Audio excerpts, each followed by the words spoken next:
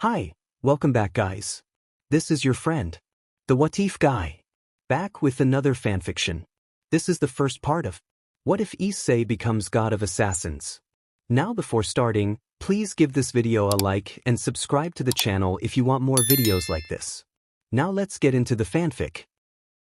I woke up after a long night of work to the sound of someone knocking on my door. I told them to come in. The attendant greeted me with a cheerful morning and handed me my tea along with a phone call. I agreed to take the call. The attendant asked how long I would be staying at the hotel. I replied that once I finished cleaning my tools, I would be leaving. I estimated I would be done by nightfall, possibly around 8, and mentioned I would stop by the reception to collect my belongings and take the call afterward. The attendant confirmed the call was ready and informed me that the reception had been notified to prepare everything for my departure. After the attendant left, I took the phone and wondered what was needed. The voice on the other end informed me that I was needed in Europe, specifically in Paris. I acknowledged that I would arrive the next day and inquired about the exclusivity of the job. The voice assured me it was solely mine, and I ended the call. As I reflected on how I ended up waking in a hotel and scheduling a job, I walked toward the living area and turned on the radio. A song played that reminded me of the time I met him, the moment I left my civilian life behind, along with my sorrows and feelings of uselessness. That was when I transformed and became useful again. I decided it was best to take a quick shower to finish up and head to my appointment, which meant a new job and hopefully, some money. I hoped to earn enough to regain my freedom, so I turned off the radio. After some time, I enjoyed a refreshing shower and cleaned my tools, taking out a modified .22 and a 9mm. I spent the afternoon organizing the weapons until nightfall, then gathered my things and headed down to the reception. I asked if my belongings were ready, and the attendant confirmed they were. I inquired about my stay, and the attendant said it went well, handing me my things and wishing me to return soon. As I walked toward the exit, I spotted my car and approached it, lightly brushing my fingers over its surface. A young boy nearby admired my vehicle and asked what kind it was. I proudly told him it was a Mustang Boss 429, a beauty indeed. The boy agreed and mentioned he had to go buy soda and tortillas for his home. I handed him $30 and he thanked me before running off. I got into my car, appreciating the good taste I had in automobiles, and drove off, disappearing into the dark streets to use a teleportation circle for a quicker journey to Paris. Upon arriving in the shadows of Paris, my phone rang. I answered and it was Razor. He asked if I knew why he was calling. I responded with confusion, and he reminded me about the girls and their feelings. I told him I no longer belonged to the supernatural world, as the 3 factions had expelled me. Razor mentioned that he and his sister had been looking for me, revealing that she was heartbroken and still loved me. I reiterated that I didn't belong to that world anymore. Razor insisted he was aware of that, but I cut him off, stating I was busy driving. I hung up and continued on my way, recalling the events of that day. I began to hear that the leaders of the factions wanted a better host for Drake because I was too impulsive. Yet, that was precisely why I didn't mind going into battle, like during Razor's battle and later against Kokabeel, and then the Chaos Brigade, Vale, Loki, the Hero faction, the Ancient Dragons and Demons, and the Curse of Samel. I had died twice because of them. Surzex suggested changing Drake's host, while Michael agreed that it should be taken away. Azazel added that they should remove it to prevent me from dying during the extraction. I felt betrayed, realizing that everything I had done meant nothing to them. Azazel confirmed that I wasn't suitable to have Drake anymore. I asked about the girls, and Rias explained that they had fallen for others during the battles, but they hoped I would understand. I accepted their decision, and Azazel proceeded with the extraction. Drake bid me farewell, wishing me a good life, and I thanked him. Azazel and Michael removed Drake from me, and I felt the pain of the extraction. Once it was over, they told me I was human now and no longer welcome in the supernatural world. Razor expressed disbelief at what they had done, but I insisted I didn't care and just wanted to go home. Razor offered to take me, and we vanished in a magic circle, reappearing at my house. After a week, the club still lived with me in my parents' house as if nothing had happened. I found it absurd but chose to ignore them and left the house to find something to do, feeling aimless without the factions. I wandered for a while until I spotted an empty warehouse and decided to check it out. Inside, I was confronted by a group of thugs who questioned what I was doing there. I told them I came to take them down. They laughed, thinking their numbers would intimidate me. I didn't care, I just wanted to feel something at that moment. I spent the entire day fighting until night fell, and by the end, I was named the new leader of the gang, earning the title King Dragon Blue Eyes, for my fierce presence in battle. Unbeknownst to me, I was heading home to grab a bite before school the next day. When I arrived, my mother yelled at me for coming home covered in scratches and blood, but I ignored her and headed to the kitchen to make a sandwich and grab a banana with some juice. I retreated to my room to eat. The next day, I took a shower and unexpectedly encountered Rias, but I simply walked past her to finish my shower, eager to head to the warehouse before school. At school, Rias expressed her frustration, noting that Issei couldn't see her. Issei, feeling the weight of their relationship, acknowledged the distance between them, reflecting on how they were nothing to each other. Issei closed the bathroom door in Rias' face, prompting her to call him rude. After finishing his shower, he made his way to the front door when he heard his mother shouting at him again, but he chose to ignore her once more. He decided to leave the house. As he stepped outside, he noticed a food stall on the street. He approached it, sat down, and spoke to the waiter, requesting something light to eat before heading to his next destination. After finishing his meal and paying, he left the place. Upon arriving at the warehouse, his gang of 50 toughs was already waiting for him.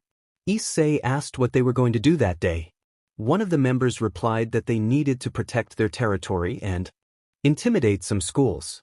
Issei instructed 10 men to guard their territory while another 10 would accompany him to a location he had in mind.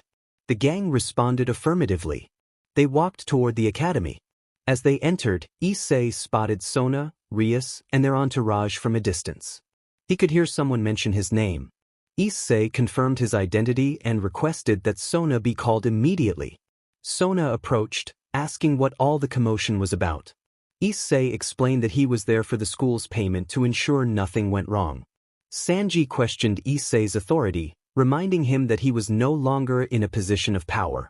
Another member of Issei's gang intervened, expressing outrage at Sanji's disrespect toward their leader. Issei quickly silenced the tension, apologizing for the interruption and suggesting they continue. Sona, too, offered her apologies and inquired about the payment and its benefits. Rias then asked what was happening, curious about the group behind Issei. Issei proposed they move to Sona's office for a more comfortable discussion about the details. Sona agreed, and they entered the academy together, guided by her.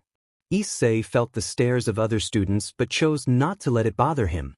Once in the office, Sona stated they should discuss the details of the agreement. Issei asked what she wanted to cover first, the benefits or the costs. Sona requested to start with the benefits, to which Issei readily agreed. To ensure comfort, the first step would be to provide protection for the entire academy. They would not interfere with the girls unless they wished it, and they would offer escorts for those living farther from the academy. One subordinate expressed concern about the lack of fun with the girls. Issei explained that the true measure of a man is not how many women he has been with, but how he loves and protects one in 1,000 different ways.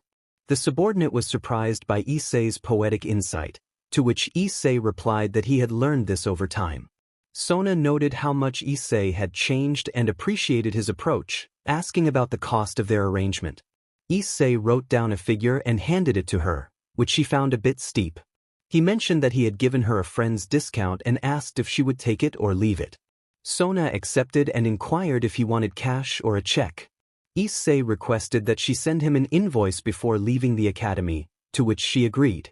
After leaving the student council room, Issei instructed his men to inform the others about their discussion to avoid any mistakes. One subordinate asked to see the paper, astonished by the amount written on it. Another subordinate inquired about the purpose of the money. Issei assured them they would find out soon enough but urged them to spread the word and get back to work. As they departed, Issei made his way to his classroom, where Saji questioned how Issei had managed everything. Sona reassured Saji that Issei had changed and was no longer the same person. She had made these arrangements to repay Issei for all he had done for them and to protect the girls at the academy. In class, Issei's peers speculated about his association with Sona and his presence with bodyguards. Matsuda suggested spying on the kendo girls, but Issei dismissed them, annoyed by their behavior. Motoyama taunted him about living with beautiful women and a rumor that he was Ryusa's boyfriend, which caused a stir among the girls. Issei clarified that he had been Ryusa's fiancé, but she had left him for someone else while he had supported her family during tough times. He warned them to leave before he lost his temper. The girls were taken aback by Issei's transformation, wondering if it was the reason he had stopped bothering them and focused on his studies. They felt sympathy for him but acknowledged he was never meant for Ryus. Issei returned to his seat, waiting for classes to end so he could leave. Asia entered the classroom, followed by the teacher, and class began. Afterward, Sona approached Issei, wanting to discuss their partnership personally. Issei acknowledged her interest and prepared to leave. Asia, confused, asked Sona why she was there, but Sona dismissed her, stating it was not her concern. As Issei left the academy, he reminisced about his daily routine, recalling how he had built a strong gang to protect the territory for Sona and the girls, ensuring their safe passage home. He discreetly informed Sona of any rogue demons without the factions knowing, effectively managing a mafia under her control. After finishing his shower, Issei encountered his mother, who asked him to wait because she had something to discuss. He anticipated a request for money or to adopt another girl, but she surprised him by wanting him to be present for dinner that evening. Issei reluctantly agreed, leaving the house to grab a meal to take back to his office. Completing his tasks before dinner, he headed to Sona's location to speak with her. Sona explained she wanted Saji to take charge at the warehouse. Issei realized she was trying to remove him from his position as the mafia leader. He told her to inform Saji to come to his office after class to meet his new boss. Ruruko, witnessing the exchange, asked Sona what was wrong. Sona admitted she had made a poor move and lost a valuable ally. Ruruko encouraged her not to worry, suggesting Saji might resolve the situation. After reflecting on the intentions of those from the factions, Issei contemplated finding a job and an apartment. Hours later, Saji arrived, and Issei instructed him to use a magic circle to reach the warehouse, while Saji expressed a desire to talk. Issei, understanding the situation, assured him that he was already aware of what needed to be done. Issei gathered his friends and announced that he would no longer be their leader. His subordinates expressed their disbelief, praising him for his greatness. Issei explained that he had made a bad deal and lost his position, leaving Saji as the new leader. Saji greeted everyone, but Issei was interrupted as Saji wanted to discuss something important. The subordinates urged Saji to let it go, insisting that Issei had already lost his title and deserved peace. Issei thanked his friends for their support. Meikos wondered if he would ever see Issei again, to which Issei replied that he didn't know. He left the warehouse with his savings, heading home. Once inside his room, he reflected on how much he missed Drake. He heard his family calling for dinner and took a seat. Noticing the club members and his parents waiting expectantly, Issei asked what they were waiting for, and his mother pointed out that someone was missing. Asia confirmed that the doorbell rang, and Issei wondered who it could be at this hour. As he watched a man approach, Issei's thoughts turned dark as he recognized him as the leader of the hero faction. The man, Chow Chow, expressed his desire to ask for Asia's hand in marriage and suggested they could live together as a happy family. Issei was furious, declaring that he would not accept such a notion and decided to leave the dinner. His mother scolded him, warning that if he left, he wouldn't be welcomed back. Defiantly, Issei announced he was leaving the house for good. He found himself at a bar, having consumed more than 2 bottles of tequila and 1 of sake. Suddenly, a boy who thought he was tough poured a beer over Issei's head, igniting a brawl in the bar. Bottles flew, and gunshots echoed as chaos erupted. Issei found himself dodging a drunken man and encountered another individual firing a weapon. In a swift motion, he disarmed the shooter and fired back as music played in the background. A suited man asked Issei what he was doing, to which Issei replied that he was trying to survive in this place. The suited man requested Issei to cover his back, and together they fought against numerous attackers for 4 hours until the last one fell. The man in the suit questioned Issei if he understood the trouble he had gotten into. Issei, feeling indifferent, admitted he had nothing to lose and wouldn't mind dying at that moment. The man offered Issei a chance to join him, sensing potential in him.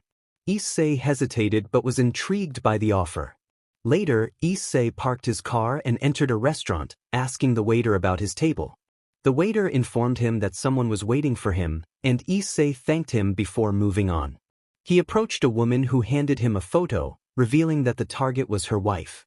Issei was taken aback when she explained that the woman was someone she kept hidden from her true husband. He questioned why he would be asked to kill her. The young woman realized that she was Issei's second wife and wanted to share everything with him. Issei understood that she meant her husband. She expressed her desire for him to eliminate her husband with a single shot to the forehead. Issei agreed, stating he could do it wherever she wanted, as long as she wasn't present.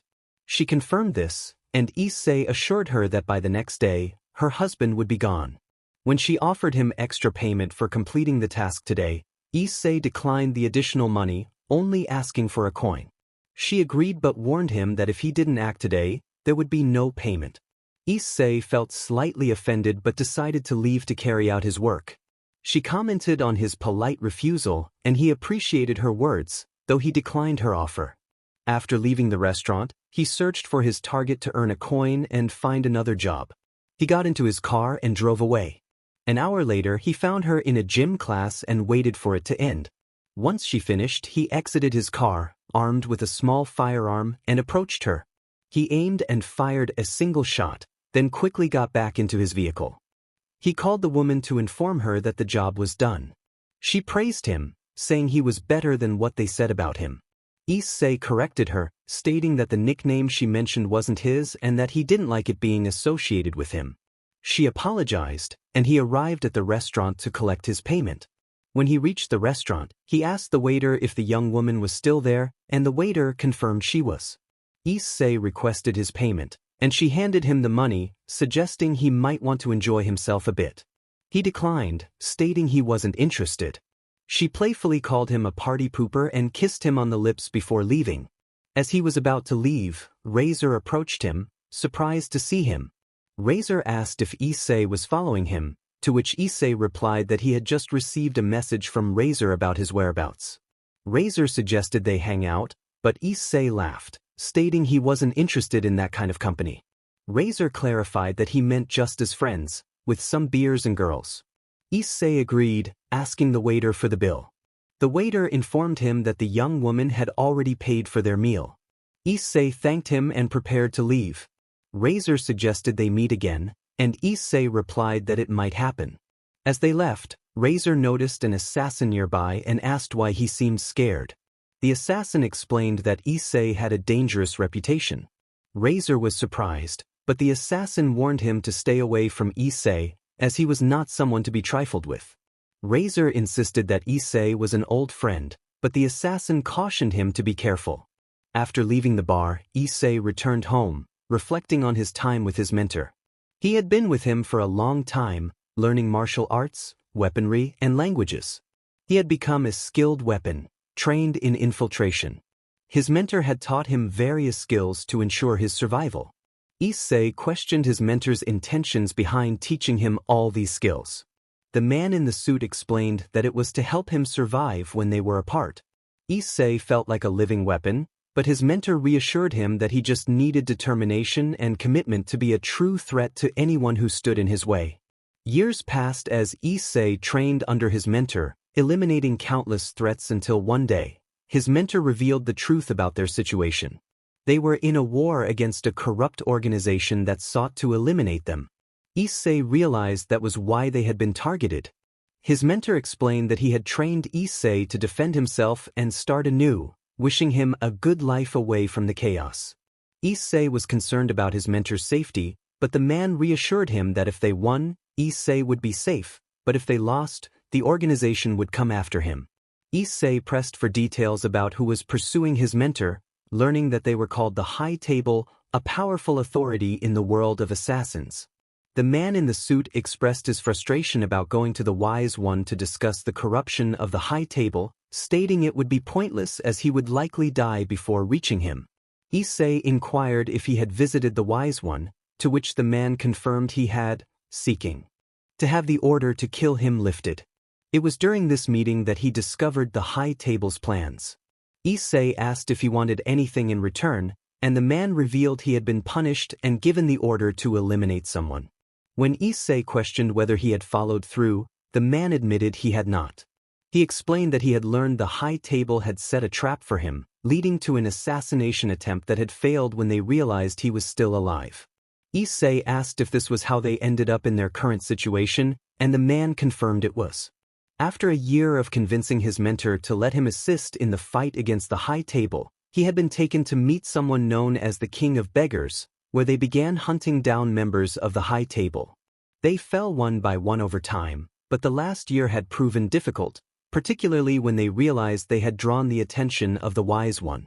Issei was curious about why this was the case, and the man explained that he had been seen as the perfect weapon for the High Table, but they had also noticed his desire to live a normal life. The Wise One interjected, revealing that he had been curious about the identity of the one hunting down members of the High Table. He had his suspicions but realized this was a different level of involvement for someone like John Wick. When John Wick was asked for his orders, the Wise One commanded him to eliminate a target. John Wick acknowledged the order, and a gunshot rang out, signaling the end of the target's life. The Wise One then stated that due to John's assistance in stopping the traitors, the order to kill them upon sight would be lifted. However, the Wise One reminded John Wick that he had disobeyed a previous command, which resulted in a death sentence for him. Issei, alarmed, aimed his guns at the Wise One, insisting that John Wick needed to remain alive to help rebuild the High Table. John Wick clarified that their fight was about purifying the High Table, not merely survival. The Wise One, in a moment of desperation, cut off a finger and placed it inside a coin, offering it to John Wick as a reward for his work. Issei refused the coin, but John Wick insisted he take it, explaining it was a means to reunite with his wife. The Wise One then allowed Issei to leave when he wished. John Wick agreed to gather 500 gold coins, seeing it as an opportunity to gain experience and decide to leave this world. Issei understood and changed his target to John Wick's possessions. As John Wick prepared to say his final goodbyes, he left behind his nickname as a parting gift. The Wise One remarked that a new figure had emerged from the shadows, and Issei felt overwhelmed with emotion. Afterward, Issei began collecting coins to secure his exit, but he realized remnants of his life as a servant lingered, along with some magical abilities. He closed his eyes, anticipating a new day of work. Issei decided to take a vacation after completing numerous jobs, heading to an orphanage where his mentor once visited. Upon arrival, he encountered Amenadiel, who was there to bless the children. Issei questioned Amenadiel's intentions, suspecting he needed something. Amenadiel revealed that his older brother had escaped from confinement, prompting Issei to inquire whether he was referring to the wrath of God. Amenadiel confirmed this, and Issei recalled what Trihexa had told him about the brother being a child of God, possessing powers greater than Lucifer. Amenadiel requested Issei's help in locating his brother, but Issei declined, stating he no longer belonged to the occult club or the supernatural world. Amenadiel insisted he needed an extra pair of eyes and offered to owe Issei a favor in return. Issei remained firm in his refusal, but the director of the orphanage greeted him, expressing her surprise at his visit. She inquired about his well-being and whether he had resolved his previous issues. Issei mentioned he was on vacation, and the director asked if he would introduce his companion, to which Issei clarified that Amenadiel was not a friend but rather someone who did not understand his disinterest in their needs. The director, introducing herself as Truska, noted that all potential clients were valuable and questioned how Amenadiel intended to compensate her. Amenadiel hesitated, considering his options, while the director pointed out that his matter may not be as urgent as he claimed. As she excused herself to attend to other matters, Issei reminded Amenadiel that he had 2 months to resolve the issue before it would expire. Issei and Amenadiel discussed the upcoming weddings of their friends. Amenadiel asked Issei if he knew who the brides were marrying. Issei admitted he didn't know, but he figured Amenadiel had an idea given their time spent battling against the Triexa. Amenadiel chuckled, recalling that he had forgotten but would share the news anyway. Rias and Zenobia were set to marry a powerful demon and the host of Drake, respectively. Issei wasn't surprised by Rias's choice, suspecting she might aim to make her future husband the Demon King. As for Zenobia, she had always dreamed of having a child with the aura of Drake. Amenadiel continued, revealing that Aquino would marry Cain and Kaneko would wed Arthur. Issei had anticipated those pairings. Finally, Amenadiel mentioned that Asia and Issei's childhood friend, whose name he couldn't recall, were considering a reincarnated angel as a partner. Issei found it predictable. Amenadiel expressed concern over Issei's reaction, but Issei reassured him that those girls were just a part of his past life, which he had long since moved on from. Amenadiel bid farewell, and Issei returned the sentiment. A few weeks later, Issei received a call from John, who informed him that the government had hired him for some covert operations and needed Issei's help along with a driver. Issei mentioned he knew a few drivers and would let John choose one. John jokingly noted that it was unusual for him to ask for help. Issei responded that he was also a good driver. John dismissed the idea, asking for names instead. Issei provided a list, and they narrowed it down based on the mission details. John explained that the missions would take place in several countries over 2 weeks, but he wouldn't have specific information until the operation commenced. Issei suggested eliminating 2 candidates based on the information they had. John agreed and asked Issei to choose the best fit for their assault missions. Issei preferred Frank, and confirmed that he would call him. As they prepared for the missions, Issei felt a surge of anger and determination. He was ready to confront those responsible for the chaos that had ensued. He was aware that this path could lead him back into a darker world, but he was resolute in seeking vengeance for Melty and the director. He understood the risks involved and was prepared to face them head-on. Days later, Issei approached the Wise One to deliver the unfortunate news about the director and Melty. The Wise One, with a cold expression, listened as Issei requested the release of the horseman with immunity. The Wise One agreed but insisted on capturing the one responsible for the chaos. Issei accepted the challenge, ready to hunt down the culprit. With a plan in mind, Issei set off for Greece, determined to seek assistance from an old friend. Upon arrival, he encountered Hades, who offered him a position in the underworld. Issei clarified that he was not there for Hephaestus. Hades informed him of a group of assassins in Greece, and Issei recognized the need to take action against them. As he prepared for the upcoming confrontation, Issei steeled himself for the challenges ahead, ready to reclaim his past and protect those he cared about. It was then that Issei realized, as his teacher had said, that if he possessed the 2 things he had been taught, there were no limits. He had already taken down over 600 foes in the house, and with each passing moment, he was becoming more relentless. Issei confronted the first assassin, demanding to know who had hired him.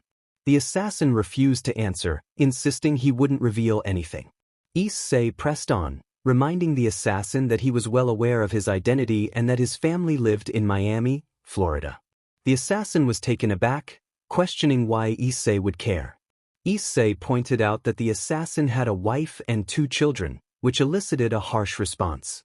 Issei then taunted the assassin, suggesting the cup he was holding was a bit dirty. The assassin cursed at him, but Issei didn't let that slide. He forced the assassin's head into the cup, asking again who had sent him. The assassin finally cracked a joke, but Issei was not amused. He revealed that he was known as Baba Yaga, which shocked the assassin. After a tense exchange, the assassin revealed that the Gremorys family was behind the contract.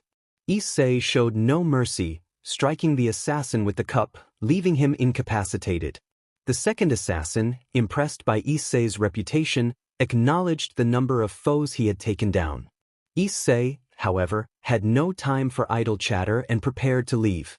He made a call to Sally, informing her of a reservation for 603 people in Greece. Sally confirmed she would send someone to meet him shortly. As Issei activated a magic circle to the Olympus, the gods were already discussing his potential. Hades wanted Issei as his right-hand man, while Poseidon and Hades had their own ambitions for him. Zeus, intrigued, asked Issei about his past, and Issei confirmed he was indeed the ancient Red Emperor. The gods offered him power, with Hades promising control over darkness and flames, while Poseidon granted him mastery over the seas. Issei accepted their gifts, stating his first goal was to improve his abilities and then deal with the Gremorys clan. The gods recognized the threat posed by the Gremorys family, who had become a significant force in the supernatural world. They agreed to assist Issei in his quest.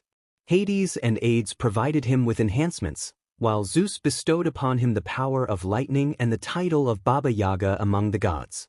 Meanwhile, in another part of the world, Radaquil and Lady were in distress, having learned that Issei's daughter had been killed. They feared for the repercussions this would have on the balance of the supernatural world. Cassandra, reflecting on her own family ties, expressed her fear of what would happen next. The tragic backstory of Issei's daughter unfolded, revealing the hardships she had faced. An angel, witnessing the girl's suffering, intervened and took her away from her abusive home, vowing to protect her. The angel reassured the girl that she would never be harmed again, but as they spoke, the angel's wings darkened, indicating the toll of her battle against evil. The story continued to weave through the lives of these characters, each facing their own challenges and destinies intertwined with Issei's quest for vengeance and justice. Issei was faced with a heavy request from Angel, who asked him to end her life and always take care of their daughter. She expressed her fear of dying and not wanting their child to witness her demise. Issei understood the gravity of the situation, knowing that Angel was struggling with her own fate. Angel revealed her deep feelings for Issei, confessing that she had loved him from the bottom of her heart. With a heavy heart, Issei transformed his weapons into blades, placing one against her heart and the other near her neck. He hesitated, questioning whether she was truly certain about her decision. Angel reassured him that she would rather die in the arms of the love of her life than face a different fate. As Issei made the heartbreaking choice, a tear fell from his eye. He felt the weight of another sin added to his conscience. Angel, in her final moments, urged him to wait for their daughter, but she knew her time was short. He gently laid her down on the bed, covering her to shield their child from the sight of her mother's injury. Later, Cassandra and Azazel discussed the aftermath of the tragedy. Lady Radaquil recounted how Issei had kissed Angel and asked for the names of his wife and daughter. Angel had revealed that her name was Diana and that their daughter was named Melty. Issei expressed his gratitude for the love they shared before leaving the house with Melty in his arms. Radaquil informed Azazel that Issei had taken care of Melty until the recent attack on their home. Azazel inquired about how Radaquil had obtained this information, which was traced back to old communication files they had kept in case the Chaos Brigade returned. Azazel emphasized the need to find the responsible party and ensure they faced consequences, while Razor expressed his frustration about the lack of communication from Hera. An assassin, who had been involved with Razor's family, requested to be released from any contracts related to them, fearing the wrath of Baba Yaga. Razor was confused and pressed for more information, but the assassin remained tight-lipped, insisting on his desire to live free from danger. Razor understood the urgency of the situation and prepared to protect his family, while Eric warned him to keep everyone hidden until further notice. Razor understood that it was time to leave and do what Eric had instructed him. Azazel informed Radaquil to hold a meeting with the leaders of the three factions and gather information about Baba Yaga. Radaquil acknowledged the task and departed. Cassandra expressed her frustration, questioning why someone had awakened such darkness or hell on earth, wondering if it was for money, power, or ego. Lady mentioned that the horsemen were also loose. Cassandra insisted that they needed to inform Hy-Vee about what had happened to start the hunt. Lady agreed. Azazel asked who had attacked a theater or orphanage recently. Miguel questioned the relevance of that to them. Surzex pointed out that they had all been called due to an attack on a theater. Aminiadil dismissed it, stating that it was not their concern. Seraphal added that it was a matter for the human world. Belzebu inquired about Azazel's concerns, while Baraquil asked what had happened. Odin mentioned the DXD team and the White Dragon along with Seraphal. Thor reassured his father that they would arrive soon. Seraphal noted that her sister and the others were approaching. Rias asked if they were summoned for a specific matter, and Sona wanted to know what was going on. Vala questioned what had happened this time and where Razor was. Azazel revealed that Razor was hiding with his entire family. Surzex asked why. Radaquil then revealed that he had discovered the identity of Baba Yaga, and it was not good indeed, it was very bad. Azazel pressed for details, and Radaquil confirmed that it was the Gremorys family involved. Surzex was taken aback, and Azazel sought more information. Radaquil admitted he had no further details at that moment. Belzebu noted that it seemed troubling that they, the demons, were involved. Azazel explained that the other factions and gods would not want to side with them if something as significant as the Trihexa and the underworld was at stake, as it could spark a new war due to an attack on one of the 72 pillars. Aminiadil laughed, suggesting they were in serious trouble. Miguel asked why, and Aminiadil ominously stated that they would pay for this later, blaming the demons for ruining his plans. Azazel pressed for urgency in finding Issei, while Miguel questioned the need for haste. Aminiadil revealed that the deceased girl was Melty, indicating they were in a dire situation. Rias asked how this related to Issei, and Radaquil confirmed that everything was connected. Azazel questioned how Aminiadil knew this, as only Radaquil and he were aware. Roit laughed, suggesting they had gathered to discuss the uselessness of Issei. Aminiadil confronted Roit, realizing he had been the one to act. Roit admitted it without hesitation, stating it was to teach Issei a lesson about authority. Radaquil warned Valen not to assist Issei and to strip him of his power. Valen complied, dividing the power as instructed. Radaquil explained that Issei had learned everything from his master and had taken his status after a mission, even elevating it beyond that of the previous user. He challenged everyone to see if they would still find it amusing after hearing this revelation, likening it to a memory of a Russian mobster's assistant. Aminiadil mentioned that he had taken down approximately 700 men in just a few days. Aides laughed, recalling that Issei had caused a massacre of 603 in a single night, without any weapons in his hands. The others were already aware of this, and knowing who Issei was, they wouldn't intervene to help. Aminiadil questioned how Aides knew about the high number of casualties. Aides explained that Issei had gone to Olympus to seek information on the culprit, knowing it was them. He joked that the Baba Yaga of the gods would come for them and bid farewell. Azazel urged Aides not to leave and to share more information. Aminiadil expressed frustration over the jealousy that was brewing, suggesting it was not a good sign. Miguel pressed for details, wanting to know everything immediately. Aminiadil revealed that he and Issei had been discussing a certain mission he had requested. If Issei acted wisely, he could eliminate the 3 factions in an instant. Azazel insisted that Aminiadil reveal more. Aminiadil explained that their conversation had been about their older brother Miguel, who would help him find him. Miguel confirmed that Lucifer was dead, along with their father. Aminiadil clarified that he meant their older brother, not the second one. Miguel seemed uncertain, and Azazel speculated that he was imprisoned. Aminiadil corrected him, stating that he was free due to the escape and fight they had with the Dragon of Chaos. Baraquil noted that their father had sealed him along with Trihexa, and it was believed that the seal could not be broken, as no one had dared to attempt it due to his volatile nature. Sona interrupted, asking who they were discussing and how Issei fit into the situation. Aminiadil revealed they were talking about Abaddon. Azazel questioned why Issei was involved and why he was the one chosen. Miguel echoed the question, seeking clarity. Gabriel entered the conversation, asking what news they had. Aminiadil explained that Issei would know how to handle a being of that caliber, but everything had gone wrong because of the demons.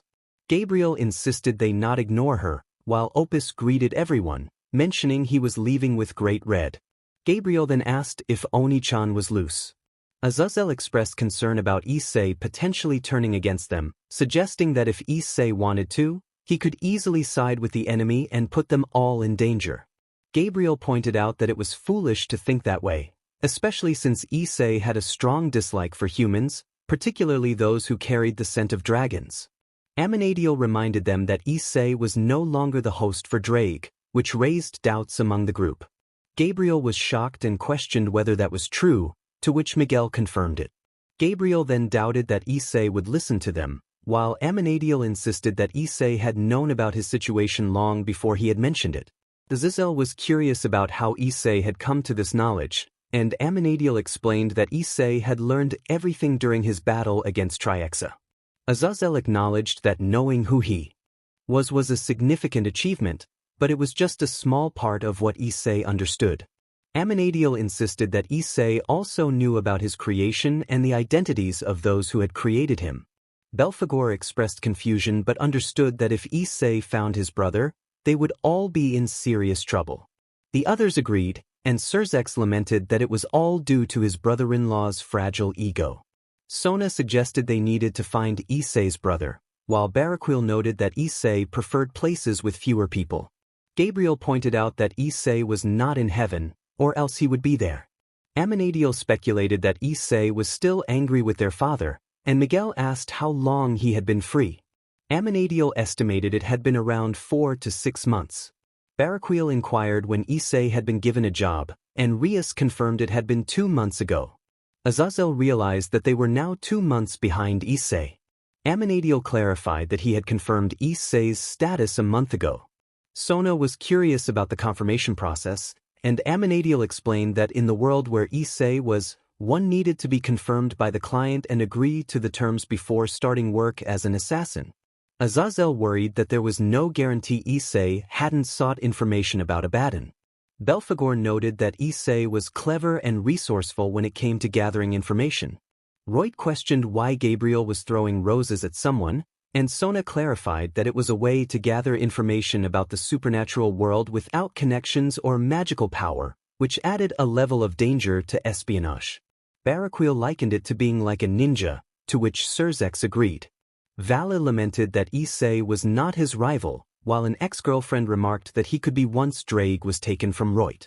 Rias insisted that Issei was her future husband, and Reut declared that Drake would remain with him. Surzex decided that this was a topic for another time, as they first needed to resolve the current issue. Penemu, feeling frustrated, announced her departure for a long-awaited vacation and mentioned she would take Lilith with her. Baraquil insisted they needed her urgently, while Azazel agreed that without her, there would be chaos. Penemu retorted that they only wanted her for paperwork and to look after Lilith before leaving. Belphegor decided to leave to investigate further, and the others bid farewell. Odin instructed them to keep him informed if anything happened, and Thor also said goodbye. Vala noted that Yasaka had not come, and Azazel explained that after Issei's departure, she had severed ties with them. Artur asked about the heroes' faction, but Miguel doubted they would intervene. Amenadiel confirmed that they were alone in this matter, and Surzex agreed. As they prepared to leave, Surzex planned to speak with his father and placed a seal on Reut to prevent him from using Drake until further notice. Rias called out to her brother, but Reut refused to comply. Surzex warned that if they didn't say he wouldn't be imprisoned, he might take drastic measures. Aquino urged them to move on, and Rias wondered why Aquino had been so quiet. Aquino admitted she had been contemplating how they had treated Issei that day. Rias reassured her that they would resolve things with Issei, reminding her that he was still Issei, though Aquino cautioned that he was not the same person they once knew. Days later, in a bar near Colorado, Issei confronted John Constantine, noting that he was still moving between dimensions and looked worse for wear. John demanded to know what Issei wanted, and Issei requested a favor. John asked what it was, and Issei explained he needed a couple of items to find God and Lucifer, as well as angels. John questioned if there was anything else, and Issei mentioned he needed something powerful enough to seal God. John sarcastically remarked that he was joking, but Issei reminded him that he owed him several favors. John reluctantly handed over what Issei needed, urging him to leave. A drunken man interrupted, making a rude comment about them, which John dismissed. Another man attempted to calm the situation, but the drunken man continued to provoke them.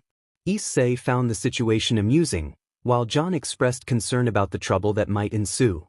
The drunken man continued to insult them, and Issei prepared to leave, confident in his role as the hunter rather than the prey. As he departed, Lady, T, Sophicia, and Hyvie bid him farewell, with Lady questioning what he planned to do next. Issei replied that he had nothing in mind for the moment, leaving the others feeling uneasy about his intentions. Dashi struck the second drunkard, sending him crashing against the bar and knocking him out. Issei grabbed the third drunk and choked him until he lost consciousness. John Costantini wondered why every time Issei visited, it ended with a bar brawl involving his friends. Issei simply shrugged, hinting at the inevitable chaos. The drunkard got back up and challenged anyone to hit him. John Costantini, without hesitation, knocked him out with a swift punch. Issei asked Dashi what he was doing there, to which Dashi referred to him as a killer, or rather, the Baba Yaga. John was surprised to learn that Dashi was an assassin, expressing disbelief at how he was associating with increasingly crazy people. Issei pointed out the irony of John being the devil's advocate and a sorcerer. Dashi explained that he was a secret agent there to investigate the commotion in the underworld. Issei offered to share information about the recent surge of assassins in exchange for a blood coin, which would grant him a favor in the future. Dashi agreed but wanted to know what had happened. John urged him not to go through with it, but Issei reminded John that he still owed him 7 blood coins. Issei revealed that someone important from the high table had been killed, along with his daughter. Dashi was confused since Issei was supposed to be retired and immune from both sides. Issei explained that someone had been unaware of the situation, leading to the current chaos. He instructed Dashi to make a small cut on his thumb to draw a few drops of blood for the ritual. Dashi asked why, and Issei reassured him that it was just to secure a favor, promising nothing harmful, only a safe place to stay once everything was settled. After the ritual, Dashi remarked that it wasn't so bad, and he bid farewell. John suggested that he should leave before the drunks woke up and he had to deal with his problems. Agreed and departed. In Los Angeles, California, Issei found himself at a bar named Lux, where everything he sought seemed to be located. Upon entering, he was welcomed by the staff. Issei approached Lucifer, asking for a favor and some information. Lucifer acknowledged Issei's knowledge of him, confirming that he was new to this realm. Issei revealed that both Lucifer and God were dead in this dimension, and he had just visited John Costantini. Lucifer was furious to hear about his father's presence and dismissed Issei, but Issei insisted that Lucifer's brother was loose and interfering with his plans. Lucifer showed little concern until Issei explained that their father's presence had caused the release of a dangerous entity. He urged Lucifer to help him seal it or he would inform the demons that Lucifer was alive, forcing him to work. Reluctantly, Lucifer agreed to assist, and they set off to find the threat. Issei knew the location Mexico, where the entity was enjoying tacos at a street vendor. Lucifer was incredulous that the being was eating tacos, but Issei defended the quality of Mexican food. As they prepared to summon the entity, a figure appeared before them. God greeted them, and Lucifer was taken aback. God questioned why they had summoned him, and Lucifer wasted no time in confronting his father about his supposed divinity. Issei interrupted, stating that they had a crazed angel on the loose. God expressed confusion over Issei's anger, while Lucifer revealed his resentment over being cast into hell to guard lost souls. Issei found his family drama amusing, but God insisted he wasn't there to resolve family issues. Issei clarified that he needed help with the loose angel before they could deal with personal matters. Lucifer and Issei exchanged banter about their father's omniscience, revealing that God was only aware of events within his own created universe. Issei realized that God was not as helpful as he had hoped in locating Abaddon. God insisted he still held power, prompting Issei to see him as a useful resource. Lucifer, amused, suggested they find their brother before Azazel or Michael did. God proposed adding a fourth member to their group, someone strong and capable. Issei mentioned he had a contact who could help, but God mistakenly referred to him as Boy, prompting Issei to clarify his name. With a magical circle created, a figure emerged: John Costantini. Lucifer welcomed him with disdain, while John greeted Lucifer with mock affection. Issei jokingly suggested they could take their love to another room, which only earned him more insults. God lamented that he had gathered the worst of all worlds into one group, while John questioned who the divine figure was. Issei confirmed it was God, leaving John bewildered. Are you telling me that I'm alongside the devil, the most dangerous killer in the world? And don't mess with me about gathering the most important people in all of creation. Don't tell me something has gone wrong in this world. Excuse me for a moment, I'm leaving this matter behind. Lucifer mentioned that he has the choice to decide whether to do this or not. Issei expressed disbelief, while John Costantini insisted he could. Issei reminded him that he owed him 7 blood coins. John dismissed the importance of those coins, but Issei clarified that they were not ordinary blood coins like those of others. Lucifer found the situation interesting and decided to take a seat, apologizing for the interruption. John demanded to know what he had done with those coins. Issei recalled that John had claimed to have tricked the devil twice. John confirmed this, and God questioned the truth of it. Lucifer explained that it was a weaker version of himself, not the real him. John was frustrated, asking what that had to do with the coins. Issei pointed out that in one of those tricks, John had said he sold his soul to the demonic trinity. John acknowledged this, and Issei declared that he would also be in that fight to claim and torment John's soul. John reacted angrily, threatening Issei, who casually remarked that John's companion was likely already with the first person she saw. Lucifer laughed, and John told him to be quiet. Issei then suggested that if John wanted any coins, he would help him. John agreed, asking who would start first. God reminded Issei of the 10 Commandments, to honor his father and mother, but Issei dismissed it. John, feeling reckless, insisted that he didn't want to go to hell, as he would regret it for all eternity. Lucifer then offered Issei a VIP pass to his bar, Lux, in his realm. John warned against inviting him to any bar, explaining that Lucifer tended to destroy or explode places he visited. Issei noted that this often happened when he went to see Lucifer. Lucifer explained that the pass was a gift, a direct ticket to his hell where Issei would be treated like a king and serve as his right-hand man. John was surprised by Lucifer's kindness, recalling that he hated John's kind for being inferior. Lucifer clarified that he had a special arrangement with John because of his past deceptions. John was confused, and God asked him what he meant by saying he would regret going to hell. John claimed to be a powerful sorcerer and that if he fell there, it wouldn't take long for him to take over and ruin Lucifer's existence. Issei remarked that they were all in the same boat, and John insisted he was not in Issei's category. Lucifer agreed that John was below him, and they shared a laugh. John suggested they split into teams of 2, asking who Issei would partner with. Lucifer expressed his desire not to be paired with him. God proposed that he and Lucifer team up, leaving Issei and John together. John thought it was a decent idea but requested no more bar fights, wanting to relax without being kicked out for their rowdy reputation. Issei agreed, wanting to enjoy a bar or club without causing trouble. With the teams decided, Issei outlined their tasks. Since God and Lucifer couldn't leave their location, Lucifer would gather information on anything supernatural that could help them find the target, while God would detect any supernatural creatures entering the bar and create barriers to protect them. God agreed, and Lucifer was pleased that he could continue drinking and partying until dawn. John realized they would have to travel, and Issei confirmed this. As they prepared to leave, Issei laid down some rules. No smoking in the car, only sweets or energy bars for snacks, and only water or coffee in thermoses or bottles. John teased Issei about being delicate, prompting Issei to jokingly threaten him. John asked if there were more rules, and Issei confirmed there were 2 left. John urged him to share them, and Issei insisted that John not touch his stereo or change the music.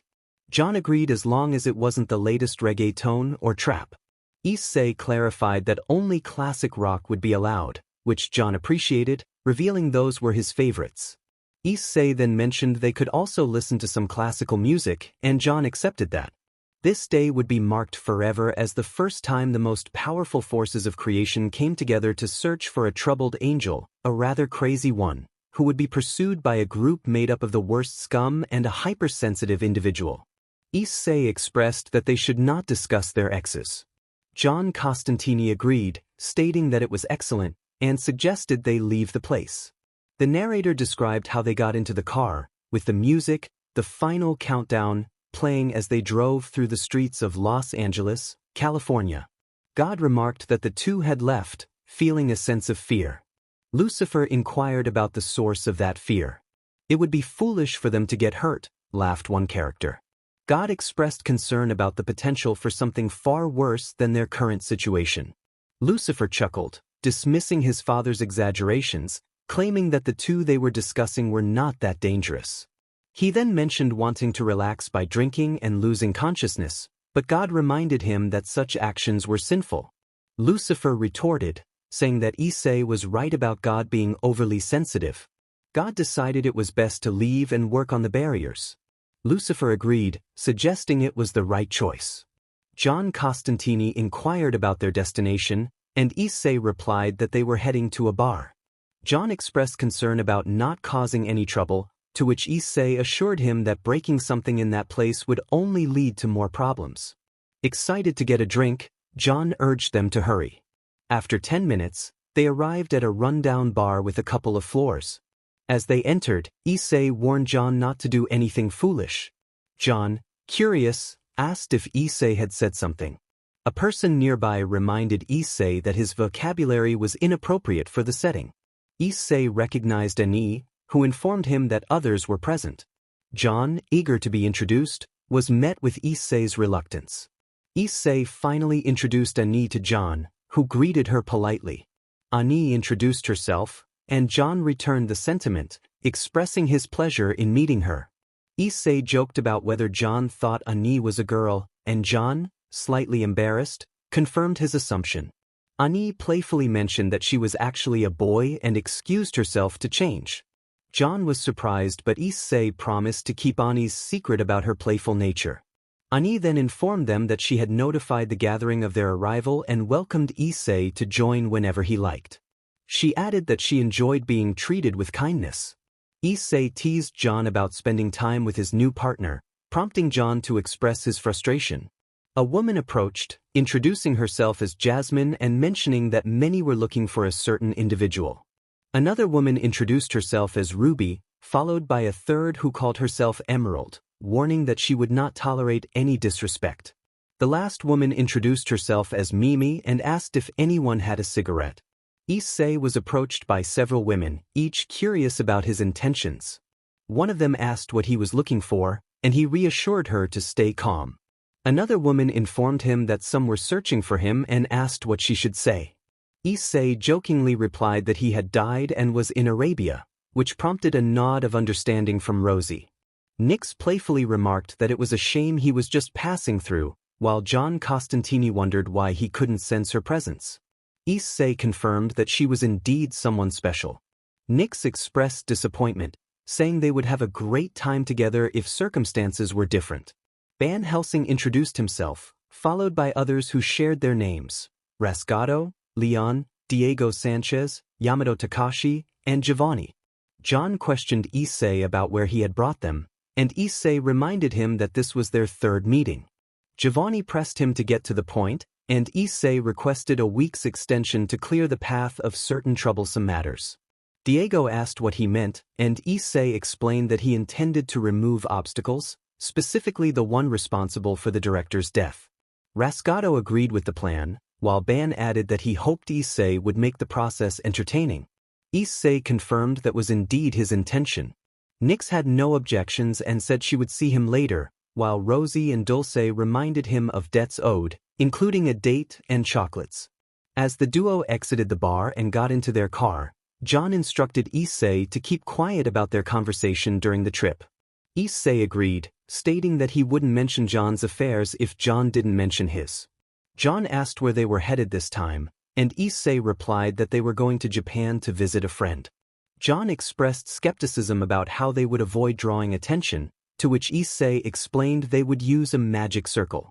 John was concerned that their enemies would notice their sudden appearance, but Issei reassured him that his magic would conceal their presence. John inquired about Issei's current state, and Issei revealed that he was now a blend of various magical beings. John was confused about how that was possible, and Issei clarified that he had once been a hybrid of dragon and demon before losing those traits and becoming a regular human. John struggled to understand how Issei could be human yet still possess the aura of a dragon. Issei explained that his essence was derived from a dragon god, which transformed him into something more powerful than a typical demon. John realized that Issei was a wandering being with the skills of an assassin and the experience of a sorcerer, which Issei humorously acknowledged. As they entered a dark tunnel, a magic circle enveloped their car, transporting them to Japan. Upon arrival, John noted the powerful presences around them, and Issei welcomed him to the territories of demons, angels, and yokai. John was astonished at how peace was maintained among such diverse factions. Explained that the demons were organized into 72 pillars, while the angels had 9 archangels, and the crows were the 8 crowns. John requested more information about the pillars, and Issei elaborated that they were families of demons responsible for maintaining balance in the underworld, with Issei himself considered the 73rd pillar for his efforts to bring peace. John realized that attacking Issei would disrupt this balance and potentially lead to internal wars. Issei then described the angels as beings with multiple pairs of wings tasked with guarding the 9 divine circles, including Eden. John was curious about the crows, and Issei explained that they were once elite warriors of Abaddon, minus a couple of notable exceptions. John then asked about Issei's friend, and Issei warned him not to mention gambling or anything related to games of chance, for his own safety. After discussing their plans to gather information about factions, Issei instructed John to follow him quietly as they approached a school, wondering where his friend might be. John wondered who was being referred to as that crazy one. Issei reminded him to be quiet, and a girl approached, asking if she was the one they were looking for. John thought to himself that he didn't see anything wrong with her. Perhaps the only issue was being friends with Issei. Issei asked if she would come with him to a place to help, to which the girl replied she wouldn't do so without first making a deal. Issei agreed, and they settled on a wager of 50 blood coins. John was shocked, and Issei silenced him, doubling the stakes to 100 blood coins and 50 gold coins. The girl mentioned she didn't have cash, only an outrageous amount of money. Issei accepted her offer, and John was incredulous, asking for her name. She introduced herself as Jabami Yumiko. Issei suggested they settle everything with a dice game, where the one closest to 12 would win. Jabami offered her hand as a sign of agreement. They began the game, and hours passed with Jabami losing 45 coins, leaving her with only 5. An idea struck her, and she proposed changing the game. Issei asked for her reasoning, and she expressed a desire for a different kind of bet. They agreed to play a card game instead, with Jabami suggesting they wager something more interesting than money. Issei inquired what she had in mind, and she proposed that if she won, she would marry him. If he won, he would gain control of her company and more. They played for hours, often ending in ties, until Jabami suggested they stop. Issei questioned the point of recovering the blood coins if she was cornering him into marriage. John realized that this had been her plan all along. Jabami clarified that while she hadn't planned it, she had wanted him for herself. Issei admitted defeat, revealing he had 6 cards and would have lost to her 3. Jabami thanked him and asked where they were headed next. Issei mentioned a cafe, and John expressed his disinterest in knowing more. As they arrived, they encountered Penemu and Lilith. Penemu warned Issei that if the factions discovered he was there, they would be in danger, and he knew Issei was searching for his brother Abaddon. Issei clarified he was actually looking for information about the factions. Jabami pointed out that Penemu hadn't introduced her to his wife. Penemu was surprised to learn that Jabami was now married to Issei. Jabami introduced herself, and John wanted no part in this situation. Penemu asked what information Issei sought beyond what he had already shared. Jabami proposed a deal. If she won, Penemu would answer all of Issei's questions about the factions. If Penemu won, he would receive $1 million. John questioned Issei's agreement to this plan, and Issei chuckled, intrigued to see how it would unfold. Penemu asked what they were waiting for, and Issei suggested they settle it with a game of rock, paper, scissors. Jabami was excited, and John expressed disbelief at the absurdity of the situation. They counted down together, and when it was time to reveal their choices, Jabami chose paper while Penemu picked rock. Penemu was shocked, claiming he had been reading her mind the whole time. Jabami explained that she had chosen to clear her mind and let her instincts guide her. John was astonished at how she managed to win, realizing Issei had sought her help for a reason. Jabami reminded Issei to fulfill his part of the deal, asking him to wait in the car. Penemu expressed frustration at being forced to play a game that was rigged against him. Issei apologized, clarifying that Jabami was not a god but a human who had just become a goddess moments ago. John was confused, and Penemu was incredulous. Lilith asked about the implications of this transformation, and Issei reminded them of what he had said earlier about gods marrying. They all realized that when a god marries, their partner also ascends to godhood. Penemu was astonished, and John questioned why it had taken so long for Issei to become a god. Issei explained that a god had not been present at their wedding. Penemu was left speechless, and Issei asked if he could pose a few questions. As Penemu appeared more composed, she posed a question in return. She asked Issei if he was truly a god and what title he held. Issei confirmed that he was indeed a god, known as the Baba Yaga of the gods.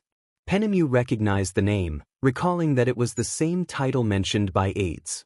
Issei explained that he possessed the power to defeat gods, Maos, and faction leaders, including the dragon gods Ophis and the Great Red. Realizing the gravity of the situation, Penemu acknowledged that it had been a significant mistake to provoke him. Issei then requested to know what was against him. Penemu listed the three factions: Asgard, the Gremorys, the Four Maos, the DXD group, and Valis faction. Issei understood the message and declared that he would not interfere with the underworld as long as Surzek remained the Mao. He also mentioned the need for the heavens to sever all ties with demons and the crows. Penemu added that there were no demands for the fallen angels. Issei responded that they should grant freedom to both groups and reinstated Azazel as the leader of the fallen. John remarked that it was all.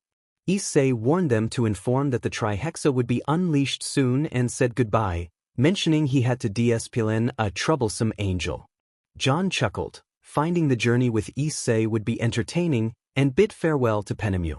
Penemu realized she needed to inform the factions about the impending release of the Trihexa. Seraphal, busy with Issei's matters, inquired what Penemu wanted. Penemu shared that she had just spoken with Issei, who told her about the Trihexa's release. Seraphal, skeptical, dismissed it as a joke, stating they already had enough trouble with Issei and Abaddon without adding the Trihexa into the mix. Penemu insisted it was true, revealing that Issei had warned her that if certain demands were not met, he would attack the factions and everyone involved. Seraphal paused, realizing the seriousness of the situation, and decided to put Penemu on speakerphone so everyone could hear. Penemu explained that Issei had suddenly arrived where she was and warned that if Surzek was not removed from his position as Demon King and if Drake was not taken from Reut, he would launch an attack on the underworld. Surzeka's shocked reaction echoed the tension in the air. Penemu understood the situation with Reut but questioned why they were involved. Odin continued the discussion, while Gabriel inquired about the expectations for the angels. Penemu explained that they only needed to sever all ties with the demons and the fallen. Baraquil asked what their role would be, and Penemu suggested putting Azazel to work as the leader of the fallen. Azazel responded with a hint of sarcasm, questioning if there was anything else the young man wanted. Penemu expressed that she and Lilith wished to be free from them. Amenia Deal agreed, and Metatron supported the motion. Miguel questioned the reasoning behind it, while Uriel emphasized the importance of maintaining balance in heaven. Vala brought up Asgard, but Penemu remained silent. Rias asked why, and Reut mentioned fear. Odin clarified that Issei knew he would be separated from the chaos once he learned of their plans. Tor asked about Eris, and Odin confirmed the situation. Belzebu noted that the young man seemed to have everything prepared for their actions. Seraphal inquired about this, and Sona explained that Issei was aware they would come together to devise a plan to capture or eliminate him. Reut questioned if they intended to kill him, to which Surzek confirmed there was no other option. Penemu warned them against such actions, explaining that Issei was a god. Rias, Aquino, and the other girls expressed disbelief, asking how he could be a god. Penemu reiterated that she did not know which pantheon he belonged to, advising them not to provoke him if they wished to avoid a war with other gods. Belzebu suggested using a backup plan. Surzek, Miguel, and Azazel cautioned against it, fearing it would only lead to more trouble. Belzebu insisted that Issei would come for them regardless. Reut, confident, remarked that he would welcome the challenge, dismissing Issei's status as a god. Penemu declared that she had fulfilled her part and would leave for the United States with Lilith while the matter was resolved. Azazel, Miguel, and Surzek urged her to wait. Aminiadil asked what they were discussing, and Belzebu explained the creation of a clone using Issei's and Graphia's blood, in case Issei fell. Azazel questioned the need for such a creation, and Rias realized they had made an artificial child from Issei and her sister, whom she had never met. Surzek confirmed this, and Rias was distraught, unable to calm down. Aquino reminded her that she was already married and had been NTMT with Issei. Rias insisted he was her Issei, but Aquino urged her to let go, stating that he was no longer her partner or comfort. Sona supported Aquino's stance, and Serafal questioned why Aquino wanted to apologize. Saji understood her reasoning, and Belzebu mentioned that he had freed Graphia during their conversation. Azazel asked what her task was, and Belzebu explained that she was to find her father and bring him back. Meanwhile, Issei's group was at the North Pole. John questioned why they were there and threatened Issei. Issei mentioned the presence of an angelic child. The girl introduced herself as Melty and warned them that her uncle Abaddon did not like strangers. John dismissed her, but Melty called for Abaddon, who soon appeared. Issei greeted him, surprised by his power. Abaddon acknowledged their acquaintance and introduced his troublesome brother, Lucifer. Jabami greeted Melty, who recognized him. Issei was cautious, suspecting Melty might be a trap. Abaddon assured them that she was real and explained how he saved her from a brutal attack. He had healed her and turned her into a fallen angel. Melty asked where Abaddon had been, and Issei explained he was looking for him. Jabami recognized Melty as Issei's daughter. Abaddon warned that he would hide until the impending threat passed. Issei welcomed Melty, who affectionately called him Daddy. Gracii then appeared, greeting Issei and asking why he hadn't acknowledged her. John was confused, questioning how Issei could have another daughter. Jabami asked who Gracii's mother was, and Gracii playfully hinted at her identity. Issei realized that Graphia was her mother, confirming it. Gracii urged him to come with her to see her mother. Issei hesitated, and Gracii insisted she didn't want to force him. John remarked on Gracii's boldness, but Issei warned him not to underestimate her, as she was powerful. Gracii demanded attention, and Issei playfully knocked her out with a gentle tap to her neck, sealing her powers. John wondered what they would do next, and Issei suggested they get into the car and leave the area. They all climbed into the vehicle, surrounded by a magical circle. John and Issei arrived at the Lux Jabami bar, looking around to take in their surroundings. Issei noted that Lucifer was still in the middle of a lively party. John asked if Issei had the same idea in mind, and Issei confirmed that they were planning to disrupt the festivities. John agreed, suggesting that Issei should take the lead. With a mischievous grin, John instructed Issei to go to the top floor and announce their arrival. As Issei prepared to make his entrance, John warned him not to start any trouble. Issei shouted that they had arrived, causing a commotion among the partygoers. Lucifer, clearly annoyed, expressed his frustration, telling John not to provoke him.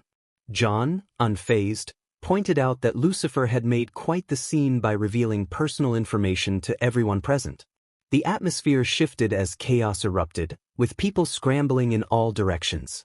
Amidst the turmoil, God remarked that he preferred honesty over lies, but acknowledged that it was time to clean up the mess. Issei thanked Melty for her help, as he didn't want his daughters to witness the chaos caused by Lucifer. Lucifer, confused, questioned Issei about his motivations, recalling that Issei had started this whole ordeal after the loss of his daughter. Issei confirmed this but added that the situation was more complicated. Jabami greeted God, who acknowledged her as his daughter.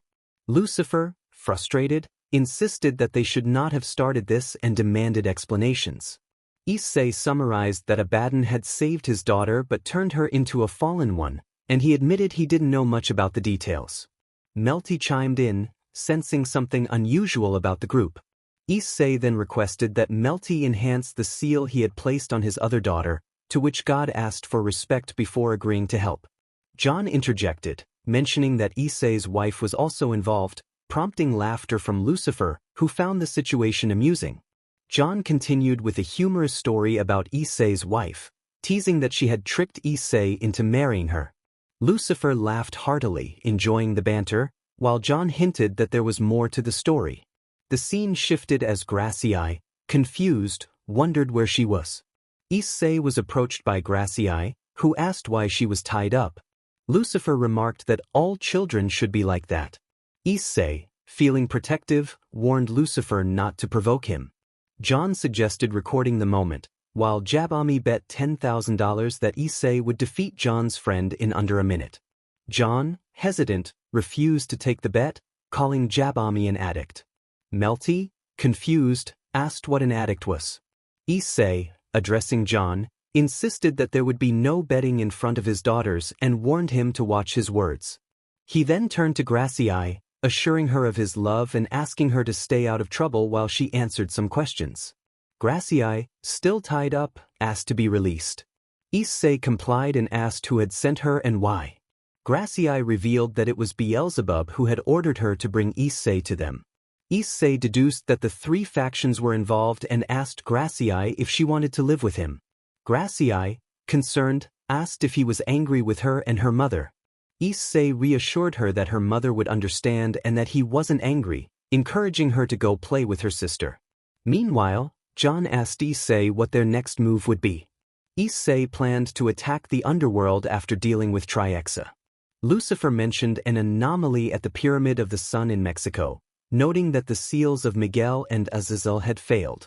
Issei commented on their incompetence, and they acknowledged that they had work to do. God inquired about the plan, and Issei instructed him to fill an artifact with as much power as possible until Triexa's seal broke, then to hand it over to him. God agreed, while Lucifer continued gathering information on the matter. John and Issei decided they would handle the new seal, and BGMI volunteered to take care of the girls, assuring Issei that she wouldn't teach them anything inappropriate. In hell, Beelzebub expressed concern that the girl had failed her mission to bring Issei. Surzek noted that their father would not be pleased. Grafia shared her discomfort at the thought of her child fighting against Issei. Rias echoed her feelings about Issei being a father to Grafia's child. Sona urged them to let it go, but Rias refused. Seraphal concluded the meeting, stating it would be adjourned until Triexa was freed. Azazel agreed and left to work on the seal, asking Beelzebub to join him for improvements. Miguel and Surzek discussed their plans for analyzing the estimated time of Triexa's release and preparing for the next battle. Surzek was criticized by Lord Citri for endangering the underworld by not eliminating Reut and for failing to prevent internal conflict. He warned that after the upcoming battle, he would relinquish the title of Mao, and his father would reclaim it. Odin announced his departure to prepare his army. 3 months later, Issei was seen waiting by the sea when Abaddon arrived. Abaddon asked why Issei was alone, and Issei explained he wanted to finish things quickly to move on to other matters. Abaddon reminded him of the promise to seal him alongside Triexa. Issei confirmed he would fulfill that promise. In the distance, 3 main magical circles could be seen. I escaped from my house to search for clues about Issei and his whereabouts, sending a quick message to shake off my mother's escorts. Returning to our assassin, Issei observed that everyone around him seemed indecisive and vulnerable, much like humans. Abaddon, standing nearby, insisted that he was nothing like them. Issei dismissed the idea, noting that they had arrived. He suggested ignoring them, as they were merely there to observe. In the magical circle, Surzek recognized Issei and noted that he was with Abaddon. Azazel expressed surprise, while Miguel and Amenadiel remarked that it was to be expected. Rias called out to Issei affectionately, but Valley told her to be quiet. Gabriel reminded Valley to be more courteous around the girls. Odin arrived, asking if he had come to help. The others were curious about his intentions, but Odin simply stated he was going to see Issei. Grafia asked him to greet Issei and inquire about their daughter, to which Odin agreed. Suddenly, the sky tore open above the sea, and a massive beast emerged from the rift. Issei greeted Triexa, who acknowledged both him and Abaddon. Odin interrupted, mentioning Grafia's greetings and asking about their daughter. Issei assured him she was fine and urged him to enjoy the show. Odin hesitated, concerned for their safety. Grafia, usually stoic, expressed her worry for Issei, recalling how she had seen him as her younger brother. She felt distressed during his expulsion and later learned about the artificial daughter created from Issei and her. Amenadiel urged silence, sensing the battle was about to begin. Issei raised 2 fingers, and from the sea, a wave rose, forming hands of water that grasped Triexa by the neck, beginning to strangle him. With the other hand, Issei lifted it toward the sky, summoning a colossal lightning bolt that transformed into a destructive force, which he hurled at Triexa. Azazel questioned when Issei had gained control over water and lightning, while Amenadiel sensed trouble ahead. Issei declared it was enough and prepared to end the confrontation. Triexa growled defiantly, refusing to surrender. Abaddon was impressed by Issei's power. Issei decided it was time to finish things, and his allies echoed their disbelief. He summoned a scythe and began to strike at Triexa multiple times. Odin gasped in shock. Issei felt it was time to seal Triexa away and asked if Abaddon was ready. As Issei readied his scythe, he pulled out a pair of pistols, aiming them at Triexa. Amenadiel sensed the situation was dire. Issei took a final look at the surroundings, while Triexa promised a rematch in the future. Issei acknowledged this and urged Abaddon to enter the portal. Abaddon noted that Issei had taken down Triexa with just 2 shots and said goodbye. Issei cast a magical spell along with an artifact to seal both of them away. Odin could hardly believe his eyes. Issei remarked that they would meet again, laughing as a magical circle appeared. Meanwhile, in another location, Yasaka asked if anyone had found Issei. A 9-tailed fox replied that they had not. Yasaka then inquired about her daughter, but a 7-tailed fox confirmed they had not seen her either. Elsewhere, Kunu wondered where her beloved was. "I will not rest until I find you to confess my love for you." The narrator returned to our protagonist. Issei greeted everyone, asking if they had arrived. A voice confirmed that they were present and would be addressed immediately. Issei instructed to hold a meeting right away, and the voice acknowledged the command before leaving. Issei expressed that he would wait patiently. In another location, Kunu searched for Issei, feeling he was not on this side of the world. She decided to go to the other side, recalling that Penemu was in the United States. She planned to seek her out and ask if she had seen Issei. Meanwhile, in another part of the world, Lilith inquired about Penemu's feelings. Penemu expressed a bad premonition that someone wanted to harm her. Lilith suggested they leave the area, and Penemu hesitated, unsure of where to go. Back at the meeting, Ani informed Issei that everyone was ready and escorted him to the basement door. Issei thanked everyone for attending the sudden meeting. Leon asked if Issei had finished his previous task, to which Issei confirmed he had brought useful information. Rasgado urged him to share it, and Ban agreed.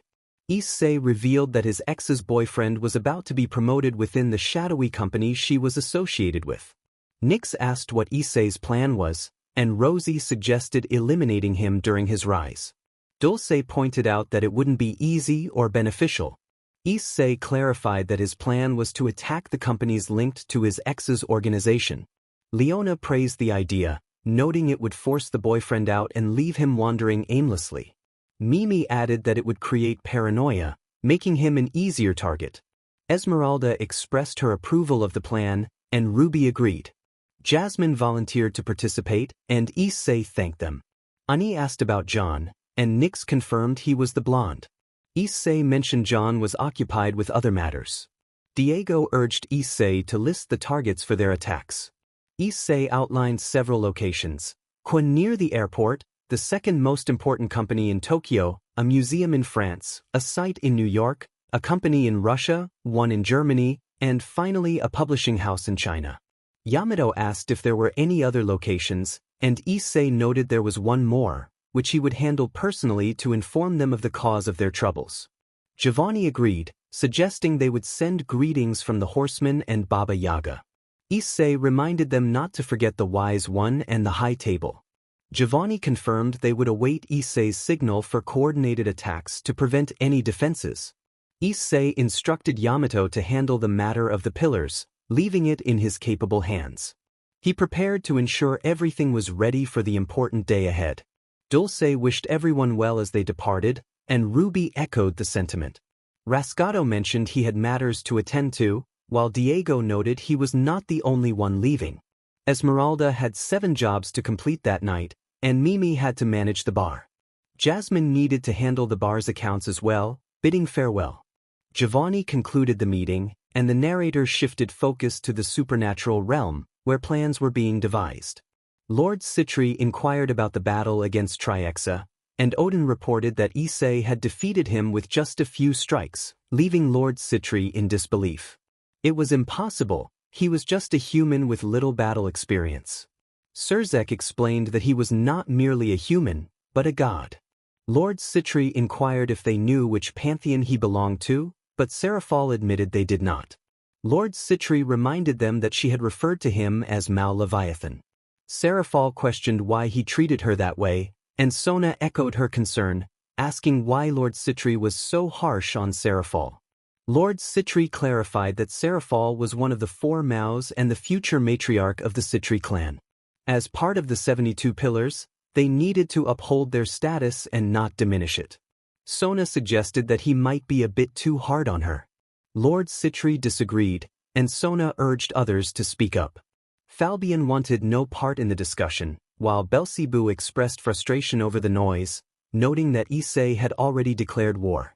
They needed to think of a way to calm him down. Odin doubted that would happen and warned them to prepare for battle, as Issei would show no mercy. He bid farewell to Lord Citri. Surzek agreed with Odin, stating that they only had to prepare for the upcoming conflict. Lord Citri asked if Surzek wanted to lead this battle, to which he affirmed he did. Lord Citri then said he would put Surzek in charge if he could reason with Issei without seeking help from the angels or the fallen. Rias entered the conversation, and Graphia shushed her, reminding her that they were discussing important matters. Rias was confused, and Surzek pointed out that Issei was a beast, and their army was no match for him. Rias proudly declared that her Issei was very powerful. Roit then asked what they were talking about. Lord Citri announced that Lord Gremorys would be the commander of the troops, which surprised Rias. Surzek acknowledged the decision, and Lord Citri added that he was revoking all privileges from Rias Gremorys and Roit, the future ex-host of Drake. Surzek confirmed his understanding, and Rias questioned the decision. Roit protested, claiming to be the Red Dragon, one of the 2 divine dragons. In the human world, in the old house where they lived, Aquino was in her room, holding an old photo and writing a note of apology. Asia, looking at the same photo, assured Aquino that she was sure and decided to leave a note as well. They exchanged glances, hung some ropes from the ceiling, climbed onto chairs, and prepared to tie the ropes around their necks. They turned to the old bed and expressed their apologies before stepping off the chairs, dissolving into red particles. In Aquino's note, she expressed regret for being the only one who didn't care about falling after her first girlfriend had left her, leaving her with psychological scars. Despite that, he had helped her with her own traumas and even removed the hatred she had for her father. She acknowledged that she had betrayed him, realizing too late that he was the only one who truly loved her. She wished him happiness with someone who was not like her and gave him her blessing. In Asia's note, she thanked him for helping her with her traumas and insecurities, which the church had instilled in her due to her healing powers. He was the first to extend his hand to her, and she remembered how he cried when she died for the first time, asking Rias Gremorys to revive her so she could experience the love of family and friends. He had nearly lost his mind at the thought of her dying again, but it only relieved him to know she was still alive. She reflected on her misguided belief that her relationship with that hero was real, realizing it was merely an adventure, as Rias Senpai had called it. That was a deception for you, my only true friend. I would like to say love, but what you do is not the action of someone in love. Aquino and Asia felt remorse for the times he had died for them. Narrator, somewhere in the underworld. A figure reported that all preparations were ready for the Lord's command. The Lord inquired about the status of their subjects, and the figure reassured him that they were calm for now. The Lord then asked about the ancient bearer of Drake, and the figure mentioned that they were handling it with caution to prevent internal conflicts. The Lord found it pathetic and wondered if his father was aware of the situation, to which the figure replied that he was not. The Lord decided to proceed immediately, instructing them to prepare the summoning and teleportation circles. Narrator, returning to our assassin. Issei felt the moment for a surprise attack had arrived. Giovanni commented that it had been slow by Issei's standards. Issei had hoped they would not be on high alert, but Nyx reminded him that it had been 3 weeks. Issei had not expected them to lower their guard for so long. Diego noted that this was good because each of them could enjoy themselves in their own way, which Issei confirmed was the plan from the beginning. Yamato asked about the preparations, and Issei assured him they were ready, handing out items to the group. Leon questioned what the items were, and Issei told them they would find out in due time, encouraging them to enjoy the party until then. Rascato asked if they were talking about the attacks, and Ban wanted to know if they had a free pass. Issei confirmed they did. Nyx laughed at the thought of sweet bloodshed, while Rosie expressed her discomfort with the idea of a massacre, though it was in memory of the director.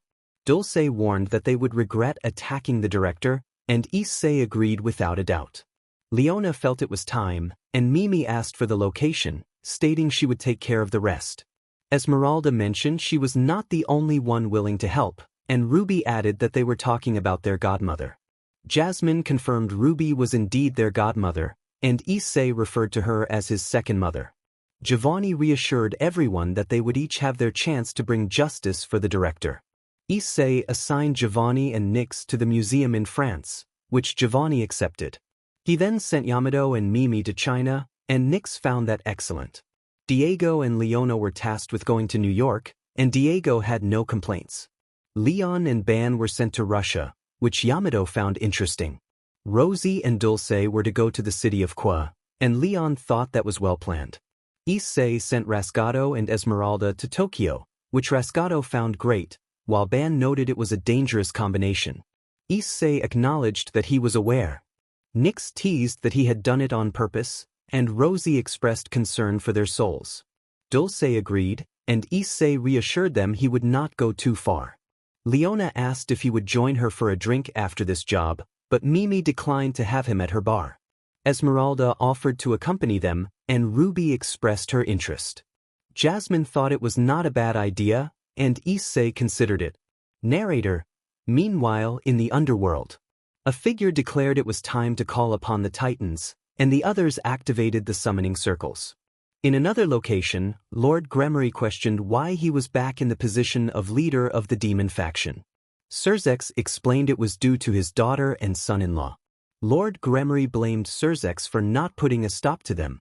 Belzebu warned that there were signs of the Chaos Brigade returning, and Seraphal lamented that they had just escaped one crisis to enter another.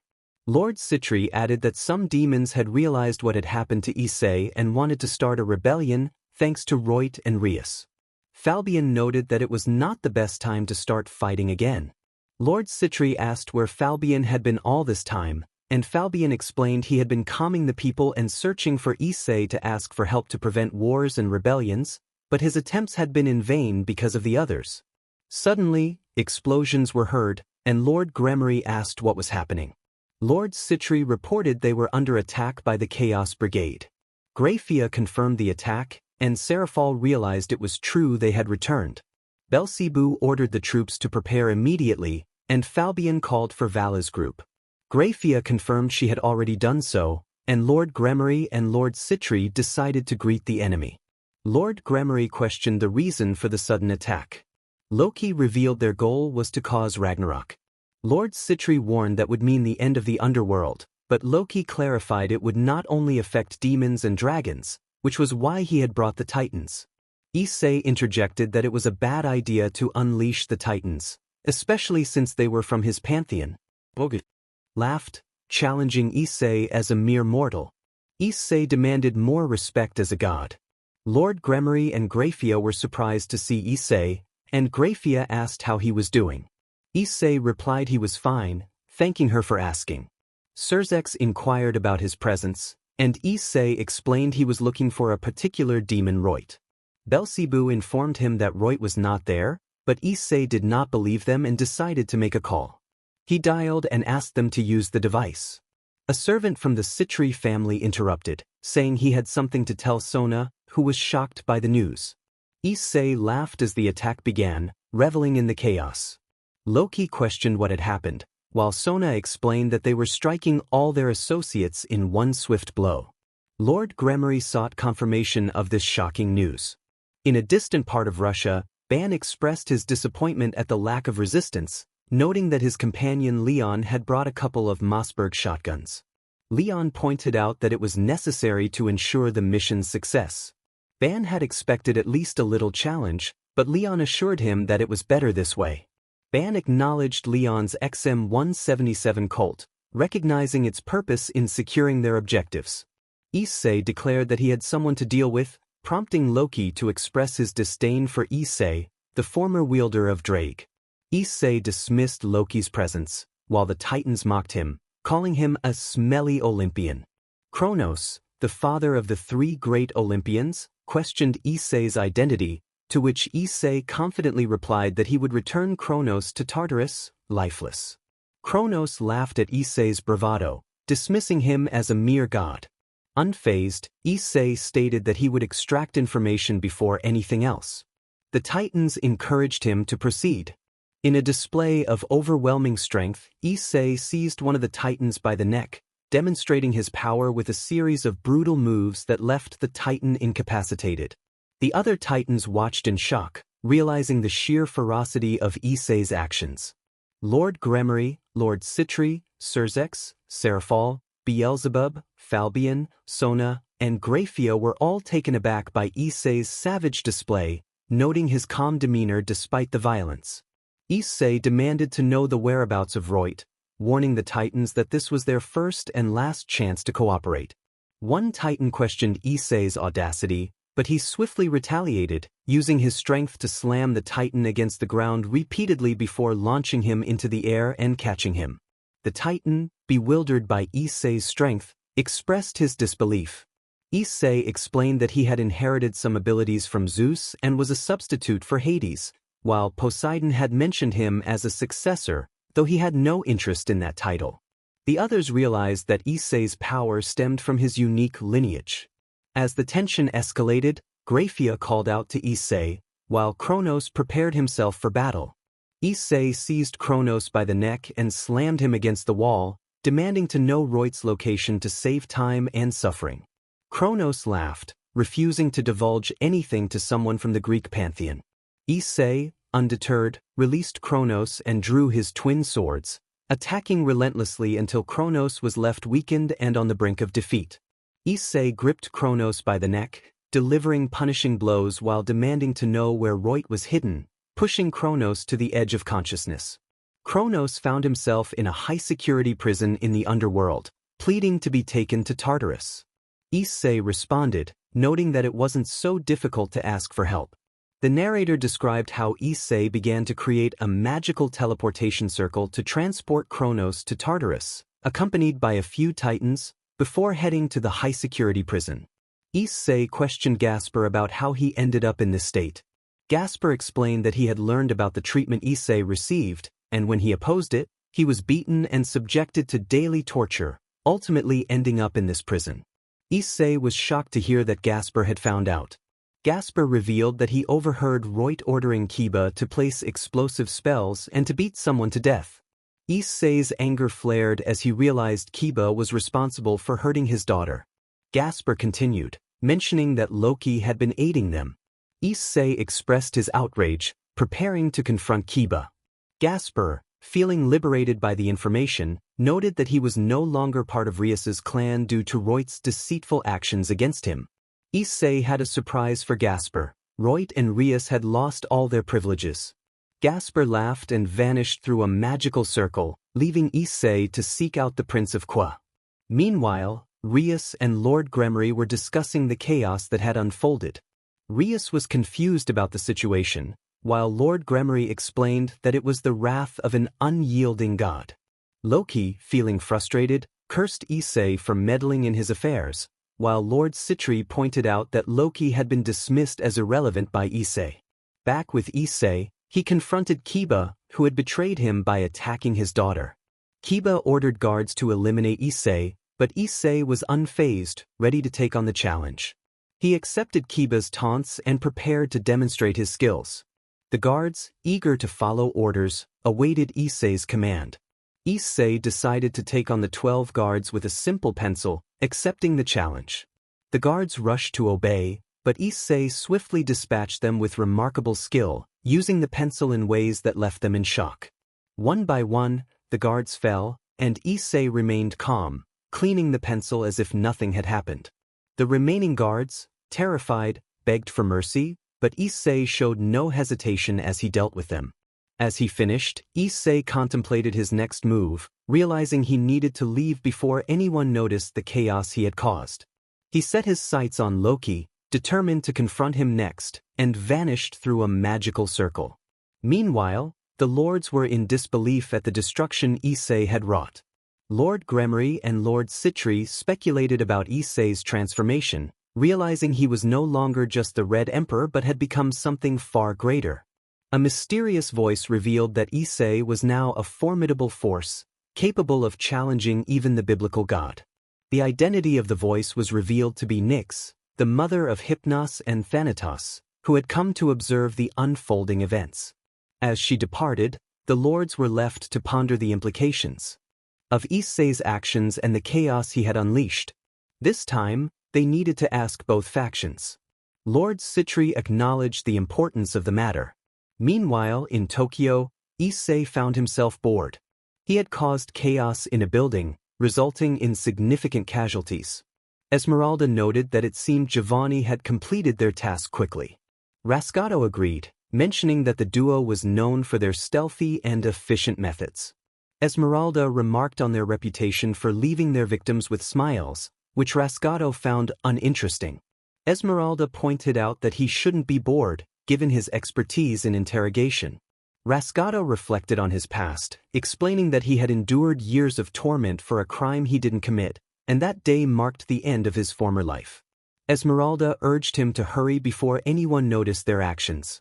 As they discussed their next move, Lord Sitri suggested they search for Kiba while strategizing on how to prevent a war in the underworld.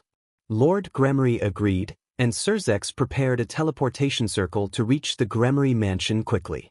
They vanished in a flash of magic. Meanwhile, Loki, feeling overlooked, plotted his revenge against the factions. Issei confronted Loki, revealing that he had unfinished business with a certain individual. Loki warned him of the consequences of attacking a god, but Issei was unfazed, confident that he had powerful allies. The tension escalated, and a magical circle appeared, signaling a shift in the confrontation. Back with the demons, Rias expressed concern for Kiba, while Lord Sitri instructed everyone to search the mansion for Issei. Surzex lamented Kiba's fate, having to bear the consequences of his king's actions. Grafia and Belzebu exchanged thoughts on the situation, noting the similarities in the injuries sustained by Kiba and the guards. Sona informed them that she had contacted the other factions, and Miguel questioned the purpose of their call. Serafal and Azazel engaged in light banter about a pencil, revealing that Issei's mentor had taken down 3 individuals with it. The revelation shocked the group, as they realized the implications of Issei's connections to ancient factions. As the discussion continued, a subordinate interrupted, reporting the destruction of several important family businesses. Lord Gremorys reacted with alarm. Meanwhile, in a bar, Issei interacted with his friends, discussing their plans and the peculiar atmosphere. Lucifer and John prepared to leave for their respective worlds, and Issei found himself caught in a light-hearted exchange with them. In the underworld, Eric announced that they could proceed, while Razor expressed gratitude. Grafia informed the lords about a meeting called by the ancient demon lords to address Royt's betrayal. Lord Gremorys agreed to the preparations, and Surzex inquired about the timing of a trial for Roit and Rias. Lord Gremorys clarified that only Roit would face judgment, as Rias had certain protections due to her status. The tension in the underworld continued to build as the factions navigated the complexities of their relationships and impending conflicts. Lord Gremorys announced that he was leaving for the meeting, greeting everyone present. Lord Citri raised the issue concerning Roit, and Lord Phoenix suggested that they impose the death penalty. Lord Bale agreed that it wasn't a bad idea, but Lord Satan argued that it wasn't fair, stating it was Miss Gremorys' fault. Lord Gremorys mentioned that Roit had already received his punishment. Curious, Lord Phoenix asked what that punishment was, to which Lord Satan echoed the question. Lord Citri explained that Roit had lost all his benefits and titles until it was deemed appropriate for him to regain them. Lord Phoenix found this acceptable and inquired about Roit's fate. Lord Gremorys stated that Roit would be expelled from the supernatural world. Lord Citri added that extracting Drake would be part of that expulsion. Lord Phoenix agreed, noting that Roit did not have the capability to properly wield the Crimson Calamity Dragon. Lord Satan then questioned who would take care of Drake. Lord Gremorys replied that Roit had Drake sealed and that ideally, Roit should decide who his new companion would be. The others nodded in agreement. Lord Gremorys concluded that it was decided. Roit would be expelled from the supernatural world and separated from Drake. Lord Phoenix requested that the accused be brought in for the final verdict. In the human world, Dulce asked Rosie why she held Issei in such high regard. Rosie suggested they discuss it at the bar. Dulce agreed but insisted that Rosie not hide anything. Just then, Jasmine arrived and greeted the girls, asking what they were doing there. Dulce explained they were having a few drinks, while Rosie mentioned they needed to attend to the patrons before they caused a mess in search of Issei. Jasmine wasn't surprised by Dulce's response but urged Rosie to relax and enjoy some drinks with them instead. Dulce insisted they owed her some good drinks and an explanation. Jasmine suggested they head inside. Mimi greeted the girls and asked what she could offer them. Dulce playfully told her to stop pretending and to bring the usual. Jasmine reminded Dulce about manners, while Rosie ordered a margarita and Jasmine requested a double whiskey on the rocks. Mimi quickly went to fulfill their orders. Prepare the room for the guests. Ani had everything ready, having prepared it earlier in case any of her esteemed guests arrived. Dulce remarked on how quickly it was done, and Ani explained that she wanted to be prepared. Rosie then asked about the story that earned Issei's respect. Mimi chimed in, mentioning that Leona knew about the matter. Rosie began her tale, revealing that she had once been a common thief in Africa, working for a sultan until a fateful day arrived. Ani inquired what had happened next, and Rosie explained that she had been captured and sold as a SLV to a Biartzel, where the initiation involved being used by over 200 men for 10 days. Dulce expressed her disgust at humanity, and Rosie shared her fear, having heard that some girls had died during the process. Mimi added that such unpleasantness was a part of the world. Ani asked what happened afterward, and Rosie recounted that on the first night of her initiation, gunfire erupted. Her master ordered her to act as a shield so he could survive. She had taken down a few attackers in the chaos. Ani asked Mimi if she would ever do something similar, to which Mimi firmly replied that she would never resort to such actions. As time passed, Rosie found herself covered in blood and filled with fear. She spotted Issei, who simply looked at her and stated that he had a mission to eliminate any visible or potential enemies. He instructed her to hide behind a piece of furniture and not to come out until the noise ceased, which would take about 2 or 3 hours. Rosie nodded and complied, but then she heard a female voice asking Issei why he was showing her mercy. Issei explained that Rosie reminded him of his past, a time when he had no direction or reason to live. He wanted to give her a few more days or hours of life, as that was what his master had done for him. The voice questioned his attachment to his master, and Issei confirmed that his master was his reason for living and a second father to him. Jasmine then asked if the respect Issei had was due to being given a second chance at life, but Rosie was confused. Dulce and Jasmine didn't understand either, while Mimi clarified that Rosie had become Issei's student or successor. Dulce finally grasped that Issei had given Rosie a reason to live, and Rosie lamented how she had been drawn into the world of assassins. Jasmine expressed her disbelief that Issei had forced Rosie into this life. Rosie affirmed that it was not her choice to enter this world. In the underworld, Lord Gremorys sentenced Roit to expulsion from the supernatural realm and the extraction of the red celestial dragon, condemning him to live in the human world for the rest of his life. Roit protested, claiming it hurt terribly, but Lord Gremorys silenced him. As Roit was magically transported away, Lord Gremorys turned to the dragon, Drake, asking who would be his new host. Drake requested to consult Issei, and the lords agreed. Drake then asked if he could take Grafia as an escort and witness to the decision, which Lord Gremorys permitted. Back in the human world, Roit lamented being cast into the human realm, feeling disgraced as a high-class demon. Meanwhile, Kunu was searching for work and found Issei, who was surprised to see her since she was supposed to be with the yokai faction. Kunu explained that she had searched everywhere for him but found no trace. Razor then appeared, noting that someone had found Issei before him and questioned Razor's intentions. Issei questioned why it wouldn't be just any visit. Razor informed him that Roit had just been expelled from the supernatural world. Issei considered this good news and decided to make a call. Razor waited patiently for his response. Giovanni asked where Roit was, and Issei turned to Razor for the location. Razor replied that Roit was in northern Rome. Issei confirmed this information, and Giovanni expressed gratitude while inquiring if Issei would come to confront Roit. Issei explained that he had already sent an envoy in his place. Giovanni guessed it was Nyx, and Issei confirmed it. Meanwhile, Nyx confronted Roit, dismissing him as just a demon who didn't understand the consequences of crossing a god's favorite. Roit defiantly claimed he wasn't afraid. Nyx reprimanded him for being rude to a lady without cause, lamenting that demons like Roit were a disgrace to beings of darkness. Roit attempted to insult Nyx, but Nyx revealed his true nature as one of the primordial entities of darkness, created from chaos and destruction. Roit realized the gravity of his situation. Nyx threatened to take one of Roit's eyes, and Roit begged him to stop. Nyx remarked on how disgraceful it was for a demon to cry blood and decided that Roit wasn't worth his time, preparing to leave with a magical circle appearing beneath him. Roit called out, wondering if anyone was there. Rascato confirmed Issei's presence, mocking Roit for being in such a predicament.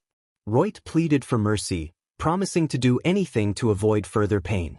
Rascato laughed, suggesting they should first heal Roit before moving him elsewhere.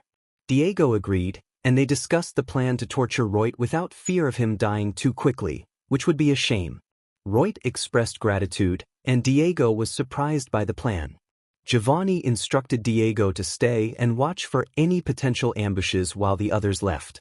Rascato told Roit to save his strength for his pleas, as he wouldn't die quickly or painlessly.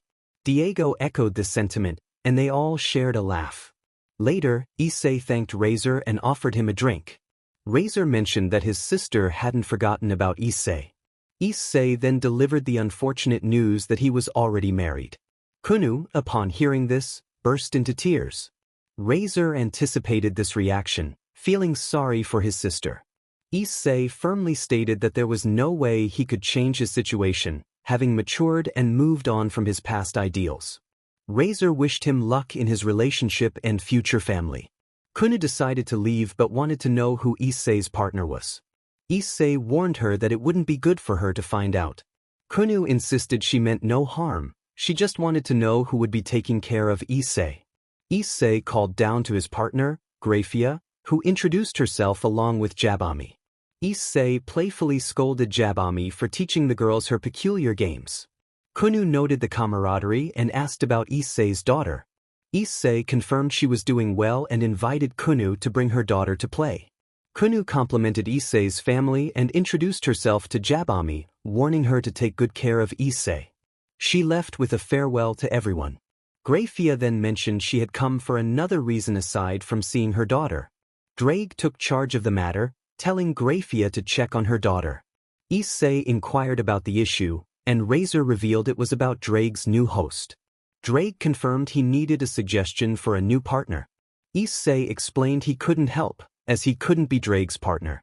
Drake insisted he was a god, but Issei clarified he was just a wanderer. Razor chimed in about the misconceptions regarding the Phoenix clan's immortality. Issei remarked that it was absurd to think he could be Drake's partner again, emphasizing the impossibility of returning to the past. Drake expressed his desire to remain by Issei's side, reminiscing about the old times that brought him joy. Issei insisted those times were over. Razor enjoyed the drinks but needed to leave to inform his sister about the situation. Issei invited him to join for drinks anytime. Razor agreed and disappeared with a magical circle. Drake asked what would happen next, and Issei suggested that Drake become his daughter's partner. Drake confirmed he would accept but wanted Issei to keep some of his fragments. Issei called for Grafia and Gracii. After a moment, Gracii, Melty, and Grafia responded. Issei announced that Gracii would be Drake's new host. Grafia sought confirmation, and Issei assured her it was true. Grafia decided to leave and bid farewell to everyone.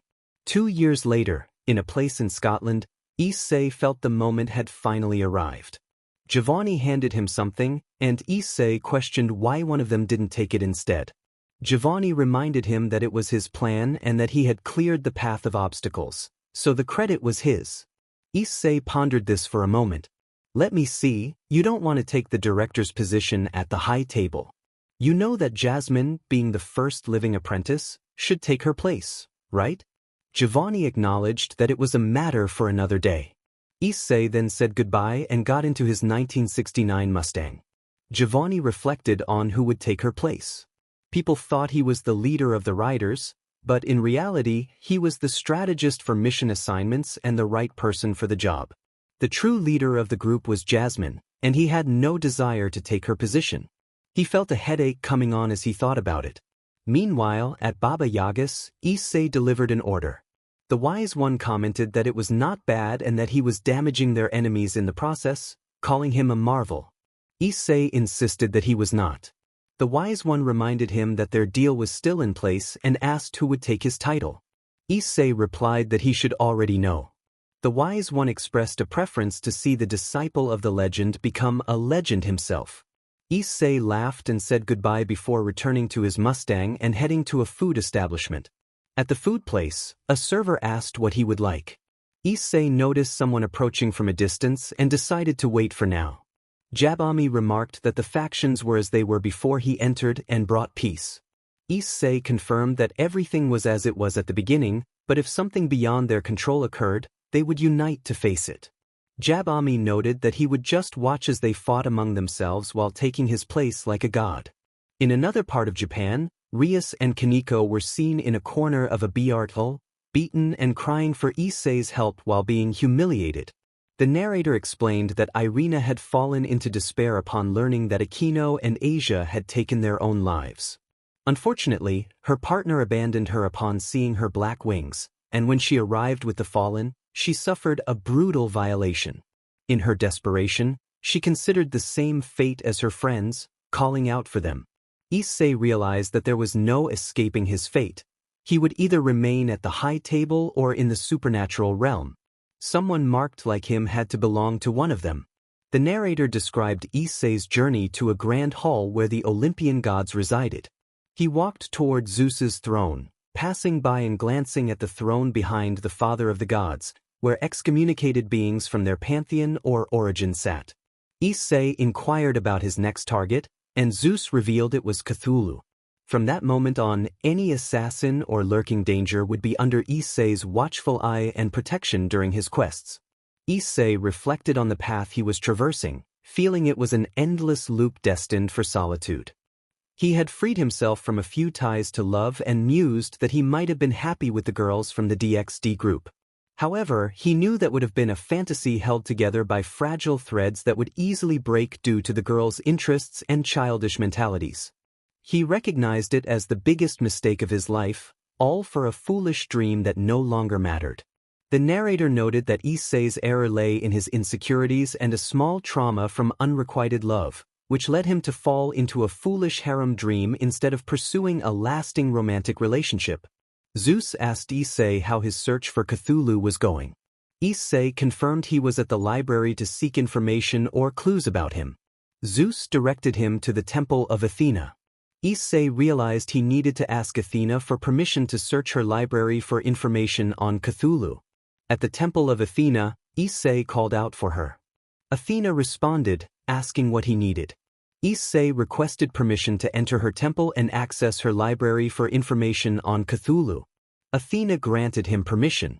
In the library, Issei began his search for information and noticed a book glowing. He wondered what it could be. In another location, Issei questioned what he was doing there. Maple, confused, asked where she was. Issei resumed his search for information on Cthulhu and noticed the glowing book again. Maple received a message about a secondary mission nearby.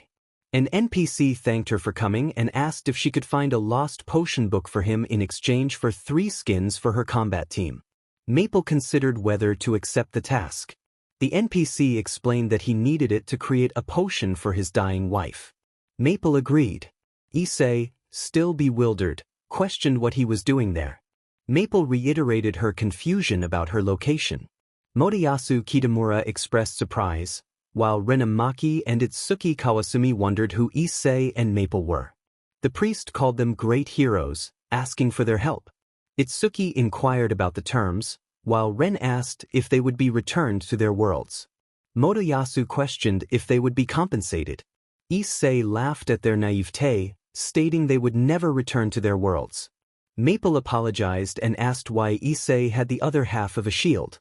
Issei responded that he had no idea. Maple offered her apologies again. Issei explained that he was investigating an important mission when he was summoned to this place without his consent. Maple was surprised to learn it wasn't a game. She revealed she was in an online game when she received an invitation to a secondary mission, which is when she ended up there. Issei asked if it was her first time being summoned from another world. Maple confirmed it was. Itsuki then asked what number this was for her.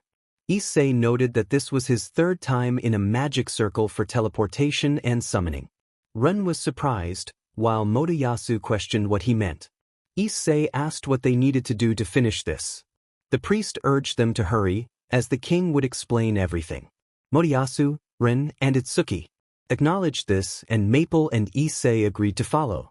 The priest announced their arrival. The king expressed gratitude to the heroes for agreeing to help with the waves of calamity. Motoyasu wondered who had said that, and Ren stated they wanted assurance of a return home once everything was over. Itsuki added that they also wanted some money. Issei inquired about the task at hand, and the king looked at Issei and Maple with disdain, noting their shield was only halfway formed. Issei acknowledged the king's dislike, stating that the sooner they finished, the sooner they could leave. Maple, confused, asked for clarification. Issei instructed her to stay close to him. The king then asked for their names. Motoyasu introduced himself as a university student from Japan, while Ren introduced himself as a 16-year-old high school student. Itsuki followed, stating he was 17 and also a high school student. Issei began to introduce himself when the king explained that their world was under attack from waves of calamity.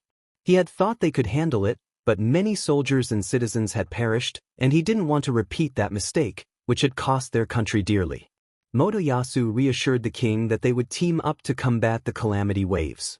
The king explained that they couldn't do that, as they wouldn't gain experience or level up. Heroes needed to separate and form teams to level up for the battles ahead. Ren understood, and Itsuki agreed. Motoyasu asked about leveling up, and Ren pointed out an icon in the corner of their view that displayed their statistics. Itsuki was surprised they hadn't noticed it before, while Issei found it interesting. Maple expressed curiosity about her own ability, and Issei shushed her, promising to explain later. Itsuki suggested they form groups to face the calamity waves, and the king agreed, instructing them to rest in their rooms for the night. Ren remarked that this felt like a game, to which Motoyasu agreed. Issei instructed Maple to stay away from the others. Maple asked for his name, and Issei, with a hint of humor, mentioned he had many names, but the most common was Baba Yaga. Maple pointed out that wasn't his real name, and Issei confirmed it wasn't, but said she had to share her name in exchange. Maple introduced herself, and Issei introduced himself as Issei Yumiko Wick, or simply Issei Wick. They exchanged pleasantries. In the hero's room, Itsuki asked where they were from. Ren and Motoyasu both replied Japan.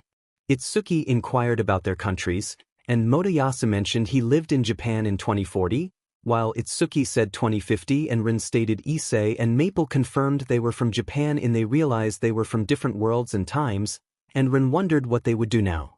Motoyasu declared he would look for a girlfriend, prompting Issei to call him childish. Maple insisted they explain everything properly, and Issei began recounting how they were summoned to a medieval world, intended to be used as cannon fodder against endless hordes of enemies, where they could die at any moment. Maple asked why he was helping her, and Issei replied that she had potential and he wanted to help her realize it.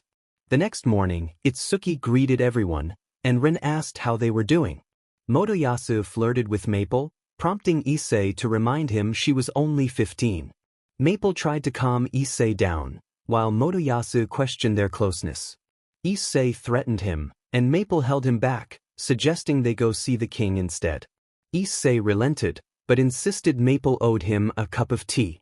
Itsuki remarked they seemed like a couple, and Ren joked they were newlyweds, causing Maple to blush and protest. In the king's throne room, Itsuki announced their arrival, and Ren asked what they should do next. Motoyasu inquired about the girls. The king greeted them and asked how they had slept. Itsuki replied excellently, while Ren and Motoyasu responded positively. Issei mentioned it was usual, and Maple added it had been cold at first, but she had slept well next to Issei, who was warm. The king cleared his throat and stated it was time to form groups and gather equipment for the upcoming battles, but noticed only the boys were present. Maple excitedly mentioned her armor, and Itsuki assured her it was fine. Ren asked if she was a sword warrior, and Maple began to explain her specialty. Issei interrupted, stating he didn't need equipment, just his outfit and Maple. Motoyasu questioned his relationship with Maple, and Issei repeated his disinterest in their opinions. Maple thanked him for choosing her, but the king clarified that the others would choose. This revelation shocked them all. It made sense, given their backgrounds, but it felt unfair to be the last chosen. The situation reminded Issei of schoolyard games, and he felt it was an opportunity to train Maple without distractions. As they lined up, adventurers approached and formed small groups with their chosen companions. 5 people stood in front of Ren, 4 in front of Motoyasu, and 3 in front of Itsuki. However, no one approached Maple and Issei, which suited Issei's plans. Ren protested to the king, questioning how this could be fair. The king appeared puzzled by the protest and remarked that he hadn't anticipated this. The minister sighed, seemingly resigned to the situation. The king, seemingly indifferent, appeared satisfied with the chance to eliminate the pair. Men in robes whispered to the king, sharing laughter at the situation. Ren questioned the rumors, and Motoyasu asked for clarification. The unfairness of the situation weighed heavily on Issei, reminiscent of being the last picked in school. However, he recognized this could be an opportunity to train Maple and help her grow in this new world. They were saying that among the 5 heroes, the shield hero knew little about their worlds or identities. The legends claimed that the 4 summoned heroes would have an understanding of their land. People were questioning whether he would truly be able to meet the conditions to fulfill the legends. Motoyasu nudged him with his elbow, suggesting that someone had been eavesdropping on their conversation about games the previous night. He felt abandoned, having remained silent while Maple was equally quiet. What kind of legend was this, anyway? He might not know much about their kingdom, but they knew nothing about him as the shield hero. It would just be another title added to his long life. According to others, he was stuck with the most useless class, but this was not a game. Anything could be a weapon in the right hands during war. Ren, standing nearby, was confronted with the reality of their situation. He was more of a lone wolf and stated that if they couldn't keep up with him, he would leave them behind. Despite his words, none of the adventurers behind him showed signs of moving. Motoyasu expressed his frustration, asking what they thought of the situation, emphasizing its absurdity. Issei seemed indifferent, while Maple acknowledged the unfortunate circumstances. Issei pointed out that there were no men among the adventurers surrounding Motoyasu, suggesting he was forming a harem, which Motoyasu hesitated to deny. Itsuki appeared confused but acknowledged that he couldn't exactly refuse the help offered to him. All the adventurers gathered around Motoyasu were women, and it seemed he had a chance with them, almost like an involuntary attraction. Rin suggested it would be fair to divide the adventurers equally, with each hero getting 3. However, he felt it was not chivalrous to reject those who had already made their choice. Itsuki's suggestion seemed reasonable, and everyone in the room nodded in agreement. The idea of going solo didn't bother him. After all, he was bound to a shield, and those poor souls had said it was the worst class. Without a group to travel with, aside from Maple, he had a better chance of leveling up and gaining power quickly. One of the women with Motoyasu raised her hand, volunteering to accompany the shield hero. She was cute, with shoulder-length red hair and a pretty face. She was relatively tall, slightly shorter than him, and reminded him of a character he once knew. She asked if anyone else would be willing to team up with Issei and Maple, but no one moved. The king sighed deeply, realizing there was nothing to be done. The shield hero would have to recruit others to accompany him on his journey. Each month, he would provide them with the necessary funds for their travels, although as compensation for the events of the day, Issei and Maple would receive a higher initial payment than the others. The response was enthusiastic, and they all bowed in gratitude before leaving the meeting room. Once outside, they began introductions. Mine Sophia introduced herself to the shield heroes, speaking confidently. He realized she was the girl who had volunteered to join them, and he felt uneasy about it. He believed that taking care of friends was foolish, especially considering the hypocrisy he had encountered from everyone except Maple. Above all, Mine was a girl, and it was their duty as the shield heroes to protect her. He suggested they should get going, and Mine smiled and nodded, following him out of the room. They crossed a drawbridge connecting the castle to the city, and for the first time, he got a real view of the place.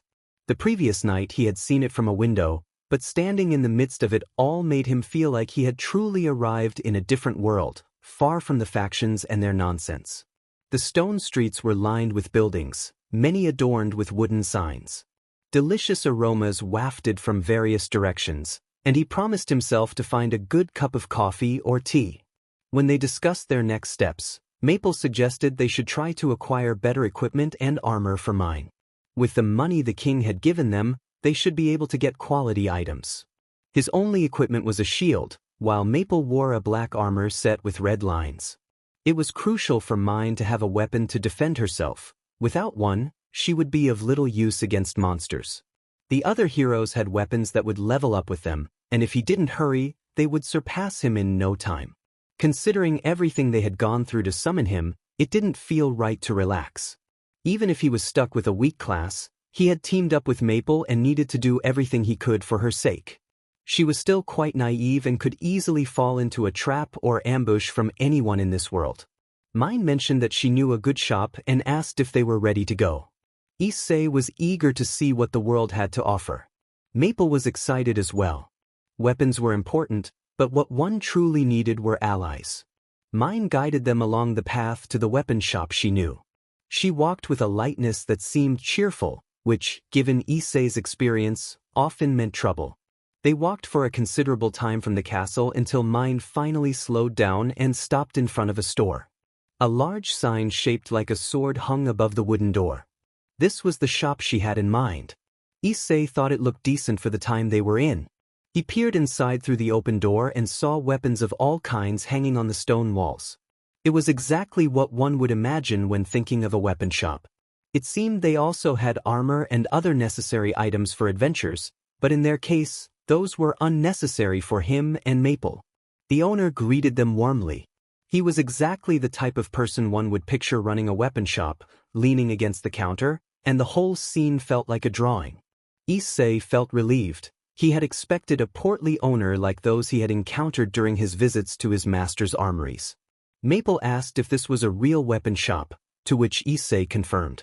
The owner noted that it seemed to be their first time in such a place and remarked that they looked like they knew how to choose weapons based on their attire. Maple explained that her companion had told her about the shop, pointing to Mine, who waved in acknowledgement. The owner thanked them and then asked if they had met before. Issei felt uneasy about that. Mine mentioned she had been there before and that the shop was well known in the area. The owner then inquired about Issei's unusual clothing, suggesting he might be one of the heroes.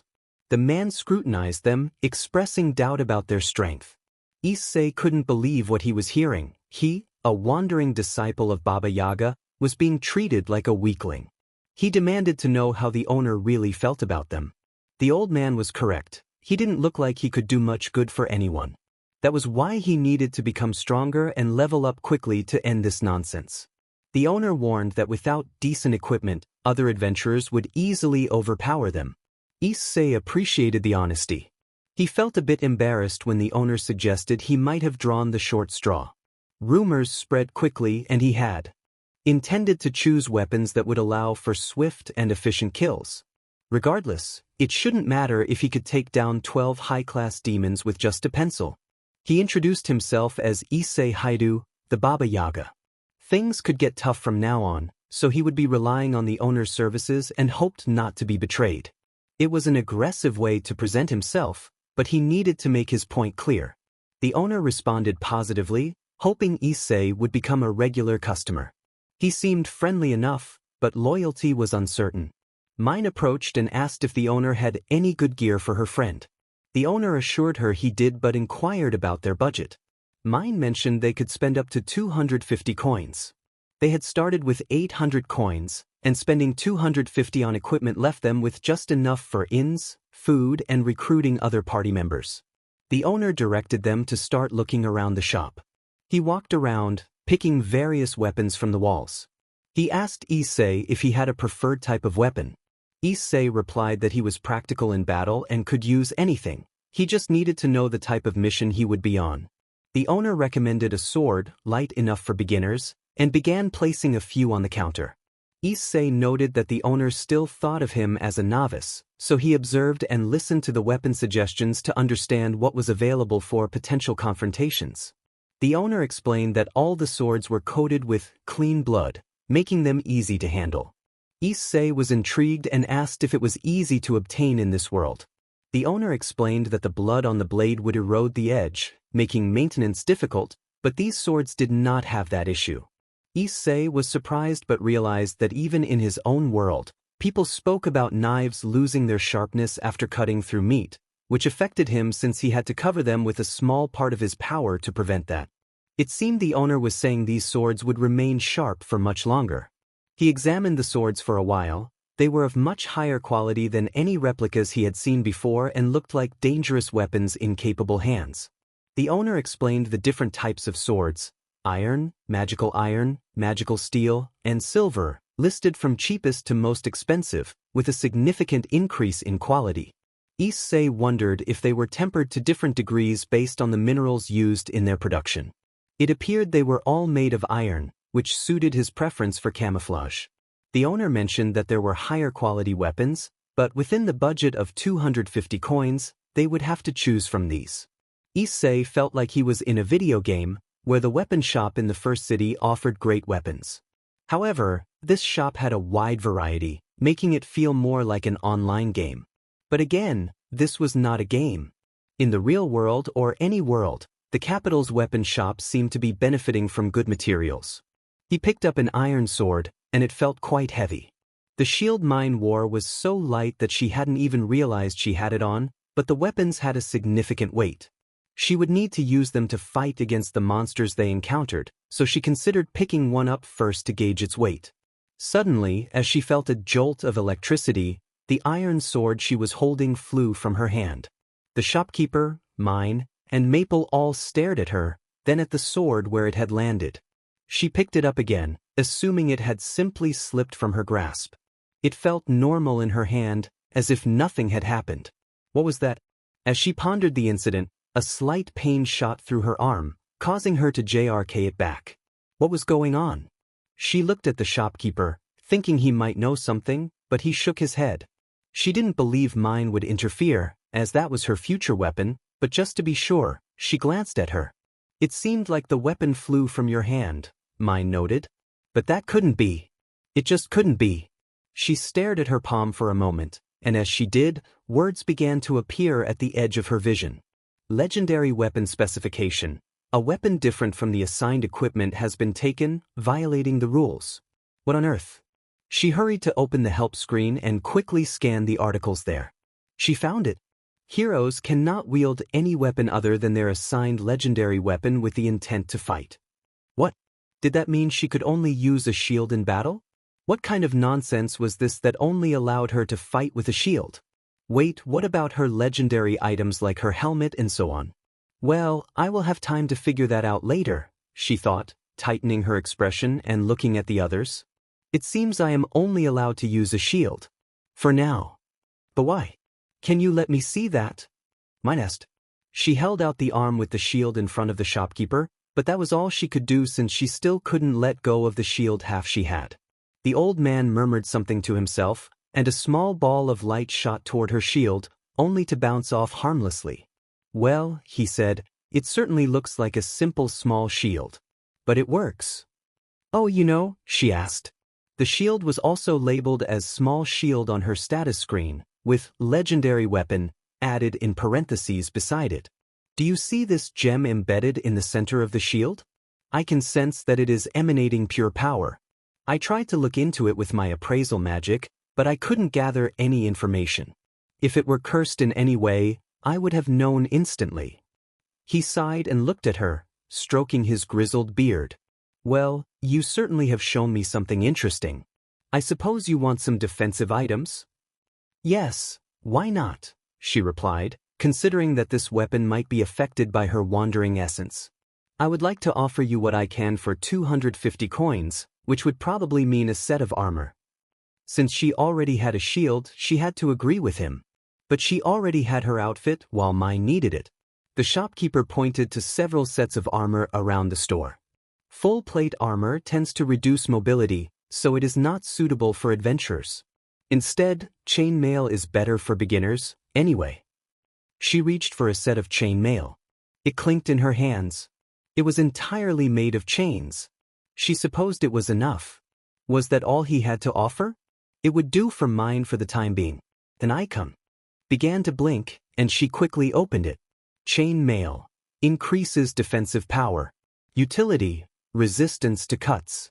Size small. No information appeared when she touched the sword because she was unable to equip it. How much does it cost? Mine asked the shopkeeper. I'll give you a discount. You can get it for 120 coins. How much could we get for it? Mine inquired. I suppose you could get around 100 coins. Why is that? I was wondering because if the shield hero levels up, we could resell it. She was starting to understand. She was still at level 1, so as she leveled up, she would be able to equip better items, meaning this chainmail wouldn't necessarily be useful for long. It seemed the shop had better armors available, but this was about the best she could get at her current level. Alright, then we'll take it. Thank you very much. I'll throw in some undergarments to show my gratitude. They thanked him, paid the 120 silver coins, and received the chainmail. Are you going to put it on here? He asked.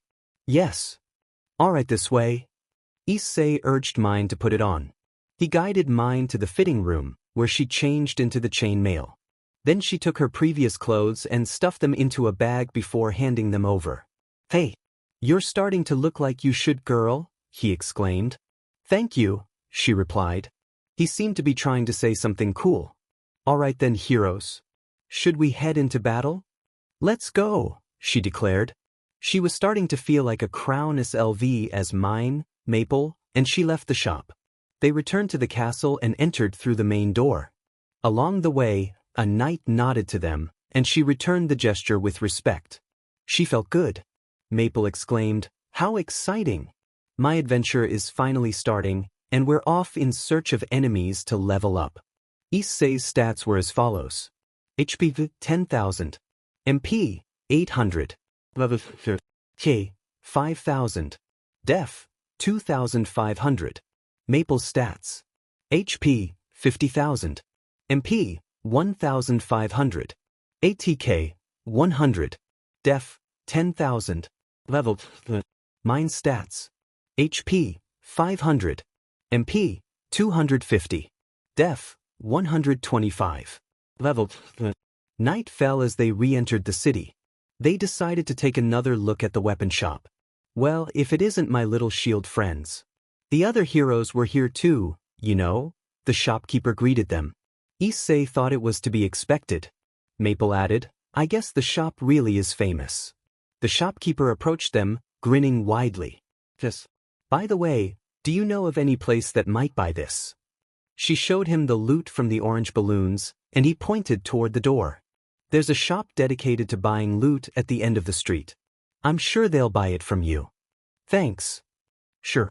So why did you decide to stop by here? Oh, well, I thought about getting some new gear for mine since her old gear is in tatters, and we need it to continue our journey. She glanced at mine as she spoke. Ella was carefully inspecting various weapons around the shop. The merchant asked about her budget. She still had 680 silver coins and thought that spending around 150 silver coins should be fine. Immersed in her thoughts, she compared pieces of equipment, seemingly unaware of the merchant's presence. She had no idea what the hotels offered in the area, but it seemed wise to save at least enough for a month of accommodation before the calamity waves arrived. The merchant continued, noting that her companion would certainly need to become stronger with better equipment, not just something that could withstand the first 30 levels. For that, she needed high-quality gear for the journey ahead. It seemed there was little she could do to improve her own attack power at the moment, so it would be better to focus her resources on buying equipment from mine to keep her from getting bored or leaving the group. A week had passed since the incident, and the entire kingdom was against them. However, Issei felt fortunate that he could still use his weapons from Olympus along with his Mustang. Maple asked if they were heading to the village he mentioned. Unfortunately, Issei explained that they still lacked the money for the trip.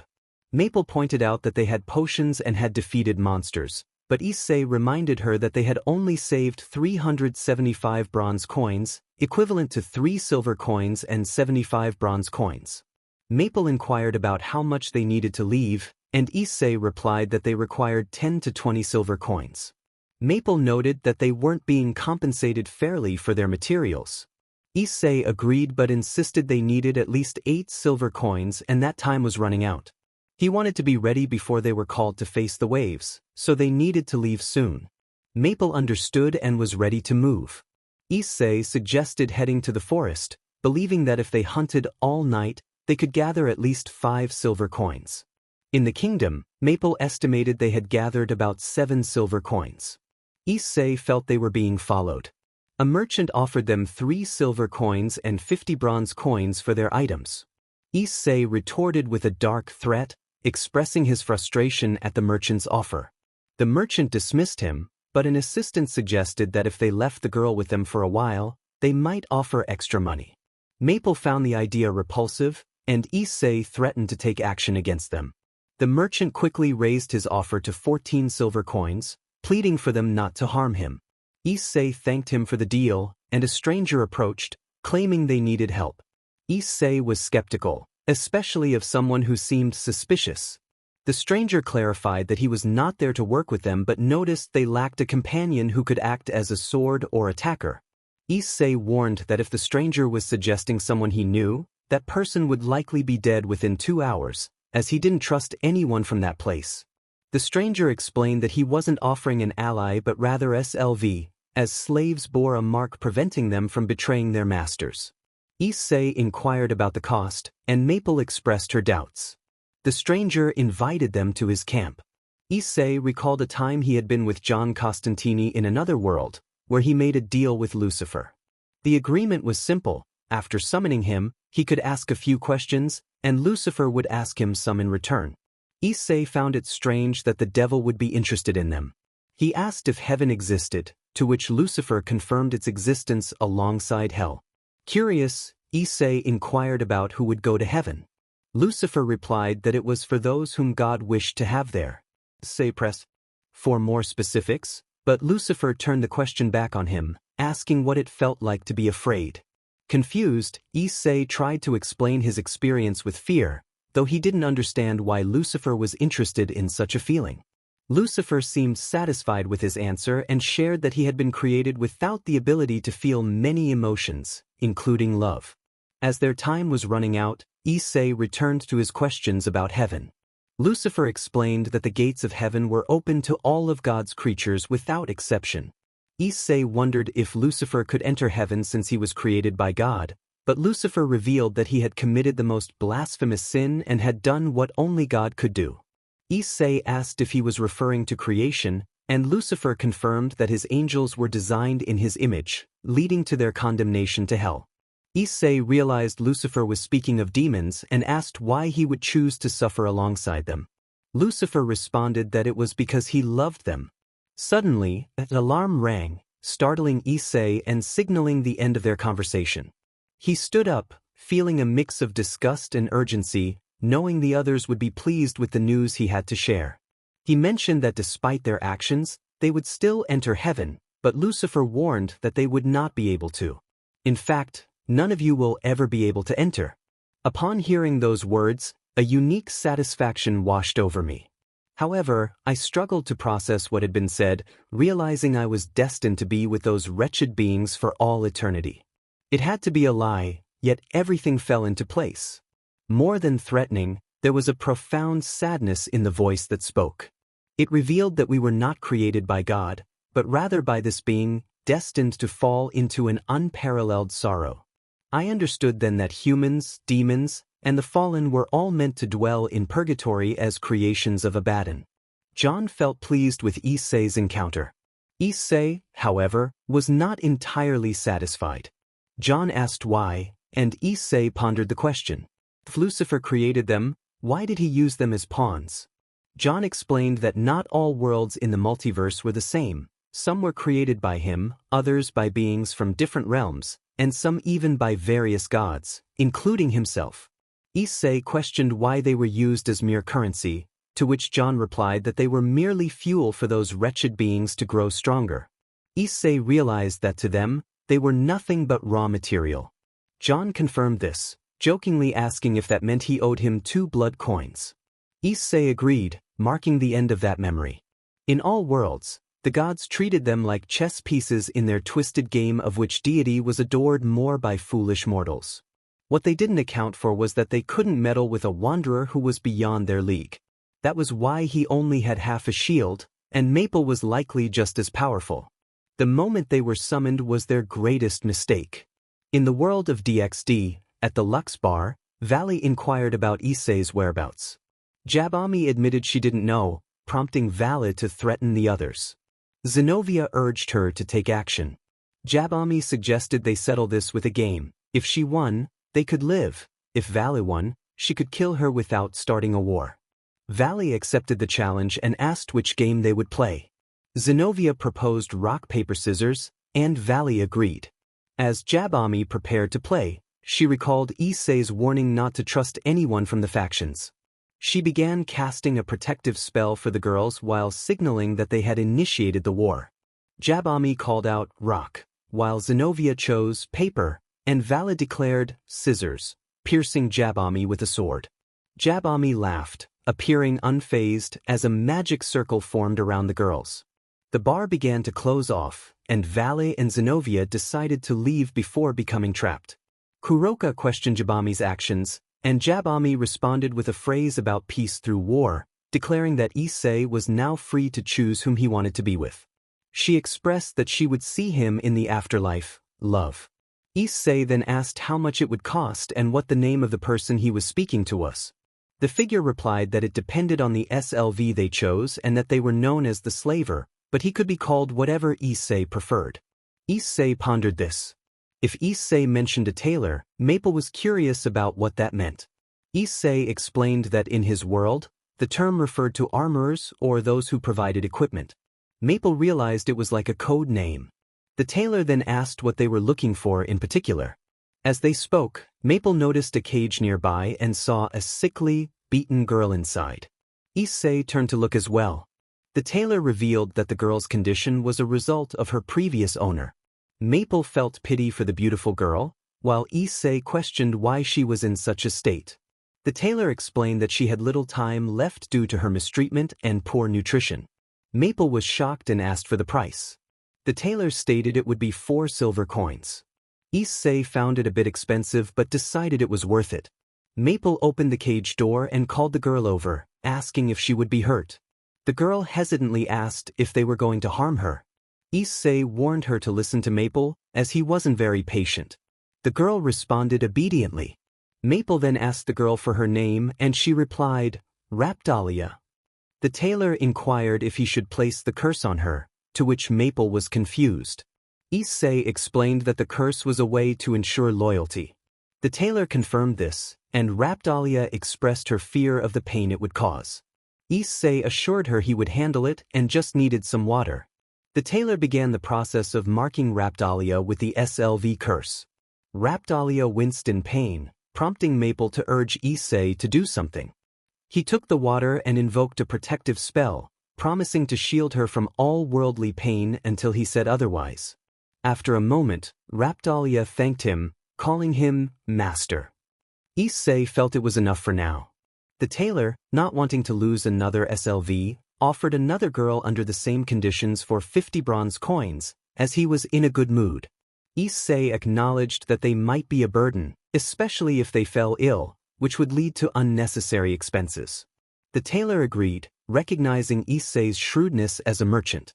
Issei had dealt with similar matters before, and Maple and Raptalia were curious about his past. The tailor confirmed the deal, and Issei asked about the girl's race. The tailor replied that she was a Nikomata and of the same age as Raptalia. Issei hesitated, unsure if they should take her. Maple insisted they would not leave her behind. After going through the same process with the second girl, Issei asked for her name. She introduced herself as Am. Maple welcomed her to their new family, and Am asked if Maple would be her mother. Maple clarified that she was the mother of both girls. Am and Raptalia jumped for joy but looked at Issei with some fear. Maple reassured them that Issei would not harm them. Issei then urged them to get moving as they had things to do. He playfully told Raptalia to get off him, as she was heavy. Raptalia protested, asking if he was calling her fat. Issei clarified that she was just a bit too big to be sleeping on them. Am chimed in, saying she didn't hug both parents. Issei instructed them to get off the vehicle. Maple told them to listen to their father, and Issei mentioned that Raptalia and Maple would train in their own way. Am asked what would happen to her. Issei told her to get comfortable, as he would train her. Raptalia questioned why Am would be trained and not her. Issei pointed out that Raptalia was just as naive as Maple and noted that she had a fighting style similar to Maple's. Raptalia was taken aback, wondering if he was insulting her mother. Maple asked if she was offended. Issei clarified that both were alike and that Raptalia would willingly give her armor to Maple without hesitation. Maple laughed, realizing he was right. Am then expressed her desire to learn from Issei. Issei explained that he would teach her his fighting style, which was the same as his master and father's. Raptalia asked what that style was. Issei listed Brazilian jiu-jitsu, judo, and tactical training, which he learned from the director. He also practiced gun fu at his master's recommendation and had trained in Wing Chun and a bit of his godfather's style. Am was curious about his godfather, and Issei shared that his name was Gon Surankiri. He had joined the army at 20 but retired after 5 years to open a dojo in Tokyo. He later joined the Yakuza and built an empire, earning a black belt in Aikido and becoming the first Westerner to run his own dojo in Japan. Am and Raptalia were amazed by his story. Issei intended to teach them Wing Chun but reconsidered. Am asked why not, claiming it didn't sound intimidating. Issei explained that Wing Chun was a traditional Chinese martial art focused on self-defense, created by a priestess who escaped the Shaolin Temple. It utilized punches and open-hand strikes, emphasizing that defense was a form of attack, using the opponent's strikes against them. It involved deflections, holds, joint locks, throws, and traditional weapons. The focus was on close and mid-range combat. Maple wondered who had taught Issei that fighting style, to which Issei replied that it was Ip Man. Maple found it hard to believe since Ip Man had been gone for 50 years. Issei reminded her that he had mentioned this wasn't his first world visit. When Maple acknowledged this, Issei explained that one of the worlds he had visited was similar to theirs but set about 50 years in the past, where he had trained with IP man. Maple was increasingly impressed by Issei. Am and Raptalia, curious about the conversation, asked who they were talking about. Maple and Issei explained that Ip Man was a martial artist. Am expressed her desire to learn that fighting style.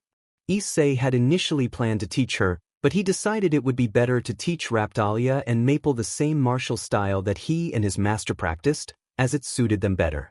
In the kingdom of Melromark, the king announced that the next wave of calamity was approaching the following day and that they needed to summon the 4 legendary heroes. The minister expressed disdain for calling upon those who had attacked and taken advantage of the king's daughter. Itsuki admitted he wasn't fond of the idea but acknowledged their necessity. Rin agreed, while Motoyasu insisted that they didn't need those heroes, claiming that the 3 of them could handle the calamity waves on their own. The king insisted they needed the heroes and asked if anyone knew where they were. Itsuki and Rin both admitted they did not know, while Motoyasu recalled that they had mentioned living in the forest. The king, concerned for their safety, ordered the guards to find the heroes immediately, deeming it a reckless idea. Itsuki remarked that it was a suicidal plan, but Rin suggested it could help them level up quickly. Motoyasu dismissed the idea as foolish. The minister called for the guards, who quickly responded to the king's orders to search for the shield heroes. After they left, Itsuki commented on the danger of the situation, while Rin found it interesting and Motoyasu remained skeptical. Meanwhile, in the world of DxD, the Pope was informed that Issei's family had been killed while he was away. He recalled a previous incident when the Kingmans had demanded the head of the fool who had opened the gates of hell. He instructed his aide to contact the Wise One and inform the Kingmans to either assist or stay out of the matter. In the Wise One's tent, a girl named Kurisu entered and took a seat. The Wise One, sipping whiskey, asked what had happened this time. Kurisu reported the death of Issei's family, causing the Wise One to spit out his drink in shock. He demanded to know who had dared to open the gates of hell again, lamenting the brief peace they had just achieved. Kurisu confirmed that she didn't know who was responsible. The Wise One ordered Kurisu to call the riders to handle the situation before Issei found out, frustrated that such chaos had occurred while he was away for 2 weeks. Kurisu agreed and prepared to summon them. Ani, another character, asked what was needed, and Kurisu explained that the Wise One had a job for the riders. Mimi, who was in a meeting to decide who would take the director's place, asked who Kurisu was. Giovanni requested to speak with Kurisu, and Ani handed the phone over, prompting Kurisu to mention the Wise One's request regarding Issei. "How do you know?" Giovanni explained that everyone in the underworld was aware and terrified of Issei's response. Kurisu stated that the mission was to find and eliminate the fool before Issei became aware. Rosie questioned what the Wise One needed to know about who took the director's place. Diego expressed his frustration about Jasmine, saying he didn't want to report things to her. Rascato reminded him that he was in charge of a Continental. Diego retorted that he was just as much an animal as Rascato. Dulce wondered why it wasn't her. Leona asked if she wanted the answer. Leo agreed with Leona. Ban mentioned that either Jasmine or he would do an excellent job at the high table, and even Nyx would qualify for that position. Jasmine suggested it was likely Issei's idea. Giovanni confirmed that Issei had said that as one of her first apprentices and her eldest daughter, she would take her place, but he wanted to discuss Issei's case instead. Nyx asked if that was true, and Giovanni affirmed it. Rascato laughed, suggesting that Troy should burn. Diego warned him about what he was saying. Rascato replied that he was talking about blood, destruction, and death. Ban remarked that this was very bad. Giovanni decided to put them on speakerphone. Leona said they could hear Kurisu. Kurisu mentioned she would speak to the Wise One to get instructions. The Wise One informed them that the situation at the High Table and in the Vatican had reached a black alert with a 00 code. Ani asked what that code meant. The Wise One explained that the underworld and the Kingmans were in a truce to find that cursed individual. Ani inquired why. Nyx reminded everyone of the attack directed by Issei. Ani recalled that it was supposedly them, but in reality, Issei had done all the work while holding back. Rascato estimated around 50,000 deaths. Diego noted about 8 perfectly coordinated attacks. Ruby added that 3 world-class companies were destroyed, leading to a decline in the global economy. Mimi pointed out that it put major powers at risk. Esmeralda mentioned that it was accomplished with minimal resources in just a month. Yamato highlighted that the boy hadn't moved a finger or had anything linking him to it. Dulce remarked that this was why the UN was on high alert. Rosie reminded them that he had fought against a city or country alone without weapons and had humiliated them with just a pencil. Nix recalled that he had taken down about 25 men with that pencil. Giovanni asked how they knew. Nix stated she had been there. Rosie added that his wife had told her. The wise one explained that Issei had done all of that thinking his daughter and mother were killed while holding back. Now, if he were completely enraged upon discovering that his family had been murdered, this was a high-priority mission. They had total immunity and permission to kill or make deals in any continental area of the world. Giovanni acknowledged the order and said they were on the move. The wise one emphasized that the world depended on them. Nix added that not only the world but also the supernatural realm relied on finding him. Karisu said her goodbyes. The riders echoed her farewell. The wise one thought of one less pain to consider. Karisu requested permission to leave as she needed to catch a flight. The wise one granted it. Karisu mentioned she would call when she was at the airport. At the airport, an announcement was made for passengers heading to Russia to stay close as their flight would be delayed by 15 minutes. Karisu expressed her frustration at having to wait. Another announcement instructed passengers to proceed to Gate 8A for boarding. Karisu confirmed she would call. When her phone rang, Balalaika answered, stating she was busy. Karisu informed her that Issei's family was dead. Balalaika replied that she had a clear path to leave with him. Karisu reminded her that he had just become a widower. Balalaika dismissed her concern, saying she had waited too long for this moment, and now he would be hers. Karisu wished her luck. Balalaika insisted she didn't need it, but she did need a wedding gift for him, though she was currently occupied. Karisu wondered about something she had heard. Balalaika nonchalantly mentioned that she was considering presenting the head of the fool who had messed with his daughters as a wedding gift. Karisu thought it was a good idea, but, "You need to hurry, Balalaika," because Karisu mentioned that the riders are after the same target. Balalaika acknowledged the warning and promised to take it into account. On Mount Olympus, Zeus noticed Hermes rushing in and asked what was going on. Hermes informed him that Issei's family had been killed while he was away. Zeus demanded to know who was responsible, and Hermes revealed that it was the factions. Zeus declared that attacking someone from their pantheon was akin to declaring immediate war. Hades and Poseidon voiced their support, outraged that someone would dare harm the beloved of Poseidon's son and his children. Hades also expressed his solidarity, explaining that he had grown fond of the boy. Zeus questioned Hades' sudden softness, but before he could respond, a voice interrupted, introducing itself as Mictlantecutli, the Aztec god of death. He revealed that he and his brothers were united in their goal to eliminate the biblical creation of Jabe. Hades inquired if it was just them, to which Mixcoatl added that the faction of Shiva, known as Hinduism, was also with them, and all deities of the Americas were against Jabe and his creations. Zeus declared it was time to prepare for war. In the world of DXD, Surzex asked why they had been summoned. Miguel and Azazel were present, with Azazel wondering about the purpose of the meeting since he had just returned to lead the fallen faction. Lord Gremorys hoped for more attendees to start the session, and Lord Citri arrived, prompting Miguel to ask what the meeting was about. Lord Citri explained that they were there to find and eliminate Valley Lucifer. Miguel was curious about the reasons behind this, and Lord Gremorys revealed that Issei's family had been killed while he was absent. Surzex, shaken and shedding tears, expressed his concern that things were about to get worse. Miguel asked why Surzex was crying, and Lord Gremorys explained that when Grafia was created, an agreement was made.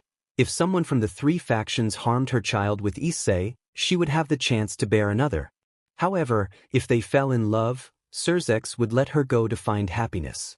Azazel questioned why Surzex was upset, suggesting that Grafia would not leave him. Miguel expressed uncertainty about that. Azazel pointed out that Surzex was not known for being romantic or attentive, and was only with her for the sake of their ties.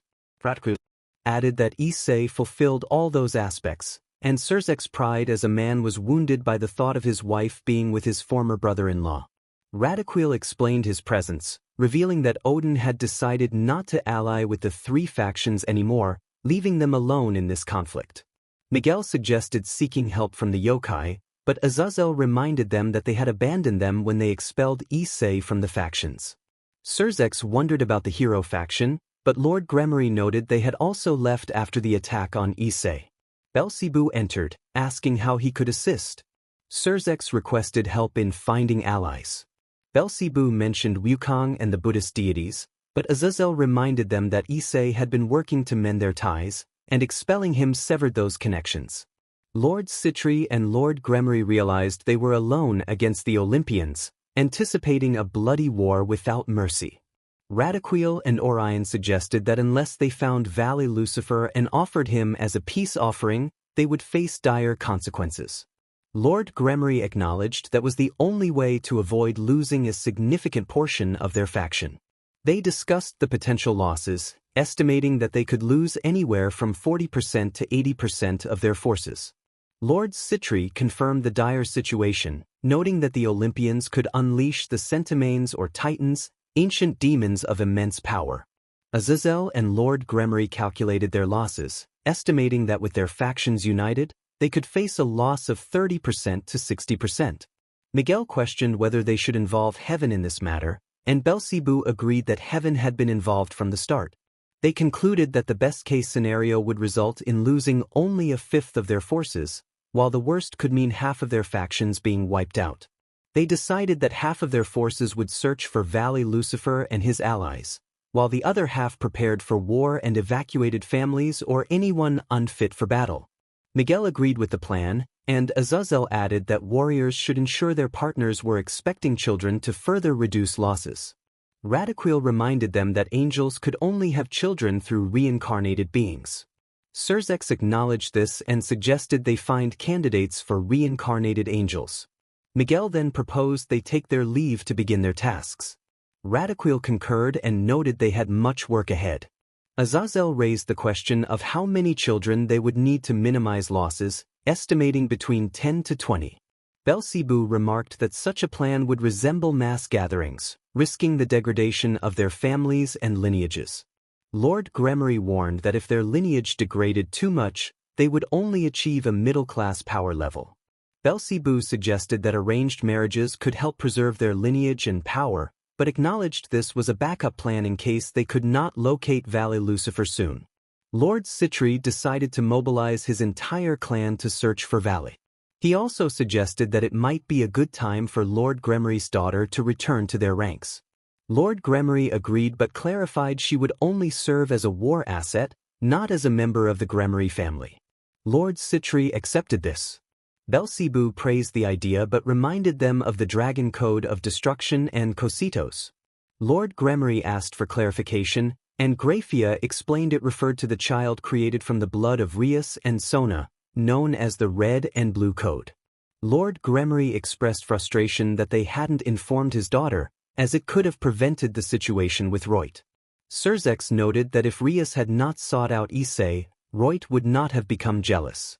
The atmosphere was tense as the group gathered to discuss the situation surrounding Issei. Grafia expressed her concerns, stating that she would prefer to find Issei's son rather than face the consequences of their current predicament. Her anger was palpable, and it was clear that her motivations were fueled by a deeper sense of urgency. As she prepared to leave, she turned to Surzex, indicating that she would take Milikas with her. Surzex hesitated, wanting to remove the family seal from her. Milikas, with tears in his eyes, expressed his desire to stay with his father, urging his mother to seek out Uncle Issei and wishing her luck. Grafia, though heartbroken, reassured him to listen to his grandparents and behave well, planting a gentle kiss on his cheek before disappearing in a magical circle. The meeting commenced with the Pope addressing the situation regarding Issei. The Wise One spoke about defining the terms of their temporary alliance, while Dashi inquired about the recent events. Karisu revealed that Issei's family had been attacked during his absence, prompting concern among the group.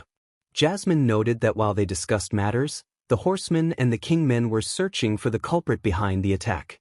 Issei questioned Jasmine about her role as one of the horsemen, to which she explained that after the director's demise, she had been promoted to take her place.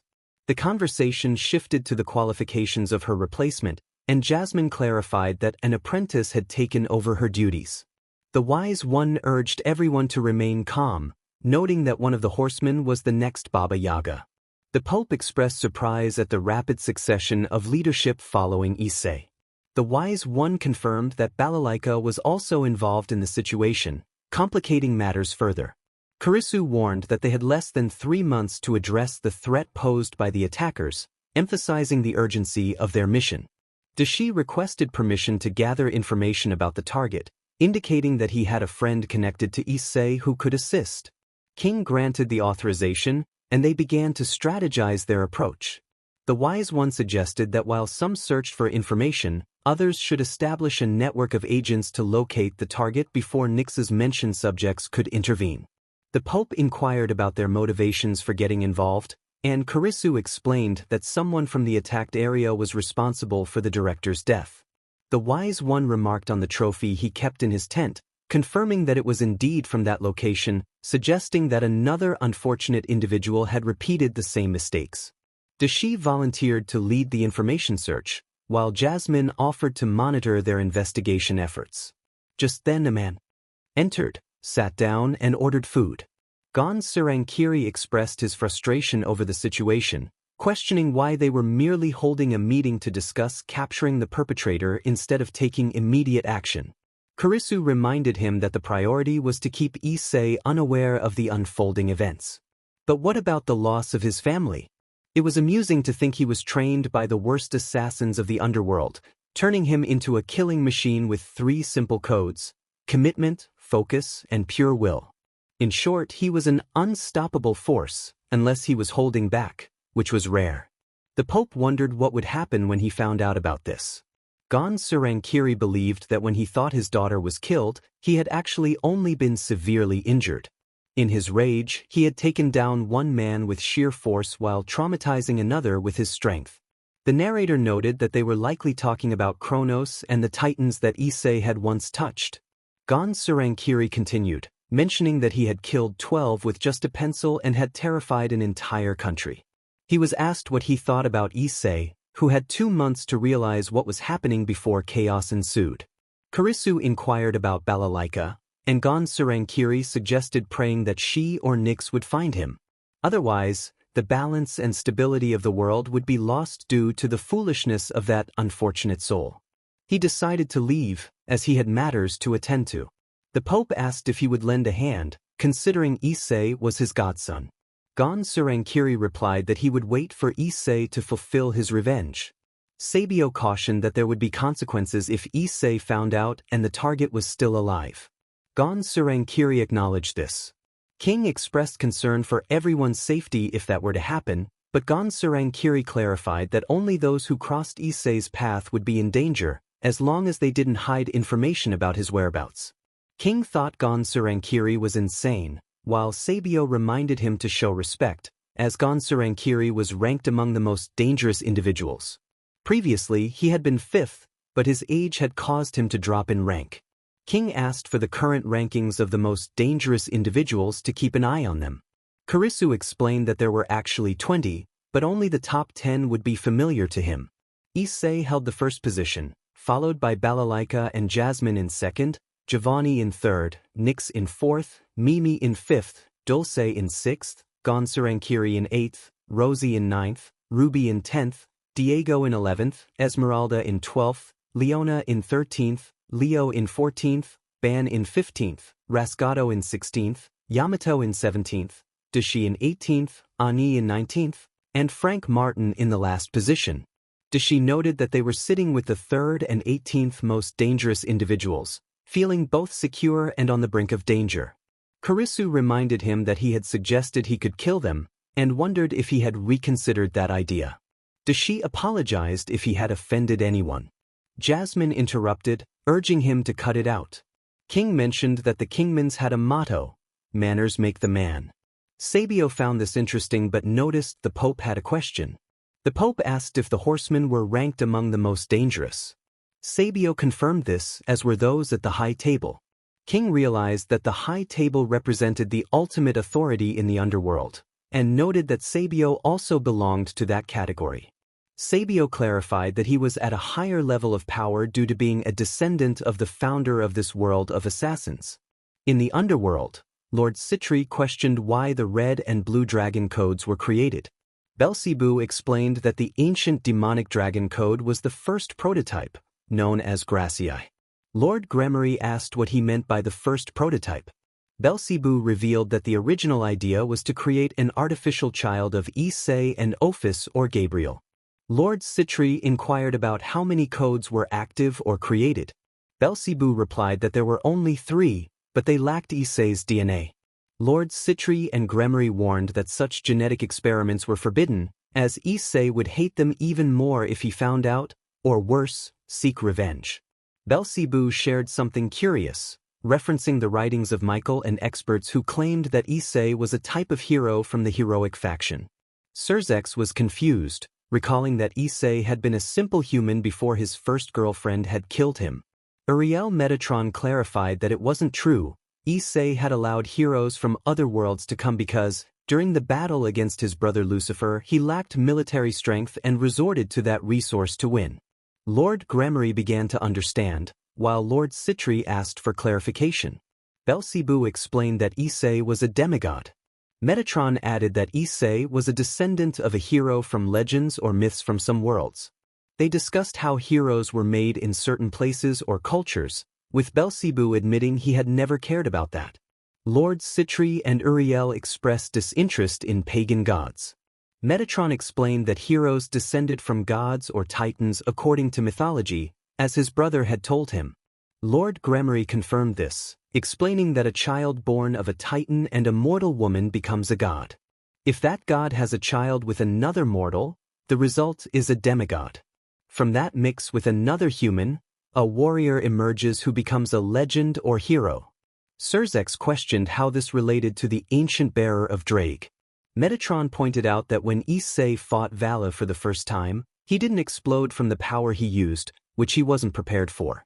Lord Gremorys noted that the same happened when he faced Loki. He killed him but didn't disappear, only to enter the Juggernaut Drive in the raiding games a month later without dying from misuse of his power. Uriel mentioned Issei's fight against Serorg and the battle against the heroic faction, questioning if they didn't see the pattern. Lord Gremorys realized that Issei's soul didn't vanish as quickly as it should have. Belzebu explained that his soul, due to his heroic lineage, granted him resistance against disappearing or dying easily. Surzex concluded that Issei was a hero, while Uriel affirmed it was both true and false. Surzex questioned why that was the case. Uriel explained that he had been a hero before becoming a wanderer. Surzex processed this, realizing that Issei had stopped being a hero to become a wanderer. Metatron confirmed that they were now 40% ready. They came to inform Surzex about a troubling situation. Uriel revealed that he had a secret to share. He explained that they had discovered something unusual. When an angel and a human attempted to have a child, the angel would fall. Surzex pondered this, suggesting that perhaps an angel had tried and learned this the hard way. Uriel continued, mentioning that when Radiquil and Orion searched for information about Issei, they stumbled upon something strange. Metatron had examined Issei and realized that he was the descendant of a heroine and an angel, making his soul exceptionally rare. This was why, when they extracted the evil pieces from him, all of them were of the mutated class. The king asked how they would organize themselves to face the upcoming wave. Itsuki suggested that his team should stay in the rear in case they needed an escape route. Ren proposed that his team should be at the front to help the villagers evacuate the battlefield. Motoyasu indicated that his team would be in the middle to guide the villagers to safety before joining Ren's group. The king approved of the plan but noted that they were still waiting for another team to arrive.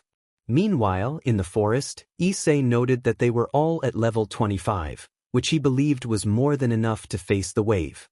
Raptalia pointed out that this was just the minimum required for adventurers to engage in battle. Maple recalled that she had faced a boss at either level 5 or 10 without any equipment.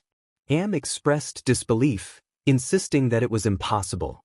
Issei reassured them, stating that he had fought against angels, fallen angels, demons, heroes, demigods, gods, titans, and even the creator himself. Am questioned the truth of his claims, while Raptalia echoed her disbelief. Issei then began listing his titles, starting from the newest to the oldest. He introduced himself as the Shield Hero, a wanderer, an Olympian god known as the Baba Yaga of gods, and the guardian of hell, the seas, and the sky. He explained that these titles were bestowed upon him by Hades, Poseidon, and Zeus. He was also the successor of the god of war, known as the Emissary of War, a seasoned sorcerer, and the commander of the forces of the 8 divine circles. He was the general of the 10th Squadron of the Fallen and known as the Red Emperor of Calamity. Maple shared that her only title was the Monster of the Shield or the Invincible Wall, but she could transform into a sort of angel, demon, or even a goddess of machines. Raptalia and Am were astonished, unable to believe their parents were such formidable beings. Issei and Maple confirmed the truth of their statements. Am expressed concern about the implications of calling them parents, to which Maple remarked that it was a sensitive topic. Issei explained that he was already a father in his world, and once everything was over, he and Maple would return to their world, leaving the girls behind. Maple questioned why he would not take them with him to train them if he was leaving them alone. Issei shared wisdom imparted by his master, whom he referred to as father, emphasizing that he trained Maple to defend herself and build her own life. He reassured her that once he was gone, the enemies would leave her in peace. Maple was taken aback, realizing he had not begged to accompany his master until the end. Am and Raptalia insisted on accompanying him, expressing their love for their parents and gratitude for raising them and training them to defend themselves. They felt that if they were to part ways, they would be strong enough to earn respect, having grown with the best parents in the world. Issei acknowledged that the path ahead would be difficult and painful, but Am and Raptalia affirmed their desire to stay with him. Issei found it reminiscent of his own memories, but instead of his master, it was his family. Soldiers arrived, announcing that the king was calling for them, and Issei instructed them to lead the way. In the king's hall, Itsuki decided to train, while Rin agreed it was a good idea. Motoyasu mentioned heading to a bar. The king asked them to wait, warning that if they did not come soon, they could leave. Itsuki and Rin complied, while Motoyasu acknowledged the king's command. The general informed them that he had brought the necessary people. Issei was relieved to hear that they were coming. Maple expressed excitement about facing their first wave together. Am echoed her enthusiasm, and Raptalia shared in their excitement. Motoyasu, however, made a questionable remark, prompting Itsuki to remind him that this was a meeting of heroes, not a place for inappropriate behavior. Rin cautioned everyone to be careful with their words. Motoyasu challenged them, but Issei laughed, warning them to be cautious about whom they provoked. Itsuki and Rin exchanged words, while Motoyasu continued to jest. Issei pointed out that they lived on the outskirts of the kingdom and that he was often kept in the dark about information. He had mentioned this to gauge their reactions, revealing that to reach the locations of the waves, he needed to go to the hourglass or the dragon's clock.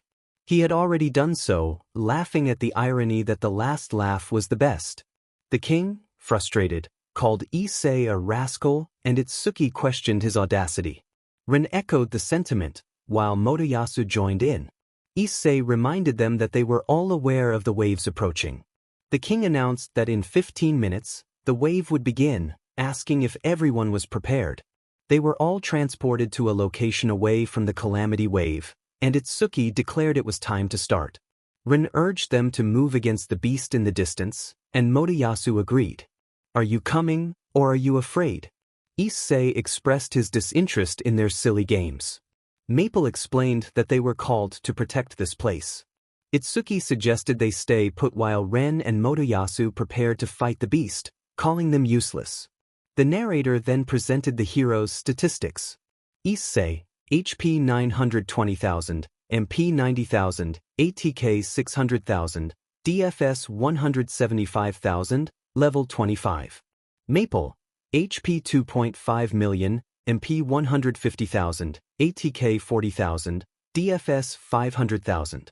Raptalia, level 25, HP 20,000, MP 10,000, ATK 8,000, DFS 8,000. Am, level 25, HP 25,000, MP 15,000, ATK 10,000, DFS 6,000. Motoyasu, level 50, HP 50,000, MP 25,000, ATK 15,000, DFS 9,000. Mine, level 50, HP 25,000, MP 15,000, DFS 4,500, ATK 5,000. Itsuki, level 50, HP 45,000, MP 20,000, ATK 7,000, DFS 5,000. Ren, level 50, HP 50,000, MP 25,000, ATK 15,000, DFS 10,000. Helpers, average level 30 to 50, HP 15,000 to 20,000, MP 7,000 to 15,000, ATK 5,000 to 10,000, DFS 5,000 to 9,000. Am pointed out that a village was under attack by beasts from the wave of calamity. Raptalia urged them to help, but Maple reminded them that May's father had the final say. Issei noted that the other heroes seemed oblivious to the village's plight and would likely prioritize their own glory over the safety of the townsfolk. Raptalia asked what they should do, and Am expressed concern. Maple remarked that they didn't know their father well, and they should go before he made a decision. Issei, identifying himself as the servant and next successor of the god of war, requested protection for those following him in this crusade, seeking permission to enter the battlefield and defeat his enemies. In the realm of DXD, Hades and Hades acknowledged Issei's request, with Zeus agreeing to grant the favor. Hades offered the gates of his underworld should Issei wish to unleash the Centimanes. Issei reiterated his plea, and Zeus accepted it, granting his blessing. Back with Issei, Maple, M, and Raptalia noticed they were surrounded. Issei revealed they had received the blessing of the god of war and the underworld, and they needed to head to the village. Maple took the initiative to clear a path, summoning a hydra made of poison that devoured everything in its way. Am and Raptalia questioned the humanity of the beasts. Issei declared that he was not human, and Maple had her doubts. They arrived at the village, where a villager questioned their identity. Am insisted they needed to evacuate the children and women from the chaos. Another villager protested, fearing for their home and families. Raptalia warned them they would easily perish there. Issei proposed a plan to evacuate the villagers for a short time, explaining that they would escort them to safety. Maple was curious about his plan, and Am expressed concern about the monsters pursuing them. Issei reassured them that they would serve as escorts to the outskirts. They declared their purpose, to purge the world of greater evils than humanity itself, chosen by the divine to fulfill this task. They acknowledged that no one else would do it, and Issei added that it was incredibly entertaining. They were ready to confront the scum. The villagers were left wondering who would protect them, and Raptalia assured them they were in the hands of the shield heroes. The villagers reluctantly accepted their fate. Issei prepared for battle, spinning a scythe between his fingers and declaring that the profane beasts were condemned to hell. He slashed the air, creating a rift that opened a door labeled "Abandon All Hope." Chains emerged from the portal, dragging the monsters into the underworld. Some resisted, but Issei swiftly dealt with them. After a moment, Issei mused about using this to return to his world. Maple playfully questioned if he would leave her behind, and Am and Raptalia chimed in not to forget them. A villager expressed confusion about what had just happened, and Issei offered them a choice to enter the gates of hell, which they declined. Maple suggested they had done enough for now, and Issei agreed, ready to move on. Raptalia urged him to leave him alone, and Am asked him to stop teasing her. Issei prepared for their next training session, and the soldiers announced the arrival of the kingdom's knights. A villager thanked them but insisted it was no longer necessary. The soldier was puzzled, and the villager explained that the group of warriors had already dealt with the monsters. A child pointed out that the sky was no longer colorful, indicating the heroes had defeated the summoned beast. Issei decided to head into the forest, asking if they would follow. Maple and Am agreed, while Raptalia complied as well. The soldier urged them not to leave, insisting they attend the kingdom's banquet. Issei waved them off, saying they would meet again. In the castle, Issei questioned their presence, and Maple mentioned they were there for payment and free food. Am felt uncomfortable under the villagers' scrutiny, while Raptalia noted that their mother had ordered them to come. Issei felt it was a waste of time and suggested they return to the forest. Motoyasu claimed to have heard they had beautiful girls as slaves, prompting Maple to call him a liar. Itsuki expressed disgust at such humans, while Motoyasu challenged them to a duel for the girls' freedom. Itsuki agreed, calling them scum, and Rin lamented the dishonor of fighting over slaves. Maple urged them to leave, and Issei supported the idea. Motoyasu taunted them not to run away, while the king permitted the duel. Issei felt humiliated and refused to accept, deciding to leave instead. The king commanded his guards to apprehend them, and Maple warned the girls not to move. Issei prepared for the inevitable confrontation, instructing Maple to hold nothing back and to eliminate their opponents if necessary.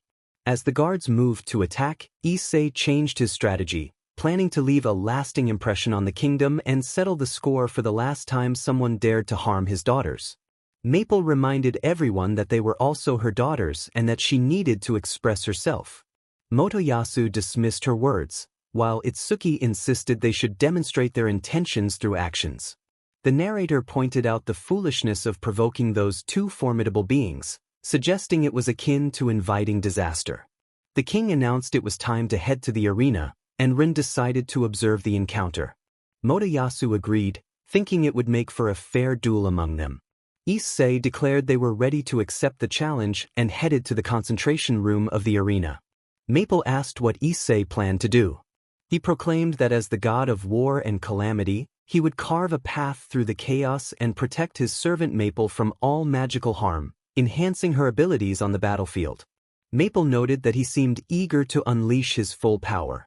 Issei continued, stating that as the guardian of Hades, he would shield Maple from the clutches of death and the eternal slumber it offered. Maple expressed her gratitude, albeit uncertainly. He then pointed out a vase of fresh water left for them, claiming that as the master of rivers and seas, he would grant her the gift of regeneration, courtesy of Poseidon. Maple felt it was enough and urged him to stop. Issei, however, declared that as the keeper of Olympus and the right hand of the father of the Olympians, he would bestow upon her the strength and protection of thunder and storms, as a fierce storm began to gather outside. Maple urged him to cease. Issei believed that if they understood the situation, they would realize it was a grave mistake to provoke him, just like the fool who stirs the waves. Maple asked if the waves were indeed stirred, and Issei confirmed that he would explain the details later. Meanwhile, in the world of DxD in Tartarus, Kronos curled up in a corner, rocking back and forth, repeating that he was angry. The Titans looked on, confused about his state. Hades approached, questioning the source of the noise. The Titans pointed in Kronos' direction, and he continued to express his fear of Issei. Hades was taken aback, realizing that this was not a good sign. Back with Issei, the king announced that on this day in the arena, the heroes of the spear and bow were fighting for the freedom of enslaved individuals from the terrible hands of the shield heroes. The crowd cheered for the heroes. Motoyasu laughed, thanking everyone, while Itsuki wanted to finish the fight quickly. Rin decided to head to the stands to watch the battle, and Motoyasu agreed. The king entrusted them with teaching the scum their place, granting permission to attack without mercy, as the healers would ensure no one died. Am expressed that this was a mistake, and Raptalia agreed. Guards silenced them, striking one of the semi-humans, causing a small amount of blood to spill. Rin thought that was unnecessary, and Itsuki agreed. Motoyasu accused Mine of brainwashing them, while she insisted she was sure of it. Itsuki questioned if it was possible, and Mine maintained that they were responsible. Motoyasu expressed his disdain for the scum, and Itsuki declared his intent to take action against them. Motoyasu asked the king if Mine could join the fight, and the king, with a laugh filled with hatred and selfishness, agreed, sending her to confront her abusers. Mine accepted, her eyes filled with madness and a desire for revenge. Itsuki doubted the duel would be fair with Mine on their side, but she argued that the others were the villains. Itsuki pointed out that they had entered a couple's duel, and changing the terms would be cheating. Mine questioned why the others wouldn't cheat as well. Motoyasu suggested they could make it a 3-on-3 battle, and the king called for any adventurer willing to join them. Mine laughed internally, realizing no one wanted to join due to the reputation of the shield heroes. Rin stepped forward, declaring he would enter the duel for training purposes. Maple wondered why they hadn't been called, and Issei speculated there had been a change of plans. Rin confirmed that the battle would now be in teams. Issei asked who their partner would be, and Rin declared himself as the one. Maple asked about their enemies, and Rin listed Itsuki, Motoyasu, and Mine. Maple laughed, turning to see Raptalia and Am in the royal box, both injured. She exclaimed that they were dead. Issei turned to the girls, confused, and Maple asked who was responsible. Issei dismissed it, suggesting she take out her frustrations on Mine instead. Maple agreed, while Issei encouraged her to attack with everything she had. The battle began with Itsuki unleashing a piercing arrow of divine lightning, followed by Motoyasu's thunder lance. Mine summoned a cloud of dust, and Ren declared it was over. The king laughed and Issei mocked their power, claiming it was a waste. Maple questioned if that was what they called fire, and Mine was incredulous that they were still standing. Motoyasu and Itsuki accused them of cheating, and Mine insisted they were indeed cheating. Issei, however, raised his hand, summoning a massive electric storm over the arena, with a dragon made of pure lightning swirling among the dark clouds. Mine was astonished, and Motoyasu questioned if it was really Issei's doing. Itsuki was in disbelief, and Issei revealed that they hadn't seen anything yet, launching a powerful lightning bolt shaped like an eagle into the clouds, transforming it into a lightning eagle that dove toward the arena. Maple seized the moment, delivering a powerful blow to Mine's face with her right hand, then following up with another strike from her left. Rin noted that she was using Bruce Lee style. Mine cursed, and Motoyasu screamed in frustration. Itsuki let out a roar, while Issei remarked that it was not pleasant to experience that. Maple insisted it was enjoyable, and Mine cursed again, receiving another blow from Maple. Motoyasu demanded they stop mocking them and attack seriously, to which Itsuki agreed. The narrator suggested preparing the pits for the fallen. Issei grabbed Itsuki by the head, dragging him along the arena wall. Mine, spitting blood, whispered that the knights of the kingdom would have fun with their daughters. Motoyasu urged Itsuki to let go and join him, while Maple told him to accept his fate. Issei took one of Itsuki's arrows, removed the tip, and drove it into the heart of his opponent, then forcefully hurled him against the wall, leaving him pinned as blood seeped from his wounds. Mine, watching the scene unfold, expressed her fear, questioning what Issei would do next. Motoyasu, horrified, exclaimed that Itsuki was dead. Issei corrected him, stating that he had left Itsuki on the brink of death, which was different. Motoyasu, feeling powerless, pointed out that they were at level 50 while Issei and his group were barely at level 30, making them unable to fight back. Issei shrugged off the seriousness of the situation, claiming they were merely toying with their opponents or venting their frustrations, depending on how one looked at it. Motoyasu felt reduced to a mere plaything, a punching bag for Issei and his friends. In a swift motion, Issei struck Motoyasu in the stomach, causing him to double over. He then grabbed Motoyasu by the hair, using him as a human broom before letting him fall to the ground. With a broken neck and 3 fractured ribs, Motoyasu turned to see Itsuki still bleeding against the wall. Closing his eyes, he awaited his end but was surprised to feel a cool sensation wash over him. Opening his eyes, he saw Issei tossing a healing potion to Itsuki just as he was about to speak. Issei explained that he was testing his potions on them to see if they worked, and apparently, they did. He then grabbed Itsuki again, knocking him out and letting him drop to the ground. Issei climbed on top of Itsuki and began to strike him in the face, the sound of the blows echoing in the air. Itsuki drifted in and out of consciousness from the relentless hits, while Motoyasu could only watch helplessly, paralyzed by fear of Issei. Mine glanced at her companions, her face filled with dread as she saw Motoyasu's terror and Itsuki being mercilessly beaten. All she could do was pray. Maple declared herself as Mine's executioner, placing a seal on her chest while shouting. Mine, confused and alarmed, asked what had been placed on her. Maple revealed that she had destroyed something Issei had instructed her to. Mine demanded to know what it was. Issei chimed in, stating it was Mine's former soul. Mine was taken aback, exclaiming in disbelief. Motoyasu, defeated, begged for mercy, pleading for them to stop.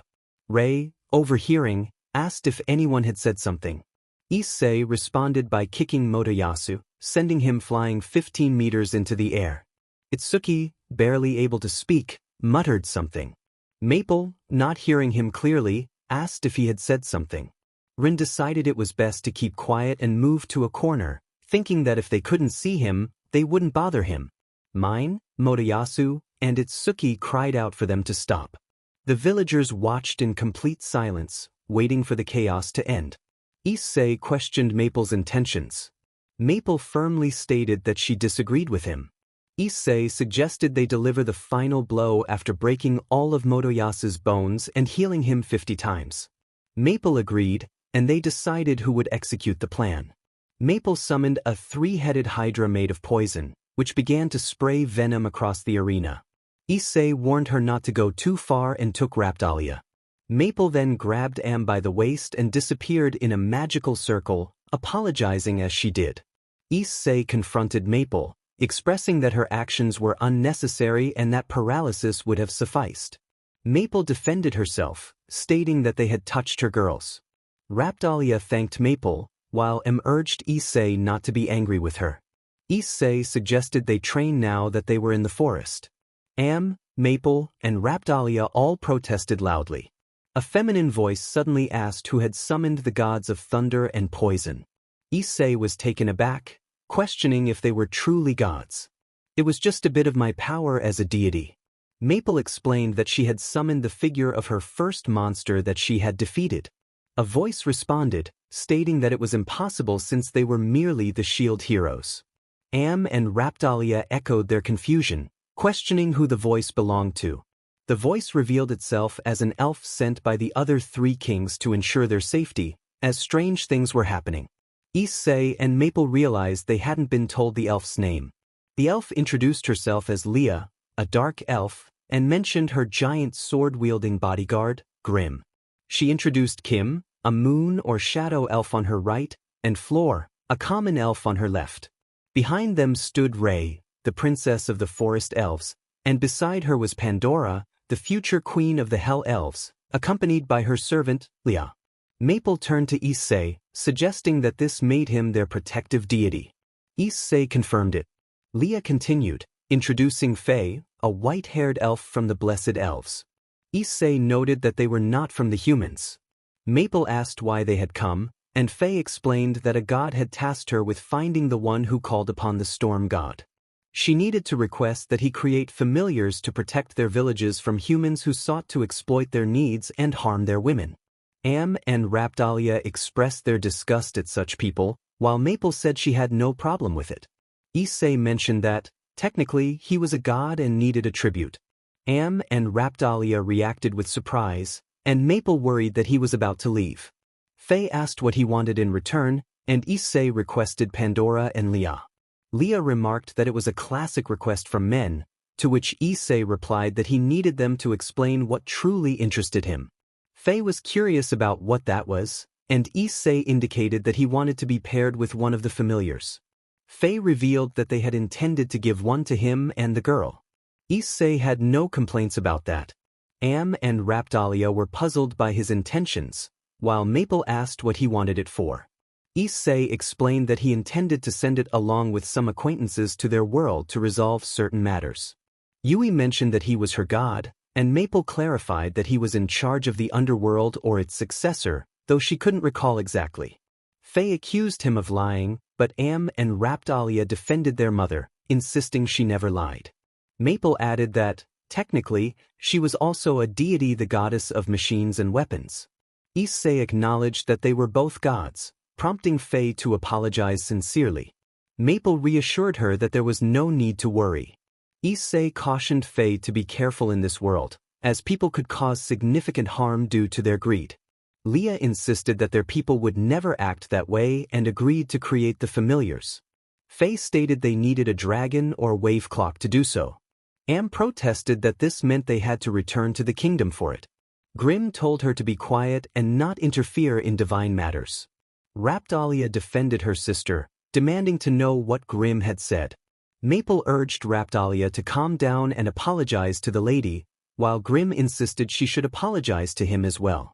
Maple insisted that Grim also apologize for offending her daughters. Grim expressed his sincere apologies, and Raptalia followed suit. Issei remarked that Raptalia seemed more like a real mother than a girl of 16, or Maple countered that Issei, with his attitude and appearance, seemed like a 30-year-old man. Issei clarified that he was actually 24 years old. Am and Raptalia realized that was their age. Issei then asked Maple what abilities she had. Maple listed her skills, including shield attack, body meditation, paralysis, meditation, attack diversion, taunt, HP strengthening small, MP strengthening small, cover move I, absolute defense, inhumane mode, giant slayer, hydra eater, bomb eater, love sacrifice, and several others.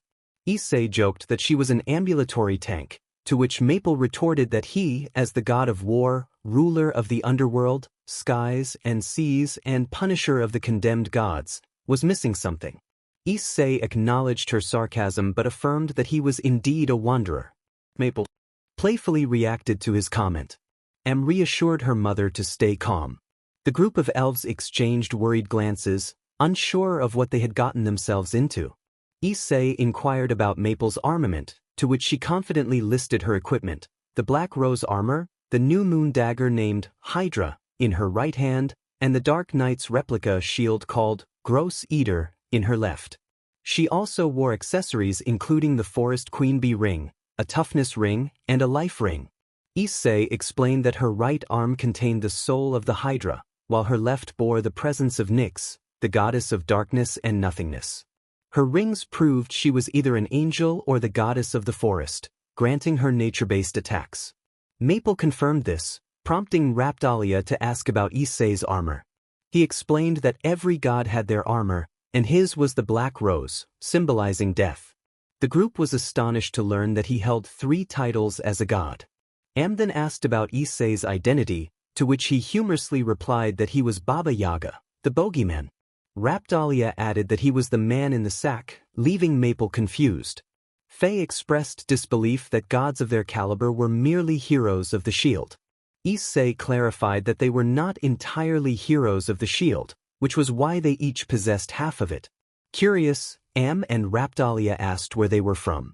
Leah explained that their unique race resided at the edges of each world, allowing them to mix with others, making them highly sought after. Maple questioned how Leah knew this and why she mentioned every world. Leah elaborated that most of their race lived in a dimension between all others, accessible only to the holy and infernal elves, as well as their familiars. Raptalia then inquired about a dragon clock, wondering if they had one. Grim requested Leah to guide them to their village. Leah complied, summoning a magical circle beneath them to transport them to a remote cave in the kingdom. Faye expressed the need to reach their dragon clock to begin creating familiars.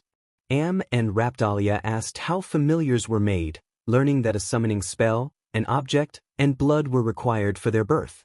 Maple asked how many familiars were needed, and Faye replied 6. She suggested they take turns, starting with her providing blood for the protector of the holy elves, while Issei would supply the object for the next one. Issei agreed to give a bullet as the object.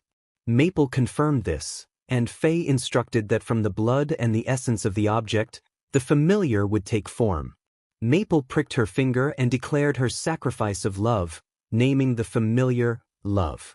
A brilliant light shone, revealing a massive angelic figure towering 1,000 meters high, with 2 pairs of wings and a scythe held firmly in both hands. Faye expressed gratitude for the creation. Next was Issei's turn, and Faye asked which tribe his guardian would belong to. Issei mischievously noted he would take a princess from the infernals. Maple offered a piece of her armor, which she explained could repair itself. Faye repeated the summoning process, and Issei, declaring himself the guardian of hell, named his creation Infernalize after cutting his finger. Flames of purple engulfed a large, winged beast resembling a black dragon. Pandora remarked on the immense size and power of Issei's creation, noting that the power and intent behind the summoning influenced the familiar's appearance. The group continued the process 4 more times. The Dark Elves received a black dragon adorned with purple crystals, named Titan, thanks to Maple.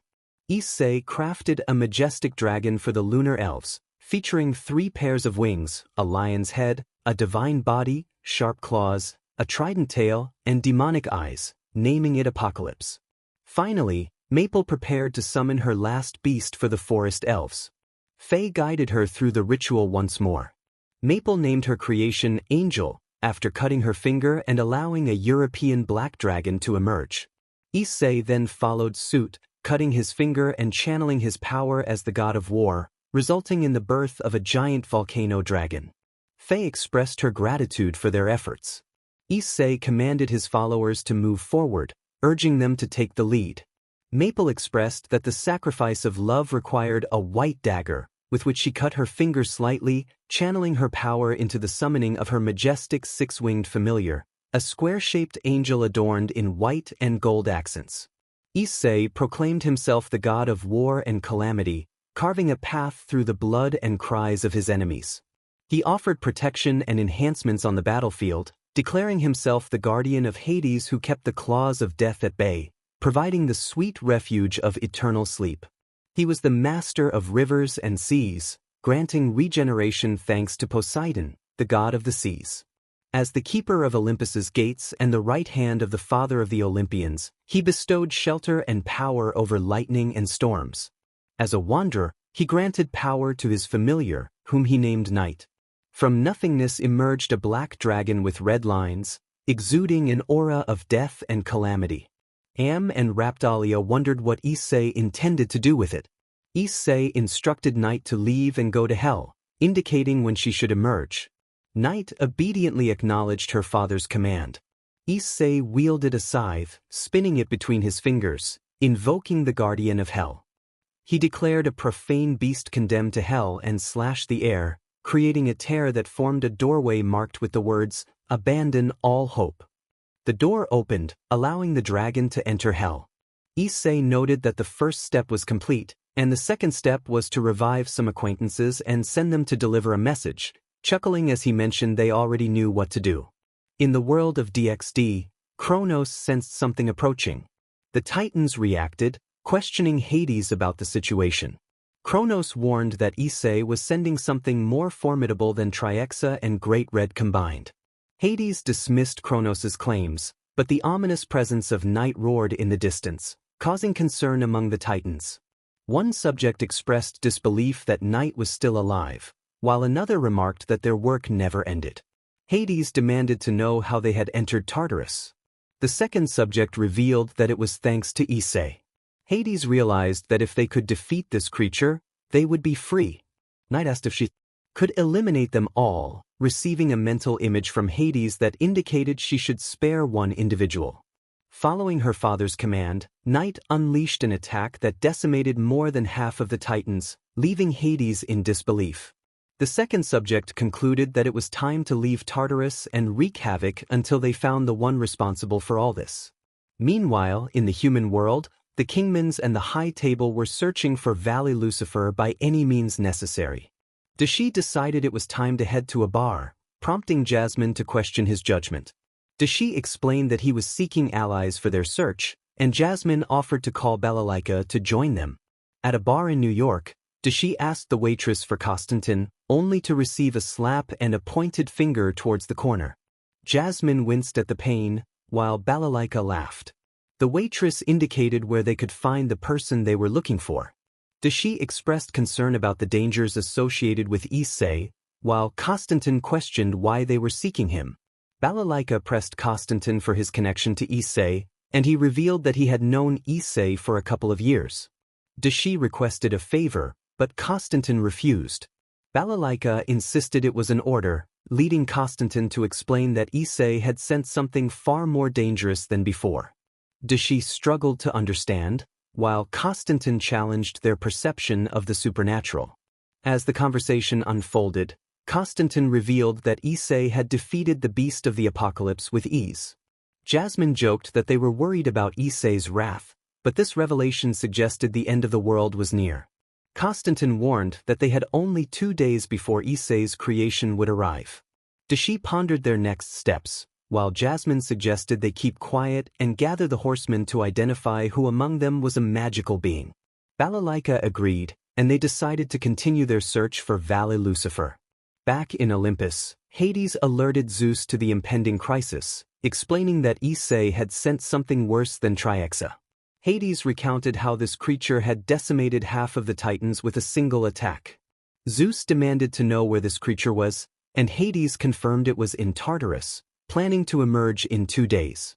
Poseidon suggested closing Olympus during that time, and Athena agreed it was the best course of action.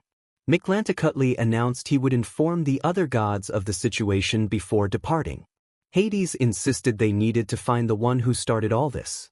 Zeus questioned their knowledge of the culprit's whereabouts, and Hades pointed out that they could be in the chasm with Great Red and Ophis. Poseidon lamented the miserable dragons, while Hades insisted they should attack the Hell faction of the Bible. Athena disagreed, suggesting that Issei's beast should handle the situation. Mictlantecuhtli resolved to return and destroy all ties with the biblical faction. Meanwhile, Issei and Maple were already plotting their next move. Issei had sent a couple of highly dangerous individuals to their world. Am and Raptalia felt a wave of fear wash over them. Maple, noticing their distress, told Issei that he was scaring the girls. Issei conceded, agreeing to tone it down. Raptalia then asked if it was possible to mix the blood of 2 people to create a child as a family member. Faye explained that while it was possible, blood alone wasn't enough. A stronger bond was necessary for that to happen.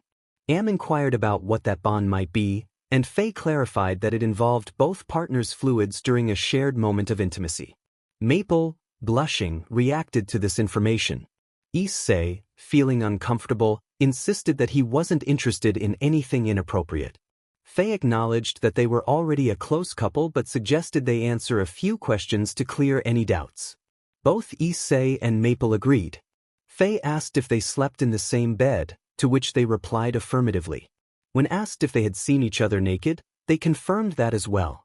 Faye then inquired if they had feelings for each other, and Issei stated he felt desire, while Maple admitted to having feelings for both desire and affection. Faye saw no problem with their relationship, but Issei expressed concern about Maple being too young. Faye suggested a solution, a spell to change Maple's appearance to make her look older. Maple, eager to try it, reassured Issei that they wouldn't engage in anything inappropriate, just a moment of affection. Issei reluctantly agreed but insisted that the girls stay outside. Only Pandora, Maple, and he would be present. Faye confirmed this arrangement, and the girls excitedly expressed their desire for a little brother. As the spell was cast, Maple transformed, appearing as if she were 20 years old. Issei took her by the waist, and they shared a tender moment. Hours later, Maple emerged with a baby that looked just like her, except for her violet hair and cat ears. Am asked what had happened, and Maple explained that she had thought of a purple cat at the last moment, which influenced the baby's appearance. Raptalia wondered if the baby was a boy or a girl, and Issei informed them it was a girl. Am and Raptalia expressed disappointment, wishing for a little brother instead. Pandora asked what they would name the baby, and Maple decided on Keedwick. When asked why that name, Maple revealed it was her real name, and the surname was from Issei's mentor, John Wick, who had been like a father to him. Issei suggested they leave, and Faye bid farewell, wishing Yui and Leah a good journey. As Issei whistled, a magnificent carriage emerged from the ground. Maple was astonished, and Issei explained that it was a benefit of being the guardian of hell, inviting everyone to board. After a while in the carriage, Raptalia recognized a figure outside and pointed out that it was the man who had sold them something before. Am questioned what he was doing outside the kingdom without his tent, prompting Issei to investigate. The merchant greeted Issei and offered him a filorial egg. Issei was confused about its purpose, and the merchant explained that it could defend him and help pull his carriage. Issei realized the merchant was essentially selling him a pack animal. Maple, intrigued, asked how much it cost. The merchant offered it for 2 copper coins, and Maple happily accepted, declaring they had gained another member for their family. Issei noted that this time, it had cost him less than before. The merchant handed over the filorial egg, and as soon as Issei and Maple touched it, the egg hatched, revealing a beautiful bird. Maple exclaimed how lovely it was, and Issei asked the merchant if there was a nearby village. The merchant directed him straight ahead, assuring him it would take no more than 15 minutes to reach. Upon arriving in the village, Issei encountered a farmer who complained that the fee for entering and exiting was exorbitantly high, threatening to bankrupt them. Issei chuckled, pointing out that the village was already in financial trouble. Mine, another villager, was incredulous at Issei's claim. Motoyasu, another character present, argued that with his protection, they could double the amount the farmer had mentioned. The farmer insisted that was impossible, and Issei supported him, explaining that the maximum a village like theirs could handle was 10 gold coins. Issei elaborated that if they charged 400 bronze coins for 2 elderly women, it would ruin the village. Mine dismissed Issei's logic, but Motoyasu insisted that they could earn more money. Issei explained the earnings of adventurers compared to villagers, emphasizing that the villagers earned significantly less. The farmer proposed settling the dispute with a race, where the winner would become the governor of the village. Issei showed no interest, but Mine taunted him, suggesting he was afraid to compete against the hero of the spear. Motoyasu boasted about his dragon steed, further provoking Issei. The next morning, the excitement was palpable as Pandora and Leah screamed in anticipation. "What are these girls doing here?" Am, also known as Raptalia, expressed that she would remove the 2 girls who were on top of their mother. The first girl protested, not wanting to be taken away from her mother, while the second girl called out for their mother, saying someone wanted to take her away. Maple, confused, asked what was happening. Issei explained that it was Keed and the filorial. Am, Raptalia, Pandora, and Leah reacted in surprise. Maple then confirmed that these beautiful girls were her daughters. Issei affirmed this, and Em reminded her father that it was time to go. Issei prepared to leave, and the girls, along with Maple, wished him good luck. Issei found the moment a bit strange. At the race venue, Mine asked Motoyasu about his horse. Motoyasu admitted he might not be able to ride it. Issei thought to himself that he had ridden the beast of the apocalypse and doubted a simple horse would pose a challenge. A farmer asked if they were ready for the race. Motoyasu declared he was ready. Issei picked up a stick from the ground, struck it against the ground twice, and said he was ready. Motoyasu questioned Issei's sanity, and suddenly, a Boss Mustang 429 appeared from a portal, which Issei climbed into. Motoyasu accused Issei of cheating because he had a car. Issei claimed he couldn't hear Motoyasu over the engine noise. The narrator noted that the race was not particularly interesting as Issei easily outpaced Motoyasu, despite any traps set against him. Issei's skill was evident, as he was among the top competitors in the world. In a different location, Melty wondered where they were, to which Gremorys replied that they seemed to be in a power bubble. Melty found this interesting, realizing it meant their mother had been killed. Gremorys confirmed this, and Melty vowed that the world would pay for it. Gremorys asked if she would remove the seal, and Melty affirmed she would. Gremorys acknowledged this, and Melty thanked her. Gremorys then sensed their father's presence, which Melty confirmed. They decided to pay a visit to their uncle, Gon Surankiri, and both laughed as they prepared to go. In a bar, Constantin lamented that they had just been at the gates of hell and were now entering the last circle of hell, needing Lucifer's help in this place. Meanwhile, in Tartarus, one subject sensed a presence similar to Issei's, which intrigued the second subject. At a faction meeting, Grafia expressed disbelief at what she saw. Lord Gremorys asked who it was, and Lord Citri recognized them as well. Miguel and Gabriel were confused, while Azazel panicked at the sight. Opis identified them as Issei's daughters, and Grafia was relieved to discover her daughter was alive. Lord Gremorys remarked that it was troubling enough with the situation Issei had sent them, and now this. Lord Citri felt they were lost. Belzebu inquired about their brothers, and Miguel mentioned a red and blue coat. Gabriel was alarmed, and Azazel questioned why. Opis pointed out that it would lead to another conflict between red and white, but even more disastrous. Grafia suggested that if their brothers told them not to get involved, it might prevent a fight and bring peace of mind. Lord Gremorys agreed, and the others voiced their support. Opis decided to leave, stating that she didn't care if things changed and people got hurt. It held no interest for her. Belzebu bid farewell. In a Yakuza hideout, a subordinate announced that some girls were looking for Gon Surankiri. Gon asked for their names, and the subordinate reported they were called Melty and Grissei. Gon realized they were the daughters of Issei and welcomed them in. He chuckled, noting he wasn't surprised they had survived. Melty explained that they were the daughters and granddaughters of Baba Yaga, while Grissei added that bad weeds never die. Gon inquired how they had survived, and Melty replied that their father always had a backup plan for such situations. Grissei agreed, and Gon then asked about their mother. Melty expressed her sorrow over the loss, while Grissei noted that the one responsible for her death had his days numbered. Gon Surankiri offered his condolences and mentioned that, as the godfather of Melty's father, he could provide shelter and food for a time. Melty thanked him but insisted that they needed weapons and some money to begin their hunt. Grissei agreed, provided they received permission. Gon Surankiri acknowledged that the High Table and the Kingmans were aware of the situation, but he was eager to see the daughters of the legend in action. He inquired about how much money they needed and whether they had uniforms. Melty stated that $100,000 would suffice for now. Grissei disagreed, but Gon Surankiri asked who could contact Yamato to request a tailor to create uniforms worthy of Baba Yaga for the girls. Melty expressed her gratitude to Gon Surankiri, and Grissei referred to him as master. At Mimi's bar, Jasmine was excitedly discussing mystical beings, while Rascato questioned what was happening. Diego wondered if Jasmine had let the power go to her head. Esmeralda was confused, and Ruby asked for clarification. Dulce urged Jasmine to explain, and Leona insisted that if she was going to sing, she should say everything. Mimi was curious about the topic, and Ban wanted to know what they were discussing. Leo mentioned it was something only the girls knew, but Giovanni claimed he was also in the loop.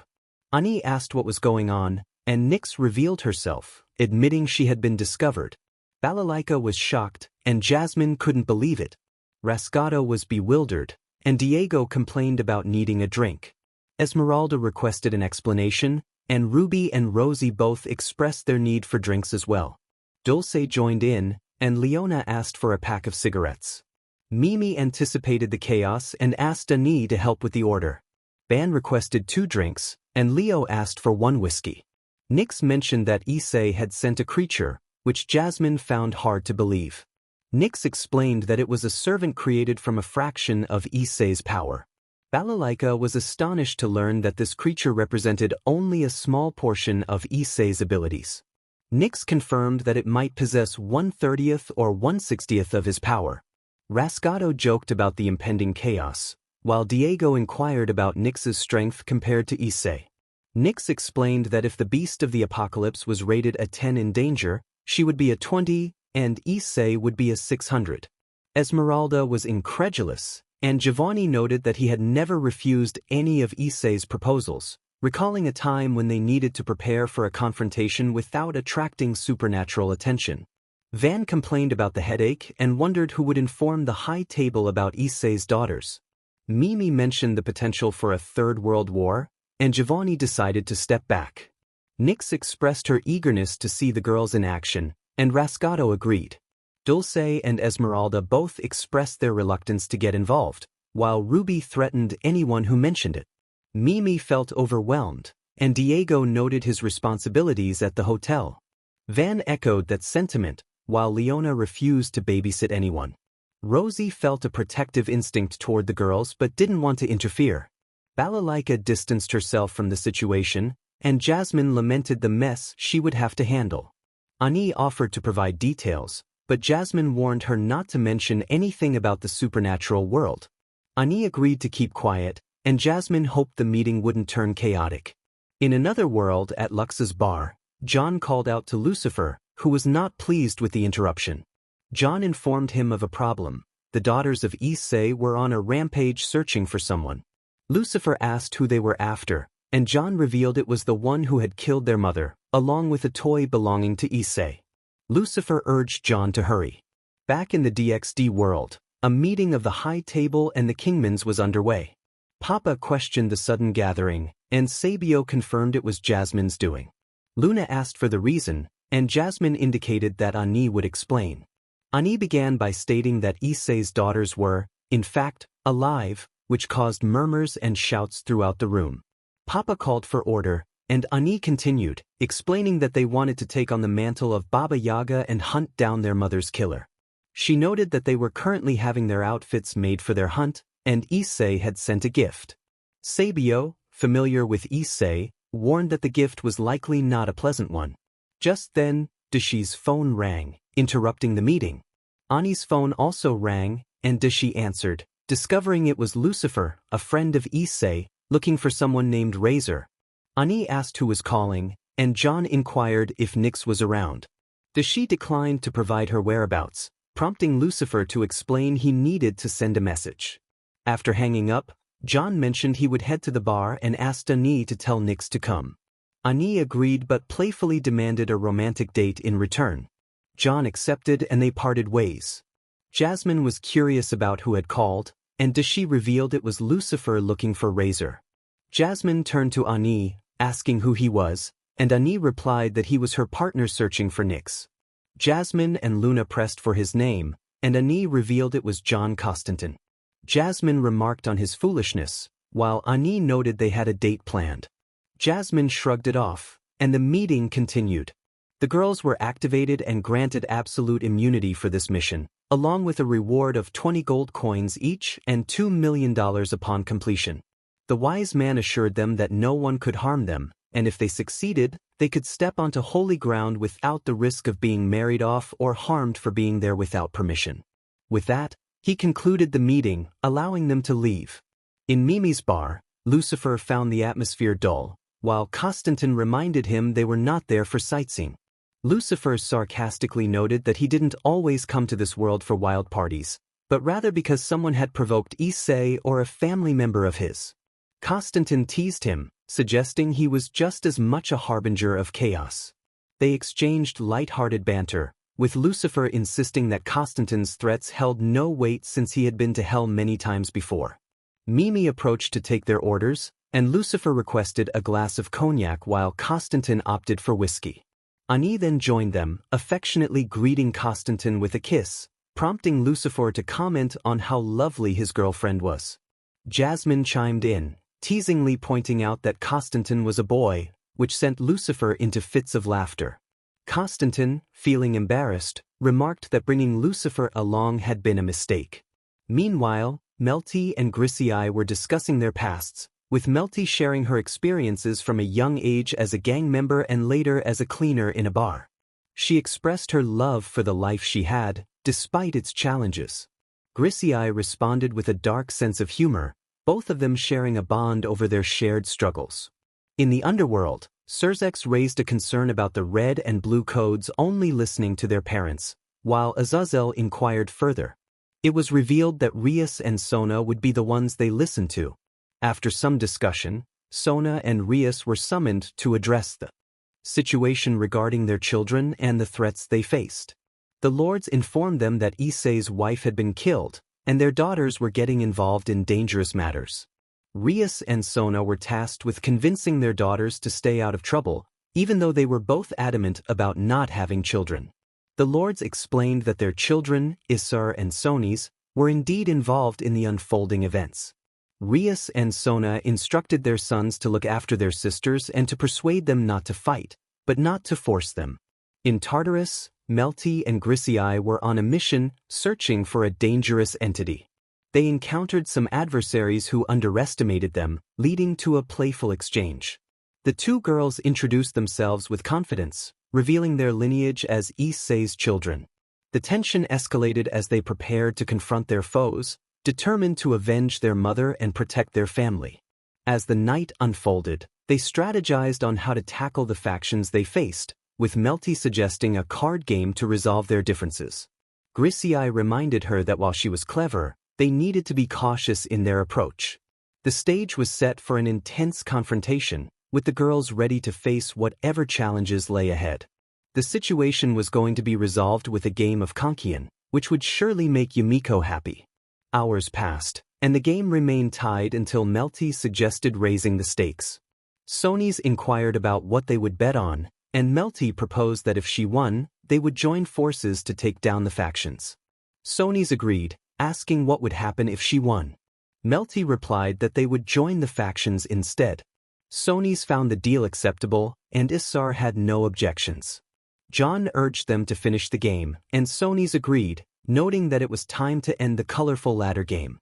Issei welcomed them to the factions, but Melty questioned their confidence. Sonys insisted that nothing could defeat her. Meanwhile, a shadowy figure of a woman began to appear behind Melty, becoming increasingly visible with a chilling gaze. Gremorys laughed and Sonys asked who she was. Melty and Gremorys revealed that she was their mother, Yumiko. Melty then mentioned the imperial flower, prompting shocked reactions from Sonys, Issei, Ip Man, and John. Yumiko, Gremorys, and Melty shared a wild expression, instilling deep fear in every monster or creature from the underworld. The narrator mused that Lucifer would likely create an altar for these girls for reaching such extremes. Melty welcomed her siblings, and Sonys and Issei thanked their sisters for accepting them, making a mental note never to play anything with them if they wanted to stay sane or whole. Melty and Gremorys reassured them that they were family. Meanwhile, Issei was with Maple, who wanted to ask him something. When she blushed, Issei prompted her to continue. She mentioned that during their earlier encounter, she had seen a memory of his. The scene shifted to a flashback where Maple was covered only by a black shield, asking Issei to be gentle. He promised to be so while kissing her and slowly moving down her body. Maple expressed her love for Issei, who encouraged her to enjoy the moment. She wrapped her arms around him, and he reminded her that it was about connection, not just the act itself. Maple declared that he would be her first and only. As the moment reached its peak, they were drawn into Issei's memories. In a bar, Issei felt cowardly, aware that it was not a good look for him if he wanted to hold her close. He reflected on his failures and resolved to change his situation. He realized he had given too much and often ended up hurt, especially by women like her, who could drive a man to despair. He lamented how he had sacrificed everything for love, only to find himself in a hell of his own making because she had traded him for something superficial. He questioned why he should continue living if it was all for someone who only cared about money. He wondered if she would return someday, but he was certain she would miss him when she felt the touch of another. "I'm sorry, but more for you. You can try to push me out of your life, but your desire remains with me because I still am, and I will always be the love of your life. Even if you curse the day you met me, it makes no sense and cannot be undone. Even if your body disguises itself with passion, I still hold the power over you." Issei reflected on the past, feeling a mix of regret and determination. He thought about how someone had taken advantage of another, but he remained resolute in his feelings. Despite the challenges and the pain associated with their past, he believed he would always be the love of their life, regardless of the circumstances. That night, Issei vowed to change everything. He felt a surge of energy as he listened to music that resonated with him, realizing the connection it had to the deity Quetzalcoatl. It was a night of revelry, and he felt the need to release his frustrations. However, chaos erupted when troublemakers approached him, leading to a confrontation. In the midst of the turmoil, he found himself joining the fray, rolling over an opponent to seize their weapon and firing back at those who threatened him. The struggle continued, filled with intense moments, until he found himself in a desperate situation, using whatever means necessary to survive. Maple, a close companion, asked if he remembered those events. Issei acknowledged her, and she offered to help him heal his wounds, both physical and emotional. He chuckled, teasing her innocence while reminding her of their different worlds. Maple insisted on staying by his side, and Issei reassured her that he would always be there for her until the end. Their bond deepened as they shared moments of affection. Issei expressed gratitude for her kindness, feeling unworthy of her love. Maple, curious about his words, sought clarification, but Issei brushed it off, assuring her it was nothing. The conversation shifted to deeper topics, touching on the nature of their existence and the challenges they faced as beings from different realms. As they discussed the waves caused by a deity, Issei explained that they were not merely natural occurrences but influenced by a hero from another world. He revealed that neutral deities like himself had a role in preventing chaos from spreading. Maple was surprised to learn that he was more than just a god, and Issei emphasized the weight of his existence, feeling the burden of watching those he cared about face mortality. Despite the heaviness of their conversation, Maple remained supportive, wanting to enjoy their time together as a family. Their friends observed the exchange, noting the complexities of love between gods and mortals. They speculated about Maple's lineage, suggesting she might be a warrior or descendant of a deity, which explained her strength and appearance. However, they also acknowledged the tragic reality of her mortality, knowing their time together was limited. As they contemplated their fate, a villager approached, seeking help for the chaos and sickness plaguing their land. Issei felt conflicted about intervening, but Maple urged him to assist those in need. He reluctantly agreed, knowing that their journey was far from over. Meanwhile, in another realm, a group of heroes discussed their next steps. They shared laughter and camaraderie, discussing their connections and the challenges they faced. As they prepared to confront their own trials, they remained united in their purpose. Back in the celestial realm, Issei and his companions arrived, ready to face whatever awaited them. They were determined to navigate the complexities of their existence, embracing the bonds they had formed along the way. Issei expressed his frustration, referring to Orion as a cursed dove. Orion, in turn, commented on the blue-haired boy, suggesting that his mother was not in the same league as another woman, making a harsh joke about her character. Sonis, confused, asked why Orion said such things. Orion explained that there was a rumor about Sona wanting to date Issei but failing only to fall for someone else later. However, before that could happen, Sona and Issei had formed a mafia. Sonis realized that he was the successor or heir to a mafia in Kwa. Issei questioned why Orion insulted his mother. Orion explained that she had deceived Issei with a demon who was weaker than him in every way. When she was punished, the only way she saw to survive was to become a weapon. After they expelled her father from the supernatural world, he focused on becoming a weapon for everyone. Sonis asked if she succeeded, and Orion confirmed that her last task to seal her fate as a weapon was to kill her master, not just any father figure, but with her own hands while looking him in the eyes. Issei was shocked to learn that his father had killed his grandfather at his request, so that his father could live, as it was his last wish. Sonis then asked why their father was removed from the supernatural world and who was to blame. Orion listed Azazel, Miguel, Surzex, and Rias as the culprits. Sonis, filled with understanding, realized why his sisters wanted to create chaos everywhere, but the true targets were the leaders. Issei decided to send information to prevent innocent casualties and to assure them that he would handle his mother. Sonis declared his intention to take his place on Earth as the heir, bidding farewell to his brother. In Hell, Melty understood that their targets were Azazel, Miguel, Surzex, and Valle. Gremorys inquired about Rias, and Melty mentioned that their brother would handle her himself. Gremorys had no objections as long as he could confront Surzex. Melty noted that it was about her uncle Abaddon, and Gremorys agreed. They confronted the lords, demanding to know the whereabouts of Miguel and Surzex. The lords taunted them, but Melty insisted they wanted those specific individuals, not the others. Gremorys urged the lords to step aside, stating that it was not their war. Lord Gremorys cautioned them not to provoke a fight, but Melty was ready for action. As the battle began, Melty unleashed a dark attack that overwhelmed Lord Citri, causing him to lose his arm. Lord Gremorys attempted to retaliate but was swiftly defeated. The girls, reveling in their teamwork, continued to strategize, suggesting a game to determine the outcome instead of a direct fight. They decided on Russian roulette, much to the shock of the lords. As the game progressed, tension filled the air. Each participant took their turn, and laughter mixed with nervousness as they faced the risks of their game. The atmosphere was charged with excitement and madness, revealing their determination to confront their enemies. Meanwhile, in the realm of the fallen, Azazel and his companions were caught off guard by an unexpected attack. Raquel, confused, reported that they were under assault by someone beyond their reach. Baraquil warned them to take cover, but it was too late.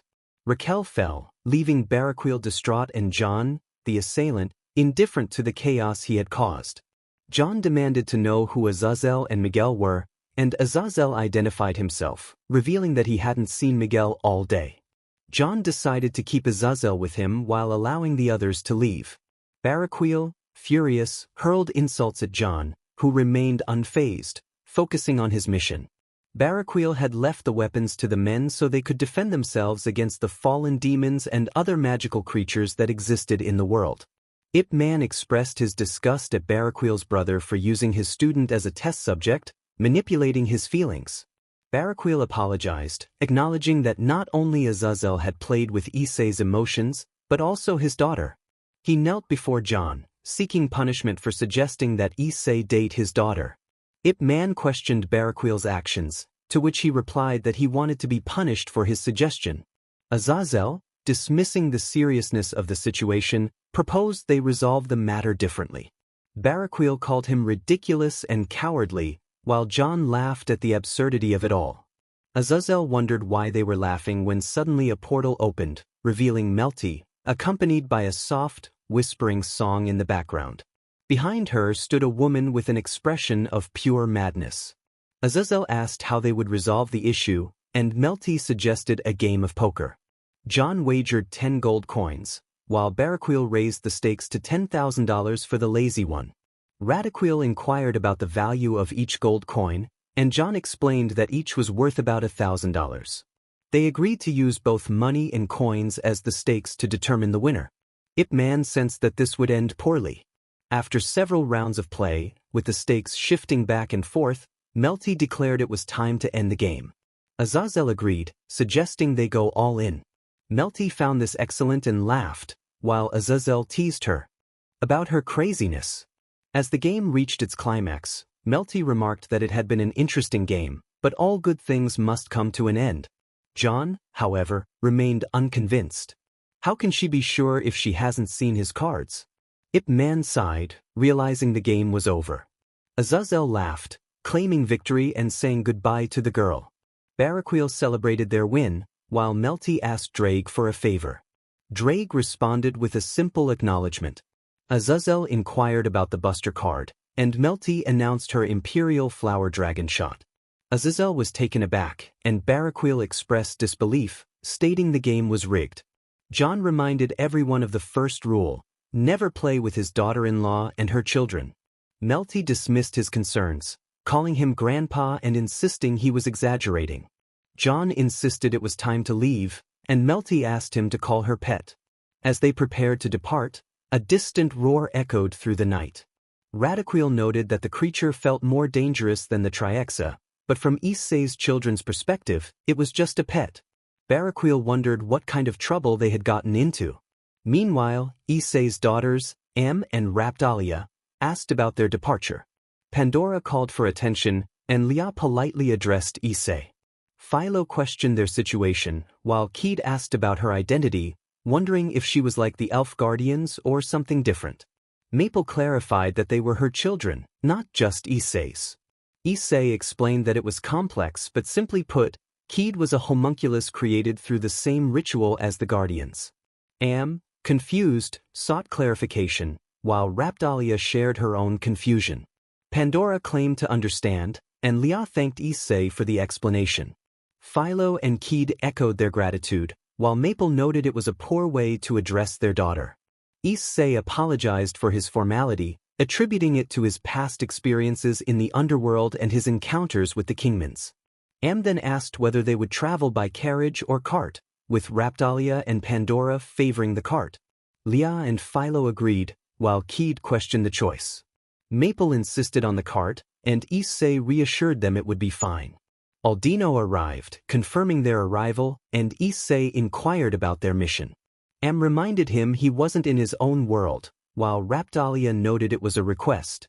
Pandora urged the girls to let their father handle it, and Philo expressed her hunger. Keed wanted to know Issei's plan, and Maple echoed her curiosity. Issei explained that he couldn't leave his future village without food, as it was unworthy of a king or lord.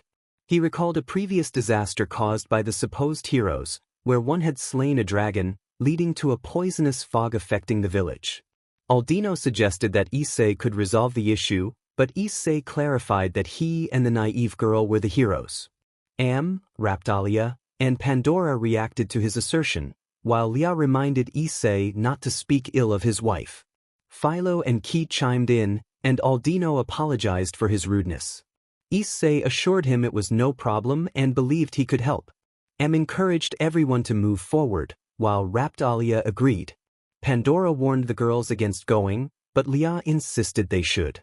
Philo and Keed joined in, and Maple confirmed they would all go, urging caution. Issei remained uncertain but decided to take action and asked for water. Maple handed him some, and Issei, as the protector of rivers and seas, invoked a blessing for regeneration from Poseidon. Minutes later, they reached the mountain, where questioned the nature of the fog. Raptalia noted it was indeed fog, while Pandora and Leah wondered why it didn't affect them. Philo suggested it was due to their father, and Keed agreed. Maple revealed her total resistance to poison, but Issei clarified that it wasn't poison, it was the dragon's body decomposing. Ren had failed to eliminate it after the kill, and now it was rotting. and Raptalia were puzzled about its connection to the fog, while Leah and Philo expressed their concerns. Issei explained that the decomposing body released gases that transformed into the poisonous fog descending upon the village. Asked how he knew so much, and Raptalia and Pandora expressed their admiration. Leah and Philo were also impressed, while Keed remained calm. Issei attributed his knowledge to his past life as an assassin. The zombie dragon expressed its hatred for heroes, and Issei offered to end its suffering to preserve its honor. The dragon threatened him, prompting him to question why her father spoke so familiarly with the creature. Raptalia and Pandora were equally confused, while Leah and Keed felt a strange connection to the dragon. Philo remained alert, sensing the tension. Maple rushed forward to confront the dragon, urging Issei not to go alone. The dragon, a fearsome zombie creature, devoured two of its opponents in one swift motion. Called out for her father, while Raptalia shouted for hers. Pandora addressed her lord, and Keed simply referred to Issei as Dad. Issei felt a sense of isolation, reflecting on his thoughts. Rias had confessed her feelings for another during the war, just like the other girls, asking him not to hate them for it. Akino expressed her sorrow, and Kaneko echoed the sentiment, assuring Issei it was not personal. Asia apologized deeply, calling him senpai, while Rosweiss explained that an Asgardian had proposed to her, and she had accepted. Zenobia mentioned that it was Valley Lucifer's influence, and Irina could only reveal that a helper of Gabriel was involved. Lu Fei admitted that her love was only for books, apologizing for leading him on. As these thoughts swirled in Issei's mind, he felt a dark aura enveloping him, crackling with energy and filled with the silhouettes of screaming skulls. A chilling instinct of death permeated the air, felt by everyone around him. Issei pondered whether he truly hated them all, feeling his heart race with intensity. Issei could feel the darkness expanding from the depths of the shield. This had happened before during his duel with Motoyasu. Suddenly, the shield tree appeared before him. The screen flipped, revealing a half-red, half-black back with a different tree on it. The words Curse Series raced through his mind. There was a shield listed on the tree that glowed. Curse Series. Wrath Shield. Ability blocked, equipment bonus, changed shield, attack. Iron Maiden 3. Special effect, self-curse, increased combustion. Intensity. Born from the heart. Assassination shield. This shield came with its own description and instructions. Issei wasn't sure if he had requested it or if it had been involuntary, but he followed his instincts and found the shield already in his hand. The Wrath shield radiated intense emotions, emitting a blackish-red light as it transformed. It was covered in sinister-looking flames and now appeared blood-red. His entire being was engulfed in rage, saturated with fury. Am wondered if anyone knew what was happening to her father. Raptalia admitted she didn't know. Pandora urged everyone to leave, saying it was the wrath of a god. Leah agreed, while Keed insisted on staying. Issei felt it was strange, as if he were reliving the worst moments of his life, where everything had turned black and seemed made of shadows that mocked and despised him. He was overwhelmed by that emotion. A massive black shadow turned toward him and roared, approaching rapidly. In response to the beast's roar, Issei let out a shout and met its attack with his shield. It didn't hurt at all. The shadow had been laughing at him, but now it twisted its mouth in confusion and shock. It was almost amusing. He hurled the shadow away with all his strength, and it let out a surprised cry as it flew through the air. Issei thought that neither the memory of Reyna nor the remnants of Loki's curse would affect him at that moment, though he had nearly lost control. Meanwhile, the zombie dragon roared, and Issei questioned what was happening. The dragon seemed to be in distress. Am called for her mother, and Raptalia, Pandora, Leah, and Keed expressed their confusion about the situation. Suddenly, roots began to emerge from the dragon. Issei wondered what was happening now. The zombie dragon exploded, and a tree with black leaves emerged. Maple explained that it was a skill she had gained from fighting with the seed. Issei was incredulous, asking if she was joking. Maple clarified that the dragon had a foul smell, as if it were spoiled. Issei was shocked to learn that Maple had eaten the zombie dragon, albeit just a little, and that Philo had done the same. Issei told Maple not to share her unusual habits but was relieved to hear she was okay. In that moment he embraced her tightly, expressing his concern and telling her to think twice before acting. He then gave her a gentle kiss on the lips. Am squealed in surprise, while Raptalia found it disgusting. Pandora insisted there was nothing wrong with it, and Leah remarked it was romantic. Philo agreed, while Keed declared she didn't want another little brother. Am countered that they actually wanted one, and Raptalia supported her. Pandora and Leah called for the girls to settle down, while Philo and Keed expressed their desire for a little brother. Issei interrupted, asking about the skills Maple had mentioned. Maple explained that all the shields were of the poisonous type, and the status boosts were related to poison resistance. The only shield that broke the pattern was the one she obtained by dismembering the poisonous bee and allowing the shield to absorb the parts. Issei summarized that she had gained new ways to use poison, to which Maple confirmed. He noted that it was just what they needed, considering she was already a poison enthusiast. He suggested they return to their territory. Days later, the other heroes came to confront him, claiming he had taken their rewards. He told them to fix their mistakes, which had cost many lives and caused disasters in the towns. He advised them to think twice before using a cursed relic or failing to eliminate a monster properly. Eventually, the king summoned them to prepare for the next wave, and Issei simply agreed to leave that place. Am asked if they would have to do the same thing as before, and Raptalia believed they would. Pandora reminded them that they were healers and didn't know how to fight. Leah and Philo chimed in, with Philo expressing her desire to eat something, which Keed denied. Maple assumed she would be limited in her abilities. Issei agreed, stating he didn't want to create a mountain or anything of that magnitude. Am expressed her confusion about Philo and Keed's growth. Raptalia noted that they had been newborns just a week ago and now appeared to be around 10 to 15 years old. Pandora pointed out that the others were almost the same. Leah agreed, while Philo suggested they just eat well to see results. Keed speculated that it was thanks to being the daughter of a god. Issei confirmed that being a god's child prevented aging like a mortal. Am asked how much slower they aged, and Raptalia and Pandora debated whether it was 5 or 10 times slower. Philo pondered the question, unsure. Keed expressed her confusion about aging slowly. Issei reassured her that while she aged at a much slower rate, he could help her with a spell to enhance her appearance. Am was shocked by this revelation, while Raptalia noted that even demi-humans did not age as slowly as Keed. Pandora mentioned that they had a longer lifespan than elves, to which Leah agreed. Philo, curious, asked about her own situation, and Keed lamented that she would witness the deaths of everyone around her.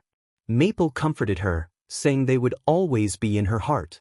Issei expressed his regret for the situation, but Maple insisted it was not entirely his fault, as she had also wanted to have a child with him.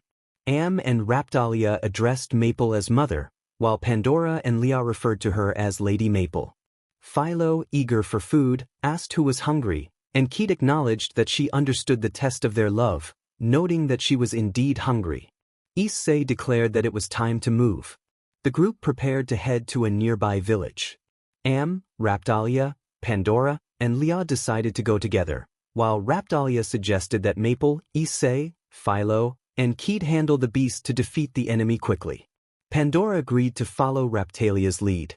Philo, excited about the prospect of eating beast meat, was met with Keed's laughter as she recalled her first monster.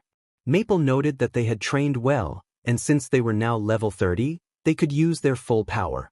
As they assessed their stats, Issei confirmed his own impressive abilities, while Maple and the others shared theirs. Am took the lead, urging everyone to move forward. Raptalia followed closely, and Pandora bid farewell to the others, assuring them that they would take care of their daughters. Issei paused to hand Maple a water vessel for their needs. He then declared his intention to protect his family from harm, invoking the powers he held as the god of war and calamity. Maple noted that he seemed determined to hold nothing back. Issei continued to proclaim his role as the guardian of Hades, vowing to shield his family from death's grasp. He requested the fresh water vessel, invoking Poseidon's blessing for regeneration. Maple encouraged him to proceed. Issei further declared his authority over the gates of Olympus, promising to grant his family power over storms and lightning. Am and Raptalia were curious about his declarations, and Pandora explained that they were blessings meant to create a protective barrier. Philo, eager to join the battle, insisted on taking the first bite of the beast. Keed hesitated, but Maple urged her to wait. Issei reassured them all to stay calm as he observed his daughters confronting the monsters. He prepared to take on a larger foe himself. With a stomp, a classic Mustang appeared, prompting Keed to ask what it was, and Maple to question its purpose. Issei explained it would help them reach their destination faster, and Philo wondered if it was edible. Upon arriving, they found other heroes struggling against two shadow demons, which made Issei feel embarrassed to be called a hero alongside them.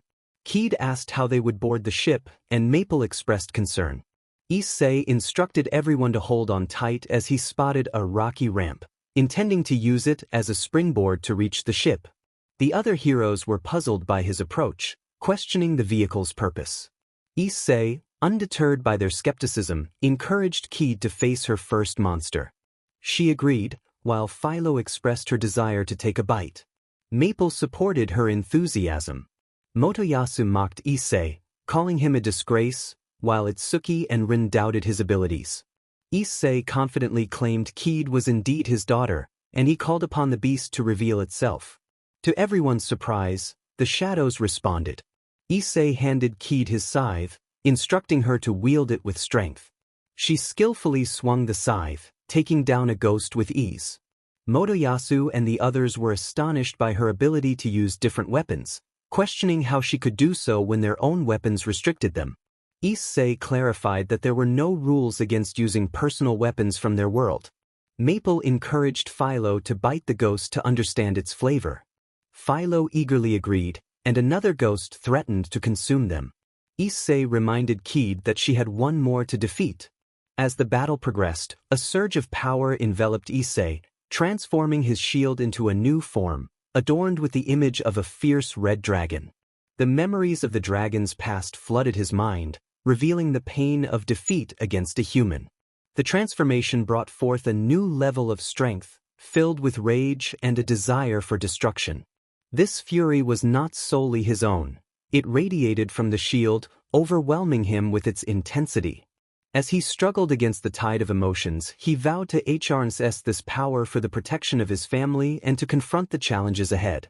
Issei was struggling against a powerful force that took control, but everything returned to normal except for his shield.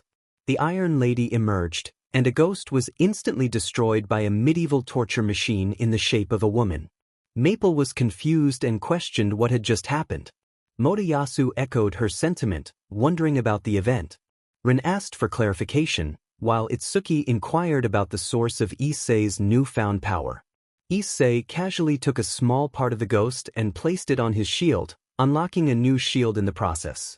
The Dark Shield had a blocked ability for resistance to darkness, while the Soul-Devouring Shield had a blocked ability for a team bonus, providing medium resistance to spiritual attacks and an increase in SP. The special effect, Soul Devour, allowed for weak SP recovery. The shield was unlocked merely by absorbing the tail, indicating that further dismembering the Soul Devourer would be futile. Despite this, Issei hesitated to let the shield absorb other parts, as it yielded no additional changes. He pondered what the second shield meant, realizing that spiritual resistance likely meant he could block spiritual attacks. The special effect, Soul Devour, intrigued him, although he hoped it didn't imply that he could consume souls, which didn't sound appealing. Gradually, he initiated the transformation of the shield. It appeared as though the entire shield was made from the monster, particularly the head of the Soul Devourer, which had a peculiar design that he found quite appealing. A figure approached, noting that Issei had handled the situation alone and asked for his name. Issei replied that it was rude not to introduce oneself first. The figure introduced himself as Glass, acknowledging Issei's strength and intelligence. Issei introduced himself as Issei Wick, a professional assassin ranked #1 among the world's most dangerous individuals, and asked if Glass had enjoyed the earlier display. Glass admitted that only Issei and Maple could pose a challenge to him, but based on what he had seen and heard, he doubted his chances of survival, let alone victory. He bid farewell to Issei and Maple. Maple introduced herself, and Glass acknowledged her respectfully. Sony's arrived, stating that he was supposed to find the Mafia's base. A thug confronted him, questioning his presence and asserting that it wasn't a place for children. Sony's explained he was looking for a Yakuza Mafia base. The thug, Ivan Maycalls, informed him that he would have to die for knowing too much. Sony's asked why, insisting that Ivan should at least share his name. Ivan obliged and explained that Sony's knew too much information. Sony's introduced himself as Sony's Wick Citri, the rightful owner of the place, and mentioned that his mother, Sona Citri, and Issei Wick had established it. If Sony spoke the truth, Ivan considered being his right-hand man instead of the incompetent Saji, who struggled without the boss. Sony's asked if Ivan believed him, to which Ivan admitted he didn't, but preferred Sony's over Saji for an upcoming meeting with other Yakuza leaders. Sony's agreed to go with him, and Ivan instructed him to get in the car. At the meeting, Yamato wondered if the idiot or Miss Sona would show up. Another figure expressed indifference, stating that those two shouldn't make decisions as their power was diminishing since someone had left. Yamato inquired about whom they were speaking of. The figure explained that Yamato hadn't met this person because they hadn't formed an alliance yet, but he was a strong and intelligent boy who only lacked experience and street smarts. Yamato asked why that person had left. Ivan explained that Sona had seduced him away from the Mafia. Yamato questioned why Ivan had brought a child to the meeting. Ivan retorted, asking if they preferred the other idiot. Yamato asked Sony's for his name. Sony's introduced himself, stating he was Sony's Wick Citri, the successor and son of Issei Wick, and asked for their names. Yamato was shocked to learn he was another child of Issei, the famous boy they had heard so much about. Another figure expressed disbelief, noting that Issei had left 5 years ago, and Sony's appeared to be around 10 years old, which didn't add up. He introduced himself as Toshizu Hijikata. Sony's explained that his father had known his mother for about 8 years, and he was indeed around 8 or 9 years old, meaning he was born before they became part of the group. However, the numbers still don't add up, and by the way, my name is Yamamoto. Yamato commented that it was already enough to deal with that pair of girls, who were just as eccentric as their mother. Sony's asked if he was referring to Melty and Grissei. Yamato confirmed that he was. Sony's mentioned that, in fact, Melty was causing chaos while searching for her mother's killer. Yamamoto remarked that it seemed the children of Issei were somewhat lazy and dangerous. Yamato noted that they did have the blessing of the fifth and the great sage. Hijikata questioned why that mattered, pointing out that Issei was just an ex-Yakuza, to be more precise, a Yakuza boss. Sony's clarified that he was not just any ex-Yakuza but the number one, also known as Baba Yaga. Yamamoto asked if that was true. Yamato confirmed it, explaining that all of Issei's descendants were considered dangerous. Hijikata pointed out that at least there were only 3 of them. Sony's corrected him, stating that they were actually 4, 2 men and 2 women. Yamato sighed, expressing his frustration with the whole situation. Ivan suggested giving the position to the boy. Yamato asked if the boy really wanted to enter this world of death and depravity. Sony's replied that he had already killed, and Gremorys wanted to take their father's place like Baba Yaga, while Melty aimed for the director's position at the high table. Yamamoto was taken aback by this revelation. Yamato turned to his brother and asked what he wanted. Sony speculated that he might want to take over their father's bar. Ivan mentioned that he had been the best subordinate of their father, always by his side, and was the last to speak with him. Yamato inquired if the sage was available. Kurisu informed him that the sage was not present at the moment but offered to take a message for him. Yamato shared that it seemed 2 more children of Issei had emerged, both male, and one had already taken over Issei's old Yakuza mafia. He admitted he hadn't known Issei had that kind of power. Kurisu added that one of the girls wanted to take his position. Yamato mentioned that the other girl wanted Jasmine's place at the high table. Kurisu was shocked, stating that it was too much for someone like them, and asked what the last one planned to do. Yamato replied that he might take over a bar that Issei owned. Kurisu was surprised to learn that Issei had a bar. Yamato said goodbye, noting that he was still in the Yakuza meeting. Kurisu thanked him and promised to inform the sage, warning him to be cautious as they didn't know what kind of training the children had undergone. Yamato acknowledged this and said goodbye. Yamamoto asked if Yamato had a photo of the boy, wanting to see if he had changed much. Yamato provided a picture. Hijikata observed that the boy had changed somewhat over time and mentioned that he had the nickname John Wick. Yamato confirmed that he had indeed been part of the group of writers, of which he was a member. Yamamoto noted that the boy had not wasted time. He had become a recognized professional assassin worldwide, owned a bar, had 4 children, and held 3 titles. Yamato remarked on how impressive everything he had accomplished in 5 years was. Sony's agreed, stating that if they were being precise, it was indeed impressive. It had been 8 years since he met his first girlfriend, which led him into a world of deals and, 2 years later, into a life of violence. His mother hadn't explained it well, and neither had the machine of Azazel. Yamamoto remarked that the boy had made mistakes, getting involved in all of this for a woman. Hijikata cautioned him to never enter anything for a woman, as one could never know if she would break his heart or ruin a friendship out of her own interests and vanity. He advised that if one were to enter something, it should be for oneself. Sony's had become the new boss of the Yakuza in the West. Yamamoto and Hijikata had no complaints about it. Meanwhile, Issei was with Am, Raptalia, and Pandora. They discussed how easy the monsters had been to handle, with Raptalia agreeing that it was almost too easy. Am noted that for those well-trained, it was a simple task. Philo pointed out a girl surrounded by birds, and Keat suggested they help her, as she might be lost. Maple urged Issei to let the girls have their fun, while Raptalia reminded them to be respectful to their father.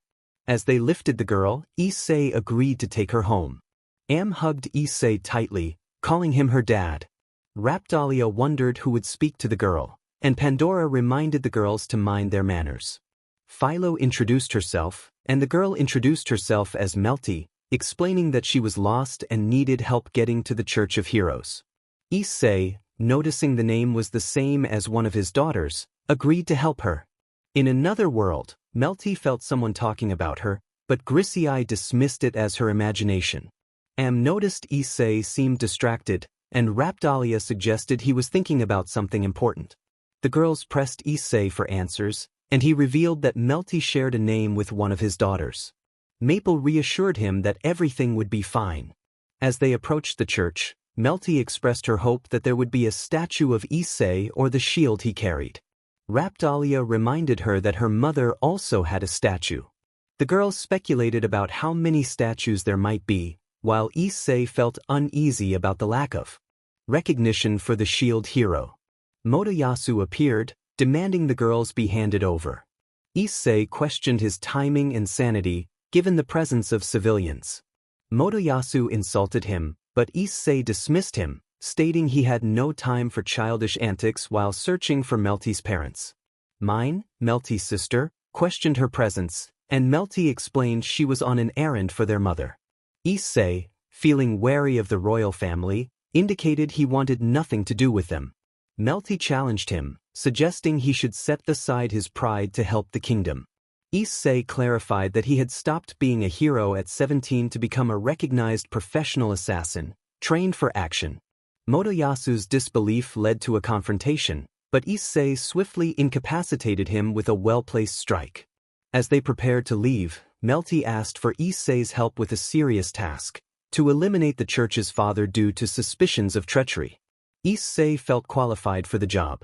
In another realm, Surzex and Miguel discussed the chaos caused by the children, reflecting on their mistakes. Surzex acknowledged the errors made, including expelling Issei and failing to set limits on Rias's clan. They realized the consequences of their actions and how it had led to the current situation. Surzex planned to send a clone of his sister to accompany his son, Milikas, with instructions to care for her as a younger sister. Miguel questioned the truth behind Surzex's motivations, but Surzex insisted it was necessary. They discussed who would be left in charge of heaven, and Miguel suggested his sister Gabriel and Surzex. As Surzex prepared to send his sister off, he wished her well, hoping she would never become arrogant again and advising her to treat those she loved with kindness. Miguel urged Surzex to speak clearly. He expressed concern for Grafia, lamenting that he had not loved her as she deserved. Suddenly, a magical teleportation circle appeared, taking Rias's clone away. Melty announced to her sister that they had found a couple of nuisances. Grissei insisted that they would respect their agreement. She would take care of Surzex while Melty dealt with Miguel, but the order of their actions was still undecided. Miguel questioned their motives, reminding them that their mother would not approve of the bloodshed in her name. He noted that Issei would not support such hatred and resentment, nor would their grandparents. Melty laughed at Miguel's concern, while Grissei joined in, recalling how their grandfather had once killed nearly 1,000 people over a dog and a car. Melty found it amusing that their grandfather would be angry with them for their actions. Miguel clarified that he knew the story of the Hayudu family. Melty corrected him, revealing that their grandfather was John Wick, who had lost his wife to cancer and was driven to vengeance after a child attacked him during his mourning, killing his dog and stealing his car shortly after her death.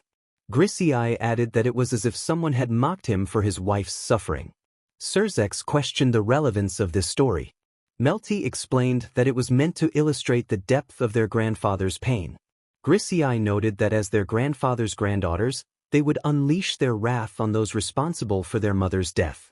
Surzex acknowledged that they would bring destruction to those who had wronged them. Miguel urged them to end the conflict, offering to accompany Surzex as he knelt in prayer. Melty, initially considering torturing him for Abaddon's sake, decided instead to grant him a quick and merciful death, recalling the great leader he once was. She took him by the neck and swiftly ended his life. Grissei then stepped forward, ready to continue. As she approached, Surzex knelt, and Grissei seized his arm, tearing it away. Surzex cried out in pain. Grissei reveled in the suffering he was inflicting, reminding Surzex that he would endure the same fate as their father due to his actions. She took the left arm and handed it to Drake, emphasizing the loss of someone significant in Surzex's life. Surzex pleaded for mercy for his older brother, but Grissei clarified that she was not referring to him, but rather to Lord Gremorys. She then revealed that she had just killed him, leaving Surzex in shock. Grissei continued her torment, declaring that Surzex would be destroyed slowly. However, she wanted to finish quickly, so she instructed Melty to use her powers to expedite the process. As a mist enveloped Surzex, he turned to ashes. Issei urged her sister to follow her lead as they prepared to seek out their final target. Melty wondered where Valley Lucifer could be hiding. Nyx interjected, stating that she knew his location but warned that he was protected by the Great Red and Ophis. Melty expressed her disdain for the dragons, and Issei was eager to confront them. Nyx informed them that Valley was in a dimensional rift, which she could only open with the power of a dragon god, something they did not possess. Issei reminded her that they had their father's pet to help them. Nyx, having provided the information, decided to leave. Melty questioned Nyx's motives for sharing this information, to which Nyx replied that she was simply bored and found them entertaining, with no issues in doing so. The girls gathered around Melty, who expressed her gratitude to Issei for sharing important information. Issei's intentions were questioned by Am, who wondered if he truly planned to confront the High Priest at Melty's request. Raptalia voiced her concerns, suggesting that it might be a trap, while Pandora urged everyone to remain calm. Keed asked Issei what his next move would be. Before proceeding, Issei decided to create a memory sphere, ensuring that if anyone tried to deny or blame him, he would have proof that it was Melty's request. He also mentioned that he would require a blood coin in exchange. Melty agreed, and Issei proceeded to create the memory sphere, which contained a coin marked with a skull. Am recognized the coin as the infamous blood coin, while Raptalia admitted it was somewhat intimidating. Pandora inquired about its purpose, and Leah asked if it was edible. Keed expressed curiosity about obtaining some. Issei explained that blood coins were used for unbreakable deals, even after retirement. If someone needed to kill, it would be done as part of that pact, unless it was simply to secure a safe place to sleep or live. Melty realized that by making this deal, she would be bound to Issei, unable to deny it publicly. She agreed to fulfill her end as long as he did his job. Issei cut his index finger, allowing a few drops of blood to fall into the coin. He then asked what message Melty wanted him to deliver before the High Priest's demise. Melty wanted to specify the time and place, along with additional information before the confrontation. Issei encouraged her to share her thoughts. She requested that he extract information about the rebellion and its royal allies. Issei accepted her terms, noting that the task would take place in 3 days. Melty asked if she could stay with them until the job was done, which Issei found reasonable. Maple was curious if Issei always worked this way, to which he replied that he was actually retired and ran a bar. Am asked what a bar was, and Raptalia explained it was an establishment that served alcoholic beverages. Leah summarized it as a place for adult drinks, prompting Philo to wonder if they tasted good. Keed speculated, while Maple dismissed it, claiming it tasted awful. Issei teased Maple about her past experiences with alcohol, leading to light-hearted banter. 3 days later, they encountered the Queen of the Philorians, whose name was Queen Philolial. During this time, they attacked 2 heroes, one wielding a bow and the other a sword, to frame the shield heroes. As they left the city, an ominous presence loomed. Motoyasu accused them of killing the other heroes, to which Issei responded with confusion. Maple expressed her lack of understanding, prompting Motoyasu to insist that they were responsible for the others' demise. Mine joined in, but Raptalia defended their innocence. Pandora sensed something unusual, and Leah urged everyone to prepare for potential danger. In response, Issei summoned a magical shield, creating a protective barrier around them. Motoyasu questioned Issei's intentions, while Mine demanded to know why they were being attacked. The father figure among them expressed regret, stating that there was no deal with the divine, and that both he and his sister would have to perish. He transformed a stick into a bow, launching multiple attacks that were countered by another force. Mitsuki and Rin arrived just in time, casting a magical barrier over everyone. Motoyasu was bewildered, and Issei explained that the father figure had lost his sanity and was intent on starting a war. The father acknowledged the strength and cunning of the demons but vowed to eliminate them in the name of God. Issei created another memory sphere and asked the father about his allies. The father, confident they wouldn't survive, revealed the names of his companions. Issei thanked him for the information, which Melty deemed sufficient for their plans. However, she warned that the father wielded a staff capable of mimicking the powers of the four heroes, making it a divine tool. Issei dismissed the concern and asked Maple to honor their pact. She questioned what she should do, and he instructed her to unleash her power. As she transformed, she called forth a monstrous beast that roared, focusing its energy on the father. Issei commanded shadow clones to emerge, culminating in a powerful attack known as the Dance of the Seven Black Petals. Maple hesitated, seeking Issei's approval to continue. He encouraged her to proceed, and the heroes prepared for the ensuing battle. A dark liquid emerged, causing harm to the father, while the other Maples consumed the cathedral together. They summoned a creature from the shadows, similar to Maple but smaller, to attack the father. In response, he used forbidden magic to curse everyone, but Maple had already destroyed the cathedral and the weapon with her previous attack. She then used her own curse to bind the father for his true punishment. Maple declared that everything was ready, and it was now Issei's turn. He summoned a scythe, spinning it between his fingers, and invoked the guardian of the underworld, condemning the profane soul to hell. With a swift motion, he slashed the air, creating a rift that opened a door marked with the words, "Abandon all hope." Chains burst forth from behind the father. Melty questioned what was happening, while M explained that it was one of their father's many tasks. Raptalia remarked on the impossibility of such an act, stating that only a demon could open the gates of hell. The father laughed, claiming that he was following God's orders and therefore should not be condemned. Pandora corrected him, stating that the heroes were not demons. Maple was descended from a god and a warrior of another.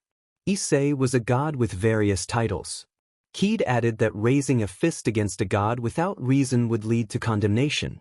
Ren insisted that it was a lie, noting that they all bore a curse that might never fade. The father laughed again, believing that if he were to go to hell, he would take them all with him. Issei warned him that his punishment would be to be consumed by his own followers, and any evil he had done would befall him. Maple would handle the rest.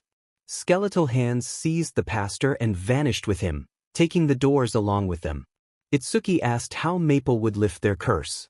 Dressed in simple peasant clothing with a hood, Maple spoke of a sacrifice of love. At that moment, wings sprouted from her back, and she lifted her head to reveal her transformation. Ren marveled at her angelic form, while Itsuki noted her hair and eyes, questioning if she had developed a halo. Maple joyfully confirmed that she felt amazing. Am, Raptalia, Pandora, and Keed all praised her beauty, with Keed expressing a desire to do the same. Issei encouraged her to transform completely, and Maple complied, revealing her battle attire. Morelia, the queen of Melromark, addressed the gathered crowd, explaining that her husband and daughter had betrayed them by allying with the father of the Church of the Three Heroes in a rebellion to seize power. They had tarnished the names of two heroes with lies and invoked the rest of the heroes in their kingdom, nearly leading to war with the other three realms. As a result, they would face severe punishment. Issei dismissed the queen's concerns about cleaning the hero's image, stating that it was already stained.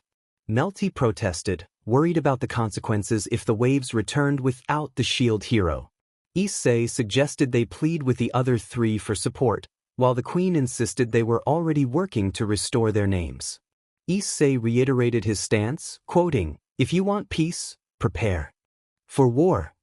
The queen asked if he was declaring war, to which Issei replied that he had the power and intelligence to do so, but it was not worth wasting his strength in such a corrupt place. Am agreed, stating they were not worth it. Raptalia refused to be sought out again, while Pandora followed the orders of her lords. Keat suggested they be given land and left in peace. Maple bid farewell. The queen offered them a couple of plots of land, to which Maple expressed hope. Issei set a deadline for the land to be provided, and M questioned their trust in the royalty. Raptalia and Pandora echoed similar sentiments, while Keat proposed destroying the kingdom. Issei dismissed the idea as a waste of power and time, indicating there were more important matters to attend to. Meanwhile, during the trial of the traitors, the queen announced that the punishment for tarnishing and betraying the kingdom would be public humiliation. Mine would be condemned to be displayed naked throughout the realm and labeled as a disgrace to all adventurers. The king would be stripped of all privileges and severely punished. As the king writhed in pain, blood pouring from his mouth and his eyes bulging, mine suffered a similar fate. Issei remarked that he had prepared for this outcome, and Am confirmed his involvement. Raptalia questioned if he was sure of his actions, and Issei affirmed his certainty. Pandora warned the girls, while Keat asked if they could do this from a distance. In a rundown bar, Leo inquired how they had met Issei. Yamato recounted that it was 4 years prior when his daughter and her friends had gotten into trouble due to a mistake. Diego added that it was during the time when John Wick was still alive and Issei was merely his student. At that moment, Issei was handling small tasks while the previous high table was on their heels, trying to capture or eliminate them. I took advantage of the situation and assigned Issei to fix the mess caused by the 4 pillars. Diego wondered how they could prevent the high table from noticing the chaos created by the girls. Yamato explained that Issei managed to fix the disaster by taking down 5 organizations in just 2 days. Leo expressed disbelief, questioning how that was possible. Giovanni reminded them that John Wick had only taken down 2 organizations in the same time frame by destroying their blackmail and financial resources. Diego noted that Issei had surpassed John in every aspect, which made Yamato uneasy. Yamato shared his concern, prompting Leo to ask why that was the case. Diego wanted to know the reason behind Yamato's thoughts. Yamato expressed that if Issei had surpassed John in such a monstrous way, they had to wonder what awaited them from his descendants. Giovanni pointed out that they already knew one descendant had taken a place among the Yakuza, while one girl was pursuing her grandfather's position and the other her grandmother's. He also mentioned the last descendant who had taken inspiration from Mimi to run a bar connected to the high table. Diego then asked Giovanni how he had encountered Issei.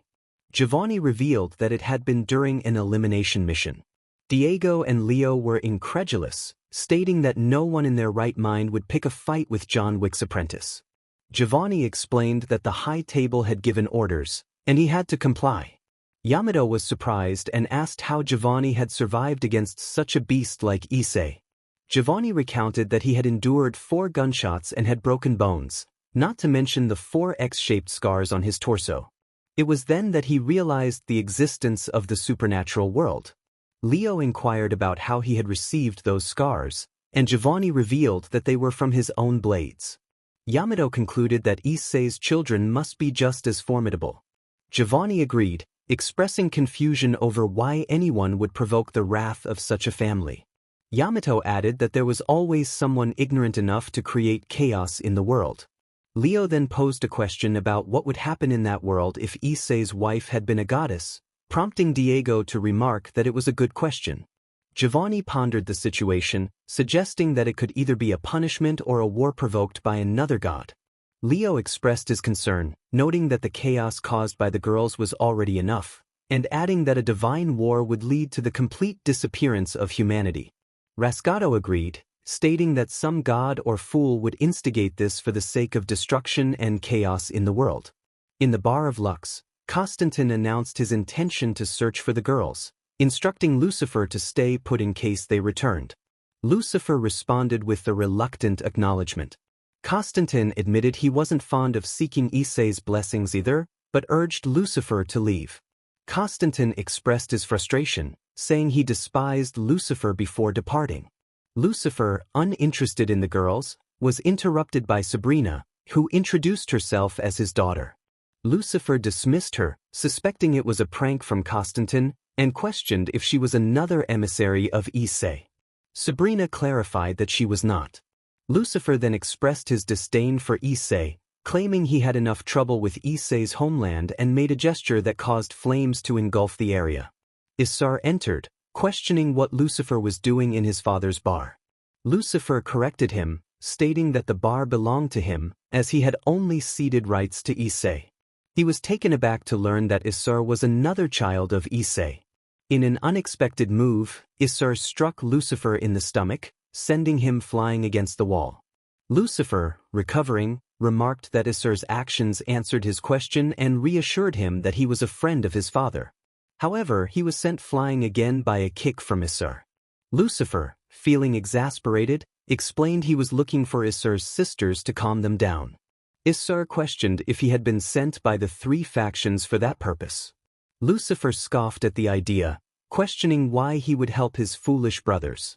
Issei then asked for Lucifer's name, to which he replied that he was Lucifer, the morning star, and complimented Issei on his fighting skills.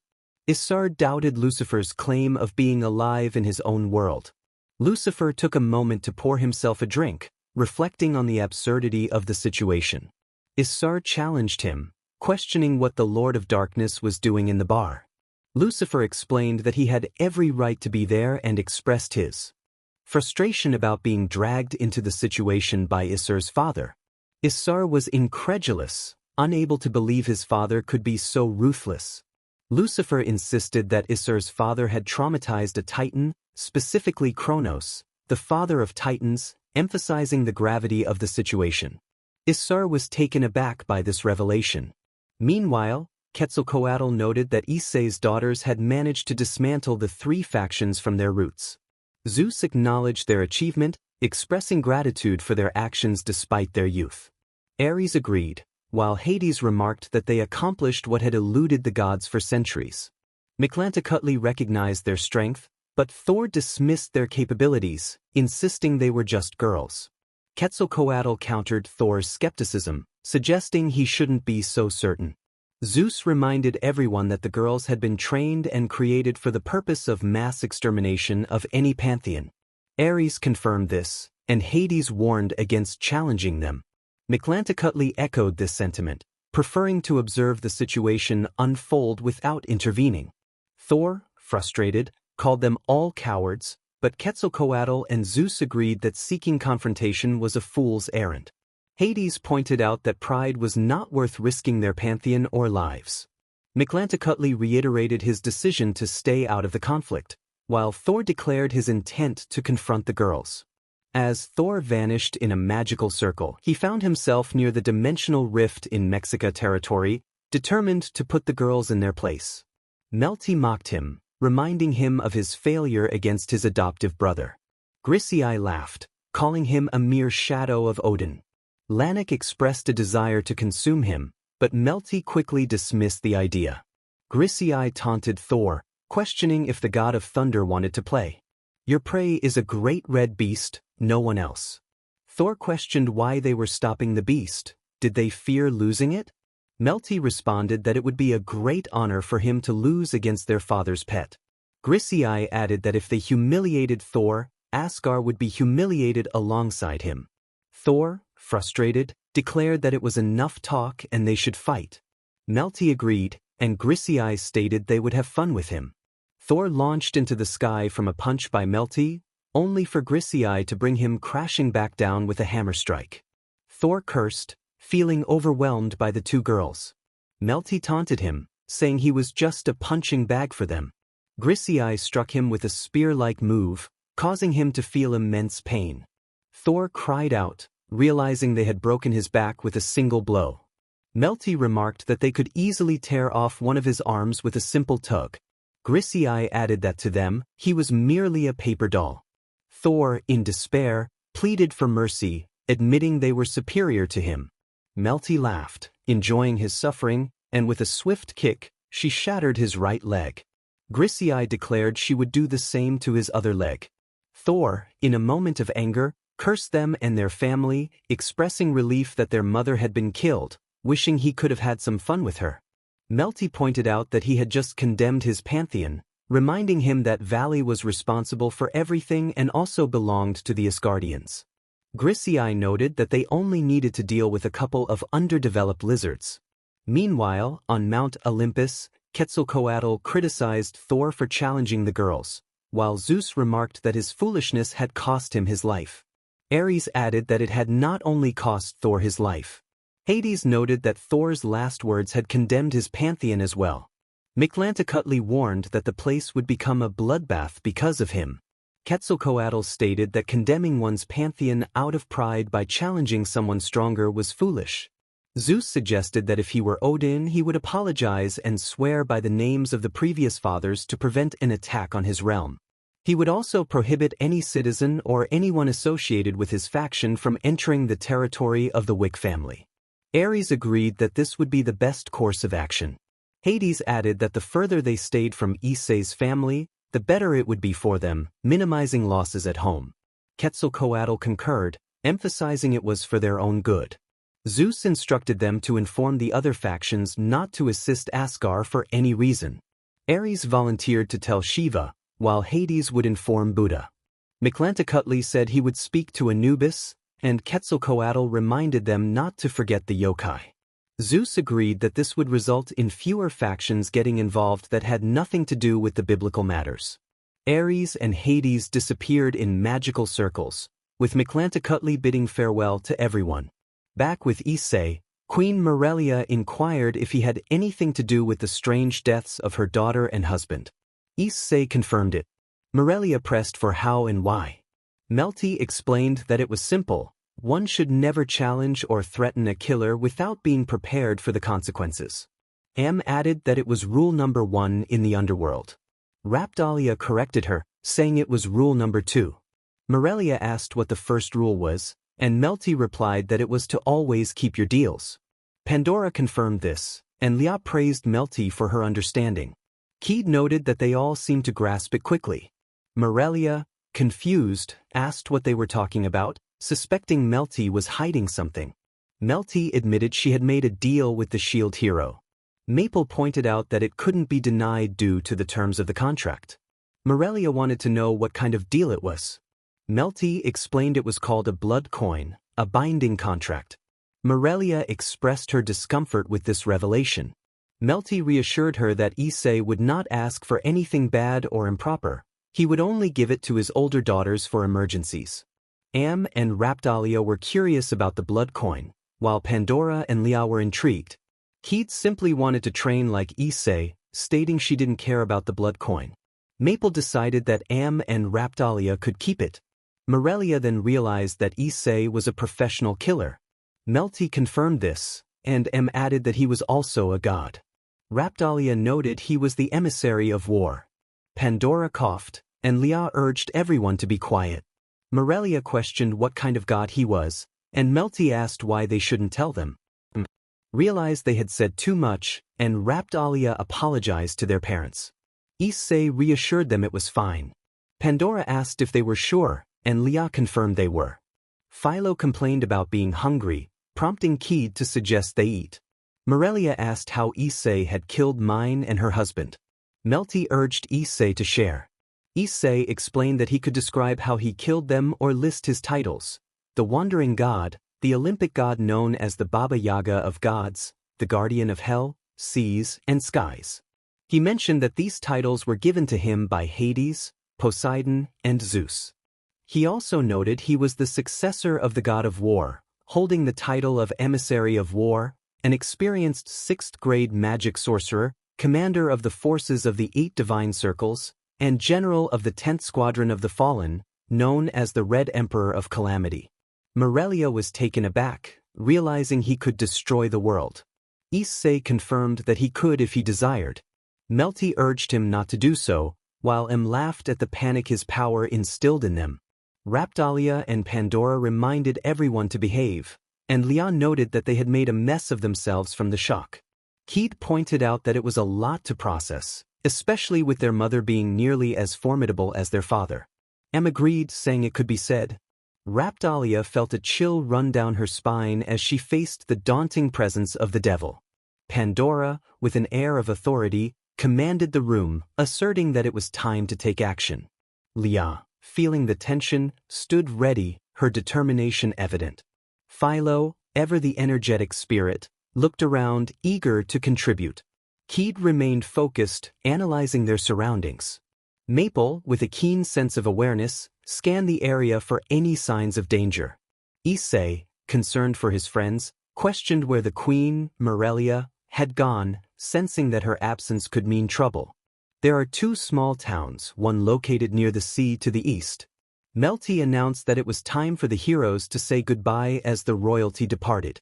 Issei explained that Am and Raptalia's next task would be to take care of those towns. The village that had been rescued from Motoyasu would be under Philo's care, but since she lacked experience and training, she would stay with them until she was ready to manage that territory. Am agreed, and Raptalia nodded in affirmation. Pandora expressed concern about them being alone, suggesting that if someone attacked, they would be vulnerable. Keed asked Issei if he could protect them, to which Issei responded that he would grant Am and Raptalia a portion of his power as the god of war, lord of hell, and master of the seas. At that moment, both Am and Raptalia felt a change in their bodies. Raptalia remarked on how her body no longer resembled that of a demi-human, and Keed complimented her sister's appearance. Am noted that she wasn't the only one who had changed, while Keed pointed out that Amei's fur color had simply changed. Issei urged them to go and protect their territories, and they both agreed before disappearing in magical circles. Meanwhile, in the Lux Bar, Lucifer greeted a young boy, asking what chaos his little sisters were causing. Issei, who had just turned 1 year old, responded that he was not playing around. Sonis clarified that their ages were indeed real. Issei questioned his brother, who reminded him that he was supposed to be searching for their mother to confront her. Lucifer was taken aback by the mention of Rias, needing a drink to process the revelation. Issei admitted he couldn't find Rias, and Sonis confirmed that he was indeed Rias Gremorys' son while he was from Sona Citri. Lucifer expressed disbelief at the situation, suggesting that Issei might have been born to be a pawn in the faction's games. He reflected on his own family's issues, realizing that the very act of creation could be flawed. Sonis agreed, noting that their original purpose had changed due to the chaos caused by their sisters. Lucifer suggested that their father would send their siblings to calm them down if they became a problem. Issei decided to leave, vanishing in a magical circle and appearing in front of Rias and Sona. Rias acknowledged his presence and urged him to act, while Kaneko warned him to stay away from Rias. Issei insisted that Kaneko should not interfere. Rias confirmed her resolve, despite Sona's concerns about the danger she was putting herself in. Issei took hold of Rias's head, channeling destructive power. Rias encouraged him to proceed, and he unleashed his power, resulting in a devastating outcome. As Rias's body fell, Issei vanished again, reappearing in front of Sonis and declaring that his task was complete.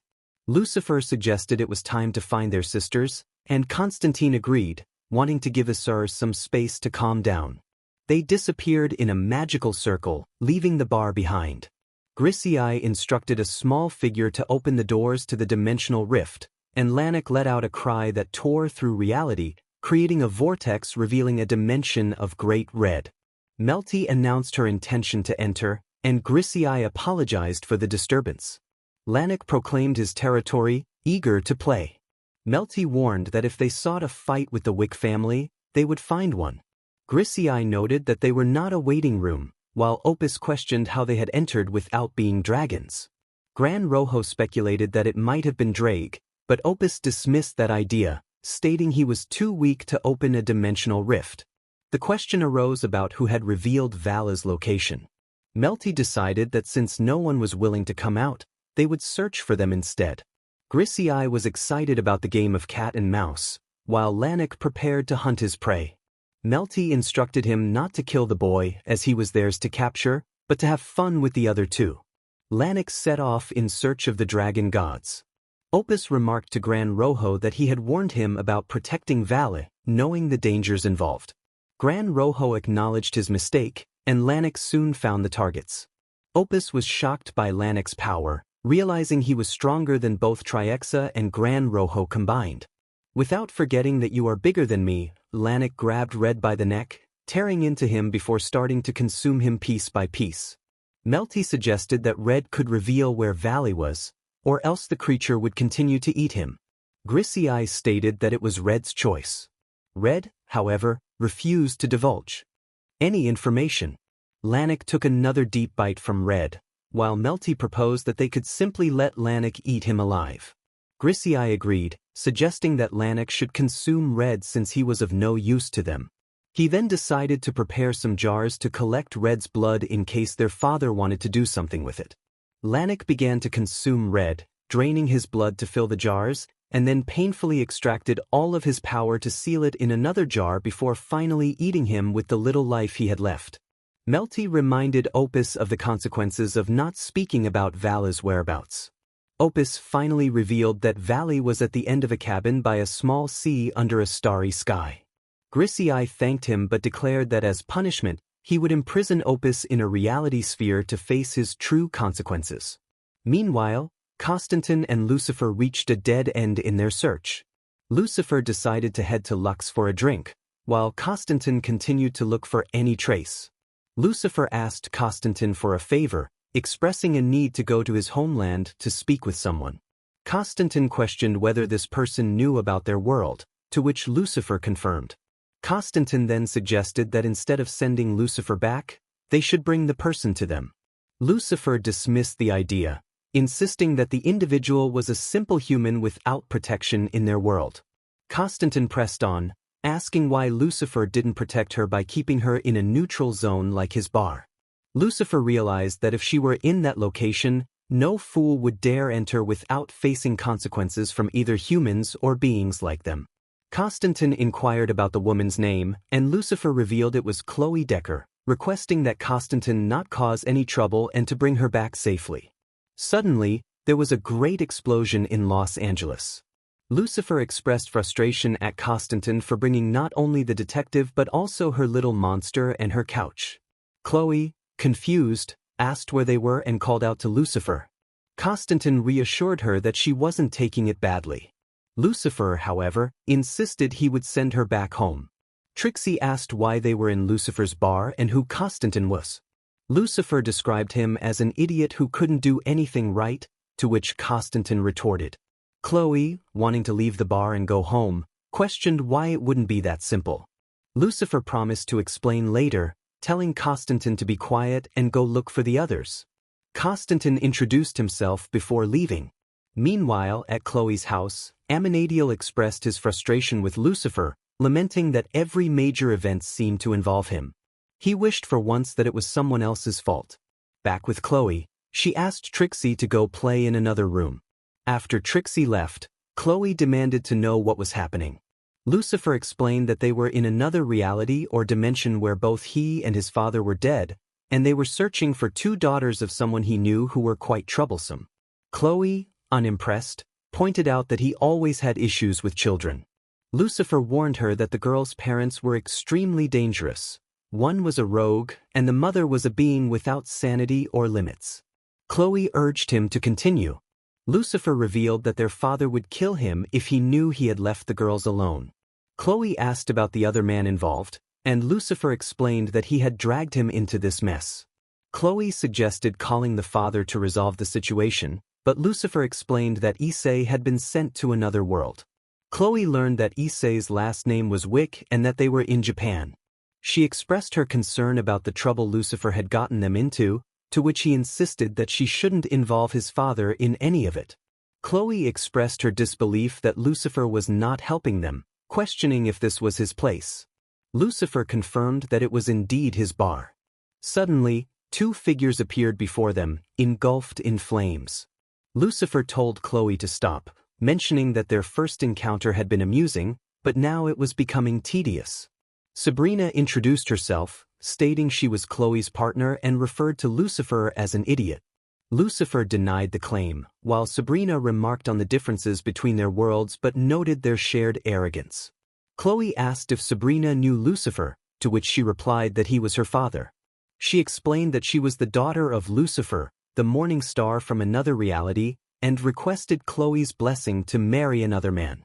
Lucifer, dismissively, said they should leave, while Chloe pointed out that he should acknowledge his daughter's engagement. Sabrina thanked Chloe, who wished them well. Lucifer presented them with a wedding gift, 4 daggers capable of slaying angels, 2 for each of them, before they vanished in flames.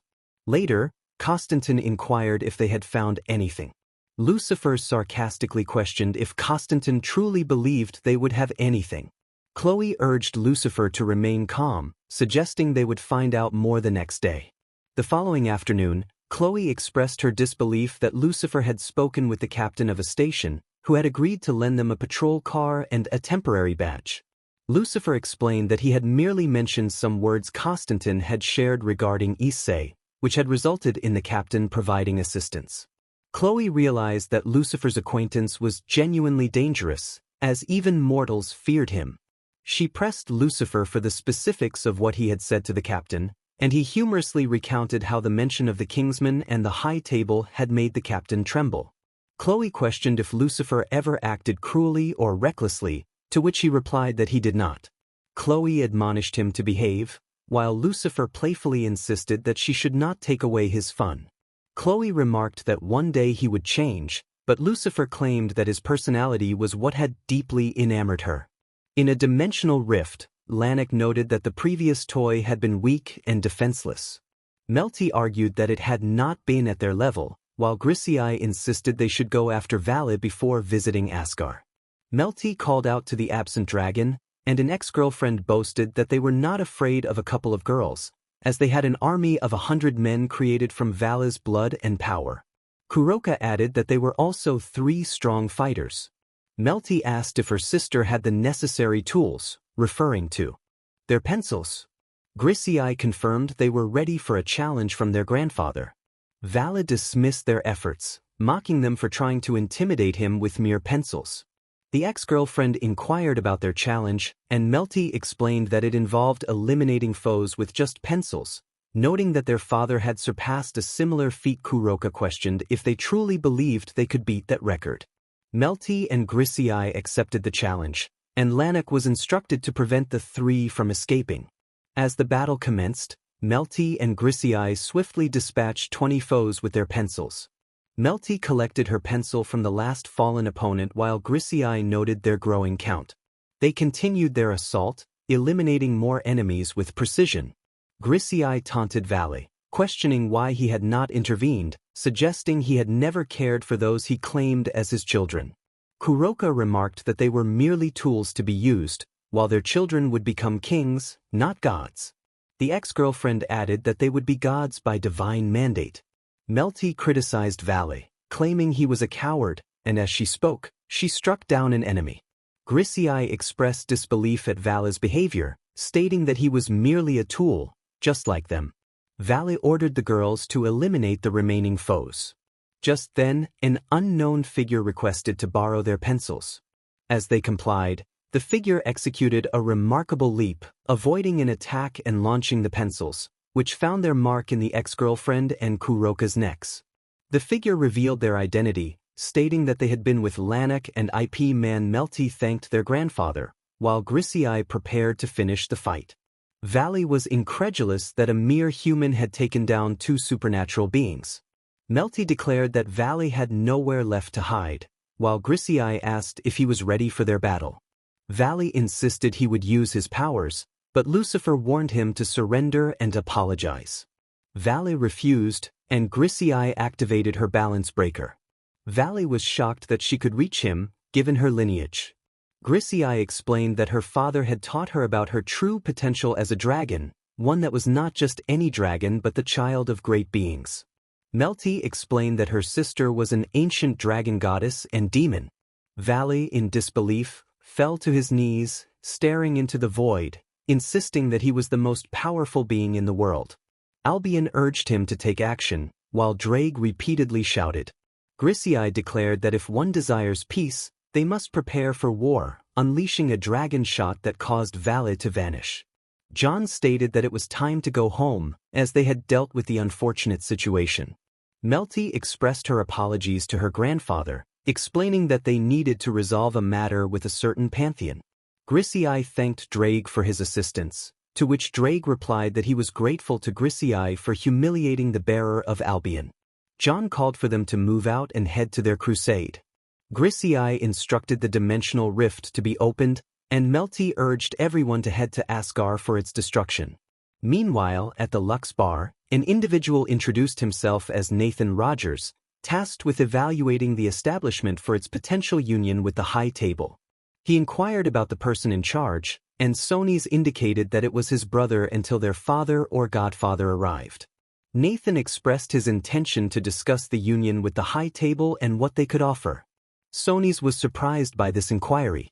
"Yes, sir," the one in charge, was approached by Nathan, who wanted to know what the owners of the bar could provide to be part of their organization. The atmosphere became lively as customers ordered drinks, including a bottle of rum and a margarita. Nathan questioned the presence of riders in a bar seeking to connect with the high table, while Mimi explained she was checking on the bar for a friend. Sony's apologized for having to serve Nathan, explaining that they were being evaluated for their potential union with the Wise One. Nathan demanded to know how they were aware of the Wise One, threatening them if they did not comply. Turksey, confused, asked what was happening, and Sony's explained that Nathan was someone who did not understand who he was dealing with. Nathan was shocked to learn they were the Wick family, associated with Issei and John Wick, known by the title of Baba Yaga. Dulce laughed, revealing that the infamous figure had several children, while Jasmine recalled that she thought there was only one child, a girl, and wondered about her name. A week ago, there were 2 and now there are 4. Issei referred to Melty, his sister, along with Gremorys, and the other person beside him was his brother, Sony's. Rosie introduced herself as the disciple of their father, saying her name was Rosie. Mimi asked who the girl was, and Sony's explained that she was the daughter of a family friend. Leona then requested a drink. Nathan politely informed Leona that she should know who owned the bar. Leona confirmed that it belonged to Issei. Trixie added that it wasn't Lucifer's bar, but since he was with their mother, he had given it to a friend to keep her company. Nathan told Trixie that this was an adult conversation. Jasmine asked if her mother's boyfriend was dangerous, to which Trixie replied that he was the devil. Nathan dismissed her comment as a joke, but Rosie asked if it was literal. Trixie confirmed that he was indeed the real devil. Mimi remarked that Issei was the best friend of the devil, and Jasmine noted that this was no longer surprising. Issei instructed Trixie to return to Lucifer's room, and she said goodbye. Sony's also said goodbye, mentioning he had things to do with an entire Yakuza organization. Issei inquired how Leona and Rosie knew his father. They explained that they had met in Africa years ago. Jasmine expressed disbelief at how that was possible. Leona recounted a mission she had to eliminate a sultan in Africa, accompanied by someone she had been told was John Wick's apprentice, so she accepted the assignment. Rosie realized that the voice of the girl she had heard was Leona's. Leona confirmed she had been Issei's companion that day when he had taken down nearly 2,000 people using explosives and machine guns. He was a true killing machine. Jasmine commented that this was nothing new, as Issei was a danger to anyone. Mimi asked if that was how they all knew each other.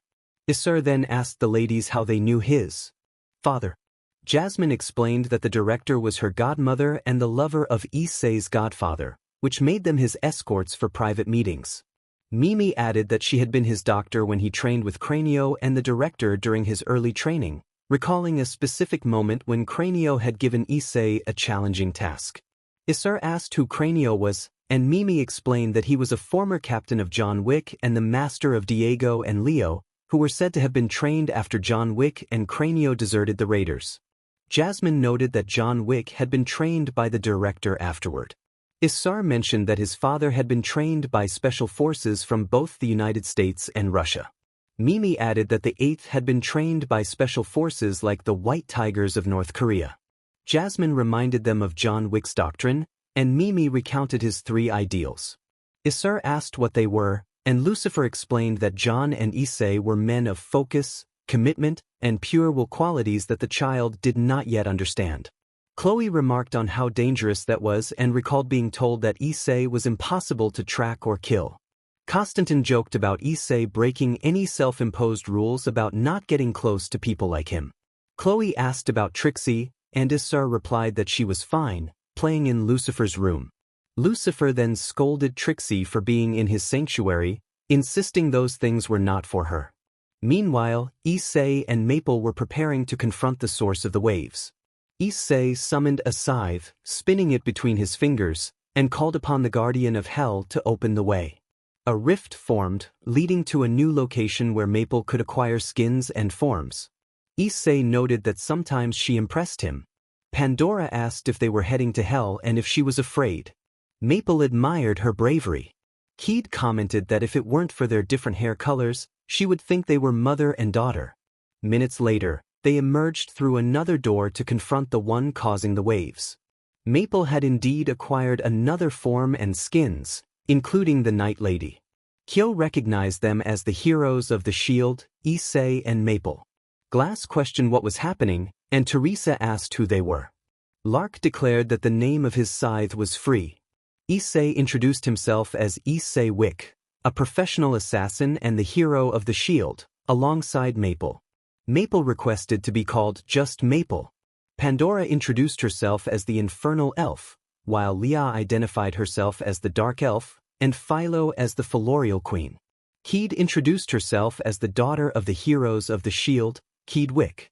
Kyo explained that they were there to see the best alchemist in the worlds. Maple added that they had come to confront Issei. Kyo prepared for battle, asking why they wanted to kill him. Teresa apologized, and Lark urged them to state their reasons beyond the fact that only one world should survive. Issei explained that he had to eliminate Kyo because he was the one causing the calamity waves, not the goddess responsible for it. Maple echoed that they needed to restore balance to the worlds. Kyo laughed, admitting he was indeed the one causing the calamity waves to conquer both worlds and become the supreme ruler of the surviving world. Glass expressed outrage at the pain and suffering Kyo was causing. Lark declared his intent to kill him, and Teresa called him a monster.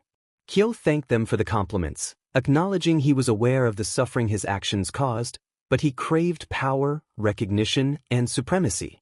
Issei challenged Kyo, questioning what he would rule over if there was nothing left. He pointed out that it would be easier to govern a couple of towns than to create chaos. Kyo dismissed this as a lie meant to stop him from continuing his plans. Maple insisted that Issei was right. It would be the same after all that chaos. Glass wondered how Issei knew so much. Teresa asked if he had ever been in a war. Issei confirmed that he had indeed experienced a large-scale conflict and was aware of the devastation it caused. Lark questioned why they should believe him. Issei explained that he had served as the commander of the Divine Eight Circles, the general of the 10th Fallen Squadron, and he understood the bloodshed that war brings and its lasting consequences. Pandora remarked on Issei's wisdom and goodness, while Leah acknowledged him as well. Philo urged for the situation to come to an end. Issei prepared to wield his scythe, spinning it between his fingers, declaring that in the name of the guardian of hell, the profane soul was condemned to descend into the abyss. He swung the scythe through the air, creating a tear that opened a doorway. Glass and the other heroes read a sign that warned them to abandon all hope upon crossing. The door opened, revealing multiple hands that reached out to seize Kyo, dragging him toward the portal. Issei suggested they return to their world and bid farewell to the heroes. Glass was perplexed by the events, while Teresa admitted she felt the same. Lark concluded that their companion was responsible for everything. In Asgard, a magical circle appeared. Melty announced their arrival, and Gris expressed readiness for the impending chaos. Ip Man warned that thousands of lives would be lost due to a childish prince. Lanik remarked that he could destroy the place, while John recalled that two of his son's former partners resided there. Ip Man inquired about their names, and Melty revealed they were Lu-Fei Pendragon and Rosweiss. Gris laughed, finding the situation increasingly entertaining. Lanik declared himself ready to eliminate the Pantheon. John instructed them that this would be their first and last mission, tasked with locating and capturing those two within 6 hours. Ip Man cautioned them to avoid drawing the attention of Odin or his men. Melty questioned why such caution was necessary, and Gris reassured her that their grandfather would always be with them. Lanik insisted that it wouldn't be possible. Melty asked why, given that they were present. John explained that their father had granted them a limited time in the earthly realm. Gris wondered how that could be, given their father's immense power. Ip Man clarified that their father understood the need for balance to protect the worlds. Melty asked when they would leave, and Gris inquired about the time remaining. Lanik revealed they had until the end of the day. John stated that once the 24 hours were up, they would turn to dust. Ip Man added that a portal would open for Lanik to return to his original world. Melty pressed for the remaining time, and John confirmed they had 12 hours left. Gris noted that they were given only a quarter of that time to track and capture their father's former fiancés. Ip Man confirmed this, adding that they were prohibited from using magic in any form. The girls then distanced themselves from the area to prepare for their hunt. Melty covered her face with a scarf as she navigated through the crowd, while Gris blended in with the other people. Meanwhile, LeFay informed Rossweiss about the chaos among the factions and the near extinction of their old club. Rossweiss was shocked to learn that only the two of them remained. Lu Fei listed the names of their former companions, noting that 3 of them had been confirmed dead, while the fate of the last 3 was still uncertain. Rossweiss expressed concern about the boys, and Lu Fei revealed that Reut had been found decapitated with a note stating that peace requires preparation for war. Rossweiss acknowledged the subtlety of the threat. Lu Fei confirmed that Kiba was dead, and Gasper had last been seen in a maximum security prison after Issei's attack. Rossweiss corrected Lu Fei, stating that Issei Hayadu had become a danger to everyone. Gasper then appeared, greeting them with a taunt before attacking. Rossweiss reacted with anger, and Gasper reminisced about the tortures he had endured, claiming the scent of his past was nostalgic. Lu Fei questioned him, and Gasper recounted the horrors he faced while being forced to witness his girlfriend's suffering. Rossweiss chastised him for betraying their queen, to which Gasper expressed disbelief that they were unaware of his plight. It was all a deception by Reut to seek revenge on the great shadow left by Senpai. Rossweiss insisted it wasn't true, while Lu Fei echoed the sentiment. Gasper pointed out their stubbornness, declaring that they would meet their end today. Melty interrupted, stating that they were their targets. Gasper questioned who else was involved, to which Issei responded that she was also part of it. Confused, Gasper asked who they were, and Melty and Issei revealed themselves as the daughters of Issei Wick. Gasper was taken aback, realizing they were Senpai's daughters. Melty noted that Gasper was the second person to refer to their father in that way, while Issei added that he seemed to share similar tastes with that person. Gasper, however, was determined not to let them escape. Melty challenged him, asking who had said they were going to save them. Issei clarified that they intended to take them somewhere they wouldn't be seen perish. Rossweiss warned them that their father would be angry for harming his friends. Lu Fei urged Rossweiss to be quiet, but Rossweiss insisted on speaking the truth. Gasper questioned her knowledge of the supernatural world, explaining that it had turned its back on the 3 factions for attacking Issei, who had declared war on anyone who crossed his path. Rossweiss dismissed Issei as just a simple human, but Gasper argued that he was much more than that, suggesting that if she stopped being so naive, she would realize the truth. Meanwhile, in the bar of Lux, Nathan announced his departure, declaring that the bar was now under the protection of the High Table. Leona suggested drinks to celebrate, and Issei confirmed that the house was treating that night. Rosie congratulated Issei on his achievement, while Jasmine asked if he had seen his younger sisters and how old he was. Issei replied that he was 17 and had not seen them. Leona remarked on the age of his daughters, while Jasmine noted that Yamato was 9 years old. Rosie mentioned that Issei had multiple girlfriends and fiancées when he was younger. Curious, Jasmine asked how many he had, and Lucifer revealed that there were 10 girlfriends and 4 fiancées. Chloe commented on why Issei was friends with Lucifer, and Mimi inquired about Issei's training. Issei explained that it was the same as Lucifer's. Jasmine expressed excitement about his angelic training, while Chloe asked how old his father was. Issei replied that Issei was 25. Leona was shocked, and Dulce, who had been silent, expressed disbelief that Issei had started relationships at such a young age. Rascato laughed, making a joke about Dulce's royal lineage being rejected by a commoner. Leo told him to be quiet, while Diego agreed that silence suited him better. Dulce, dismissing Rascato's comments, noted that Issei's children resembled him in their charm. Trixie expressed a desire to meet Issei or her godfather. Lucifer warned her against wanting Issei as a godfather for her own good and the detective's mental health. Constantin added that Issei was a professional assassin, commander of the Celestial Court, and a powerful figure. Nyx then asked if she could join the party, running after Jasmine. Leo questioned what she had done, while Diego remarked that it was more about what she hadn't done. Issei asked who Nyx was, and she revealed that she had been one of Issei's bed companions, which Issei already knew. Nyx claimed that Issei was the best lover she had had in millennia, prompting Dulce to question her intent. Nyx responded that Dulce was terrible at seducing. Dulce expressed frustration, feeling overwhelmed and ready to return home. Rasgado teased her about being defeated, but Dulce shot back at him.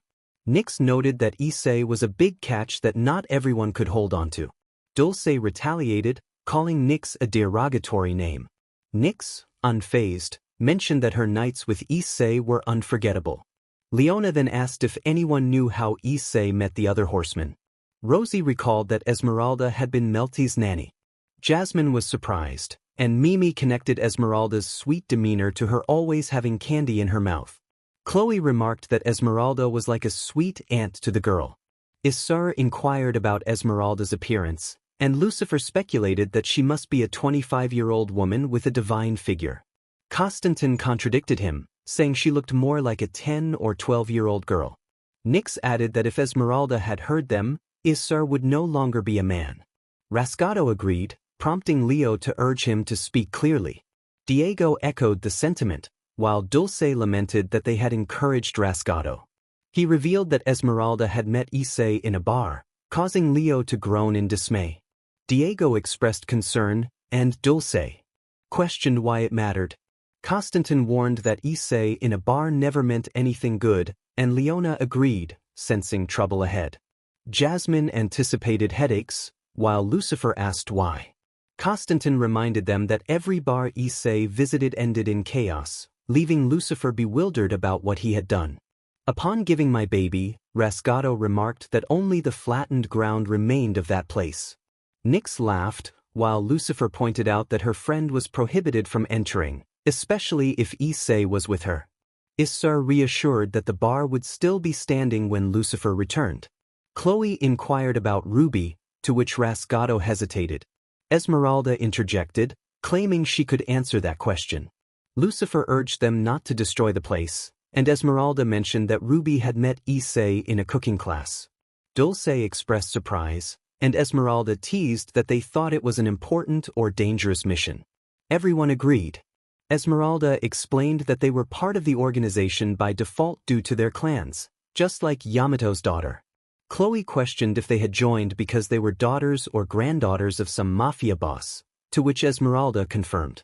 Issei asked who their relatives were, and Esmeralda revealed her connection to Genryusai Yamamoto, while Ruby was from the Hijikata family.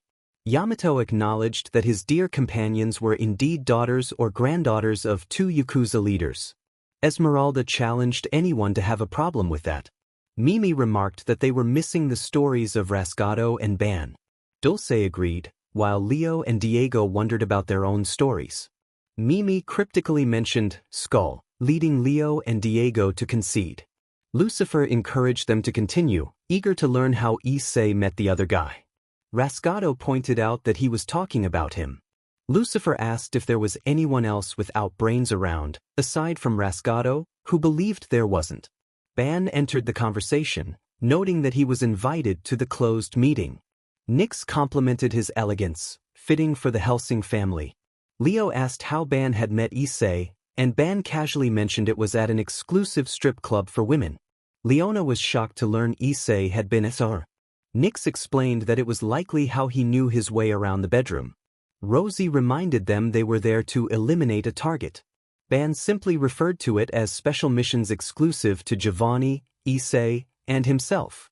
Dulce pressed him for details on how many times they had gone, and Ban estimated 10 times with Giovanni, 6 with Issei, and claimed a gentleman doesn't keep count. Esmeralda chimed in that she was the last one. Dulce was incredulous, stating that of all the girls, Esmeralda would be the last one she'd expect to hire a man for satisfaction, expecting it from Nyx instead. Nyx clarified that she had been involved in other occasions without being hired. Mimi suggested changing the topic, and Rasgado resumed his story, explaining that after earning his mark, he took down everyone involved in his torture.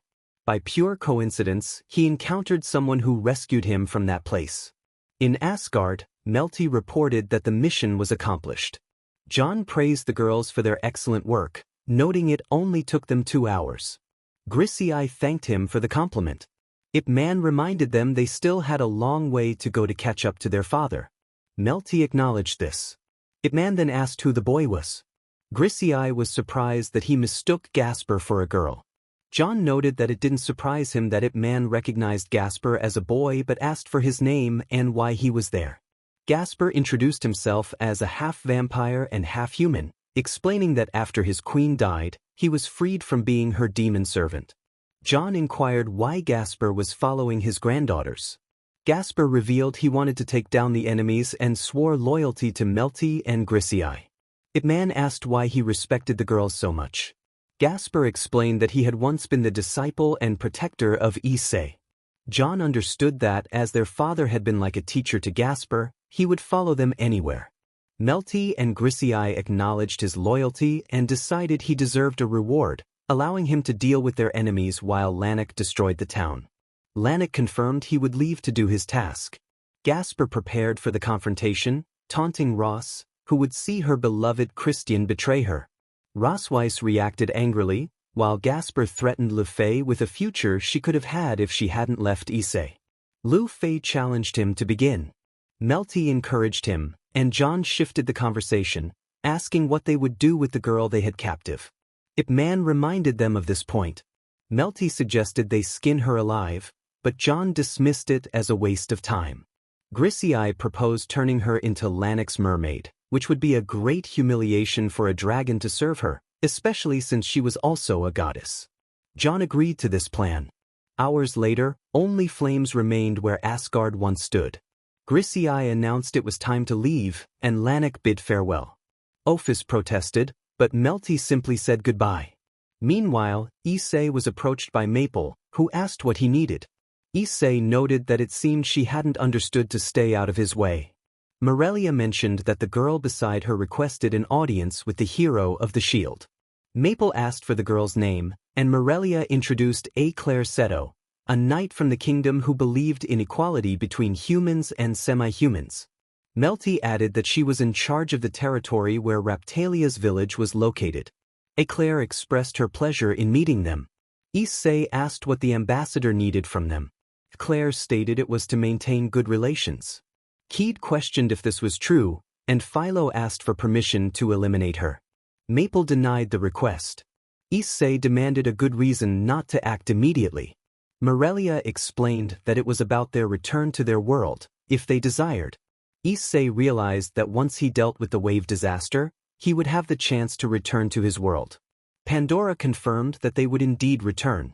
Keed requested to be sent to another world, explaining she wanted to create her own story away from the shadows of the Wick name. Issei understood and handed her some weapons, asking if she was serious. Issei held his prized possessions, 2 modified firearms that were nearly unnoticeable. Pandora inquired about their significance, to which Issei explained that they were the weapons responsible for the deaths of his father and first wife. Leah questioned why he kept them, given the painful memories they evoked. Issei revealed that he was the one who had caused their deaths, a revelation that weighed heavily on him. Maple noted that Issei often glanced at the weapons, reminding him of his past and the sins he carried, as he sought to fulfill their last wishes. Pandora acknowledged their departure, stating that they would return to their people as well. Leah expressed her honor in working with them, and both Issei and Maple reciprocated her sentiment. Leah then asked if they could demonstrate their true power before leaving, to which they agreed. Pandora saw this as an opportunity to collect some of their blood to create an elf capable of protecting her people. As they prepared to leave, Eclair announced that the carriage was ready. On their journey, Morelia instructed the shadows to gather some blood from the shield hero, hoping to use it for a greater purpose. She then turned to Eclair, asking if she would like to be a mother. Eclair agreed, but expressed concern about her lower status in the royal hierarchy. Morelia reassured her that it was for the good of her people and that she had always wanted a grandchild. Melty added that Eclair could seek help from her sisters if needed. Pandora remarked on the fantastic battle they had just experienced before they departed to the elf dimension. Leah thanked them for everything as Pandora opened a portal for their exit. Suddenly, Lannik appeared from the portal, and Issei noted that their time to leave was drawing near. Maple asked about the girls, and Philo declared that she was no longer a child. Keed affirmed that they could defend themselves now. Issei mentioned a friend who could send Keed to a fun world, and she expressed her desire to prove herself away from his shadow. Issei assured her that his friend would allow her to enjoy herself in the shadows, just as he once did. Keed asked for her friend's name, and a figure dressed in red emerged from the breach, stating that he would become her guardian without interfering in her affairs, thus settling his debt with Issei. Issei confirmed this arrangement and instructed Lanok to follow Keed from the shadows. The figure agreed, and Keed expressed her love for her parents before they vanished into the breach. Issei and Maple prepared to continue their journey. 20 years later, beautiful young women were seen running toward a castle, excited about their visit with Grandmother Morelia and Aunt Melty. Meanwhile, in the castle, a wise and graceful lady ruled from her throne. A few days after their return to the DXD dimension, Maple found herself back at school, surprised to discover that Issei was now the physical education teacher. She questioned him about his presence there, and he confirmed his divine status. Issei questioned why he was being accused of meddling in human affairs. Maple pointed out that he was on Earth, to which Issei explained that he was merely living out his master's dream. He also mentioned that he was aware of divine matters, but he wondered how Maple would handle her immortality and lack of aging. He casually stated that he would leave the city to resolve that issue. Maple accepted this, though tears welled in her eyes as she wished him farewell. Risa suggested they go to Keed's house to play some games, and Keed agreed, saying goodbye to Issei.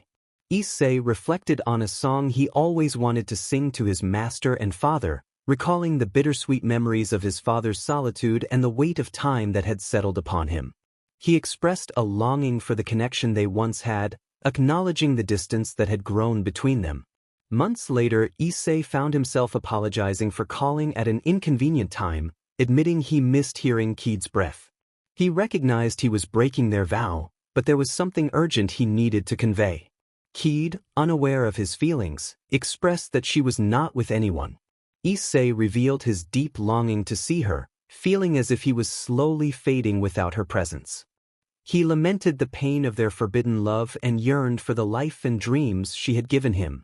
He wished to share all his feelings with her, hoping for a chance to return and express his gratitude for her love. They agreed that in public, they would maintain their roles as teacher and student, but in private, they could be friends and more. At Issei's home, Keed asked how his day at work went. Issei was momentarily confused but was quickly silenced by Keed urging him to enjoy the moment. She reminded him of a saying about not making a fuss and to follow the path until the end. Issei playfully acknowledged her words. In the privacy of Issei's room, Maple playfully tackled him onto the bed, teasing him with her outfit. Issei commented on the boldness of her attire, but Maple challenged him, reminding him of his own past. She declared herself his queen and muse, and he affirmed that she was the only one for him. As they shared an NTMT moment, Issei embraced Maple, showering her with affection, their connection deepening as they lost themselves in each other. The night passed with them wrapped in each other's warmth. The next day at school, Issei greeted his students, who responded cheerfully. Risa inquired about his absence the previous night, noticing he seemed more vibrant. Keed downplayed her evening, but Risa speculated about a possible romantic interest. Issei confirmed he was married, prompting curiosity from the students about his wife's appearance. He emphasized that true worth lies in love and appreciation, not just physical appearance, before redirecting the conversation back to their sports class. The students were eager to learn more about Keed's relationship status, intrigued by the dynamics of their teacher and classmate. He was handsome, charming, loving, strong, and attentive. Keed agreed wholeheartedly. The narrator concluded the story of Issei Hayadu, now known as Issei Wick, better recognized as Baba Yaga. From being a pawn of a demon to a wanderer in this tale, the wanderer bid farewell, but before departing he offered a couple of lessons. The first lesson was a thought-provoking question. What would one do if, at the moment of death, a voice in the darkness offered the chance to live again? There was no time to ponder. One was just a heartbeat away from the beyond and had to respond immediately. The narrator hoped the audience would reflect on this question and the lessons to come, For Issei Hayadu, who was not the narrator, had not made this choice lightly.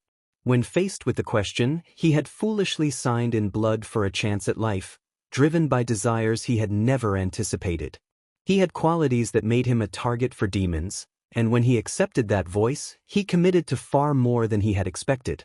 In moments like these, when a voice calls from the darkness, one should think of him, otherwise, they would have all eternity to regret their choice. The second lesson addressed the understanding of good and evil. When individuals rushed about trying to put food on the table or pass exams, did they truly feel confident in distinguishing the forces of good from those of evil? For the narrator, nothing in life was purely black or white. Good always contained a seed of malice, and evil often bore a trace of kindness.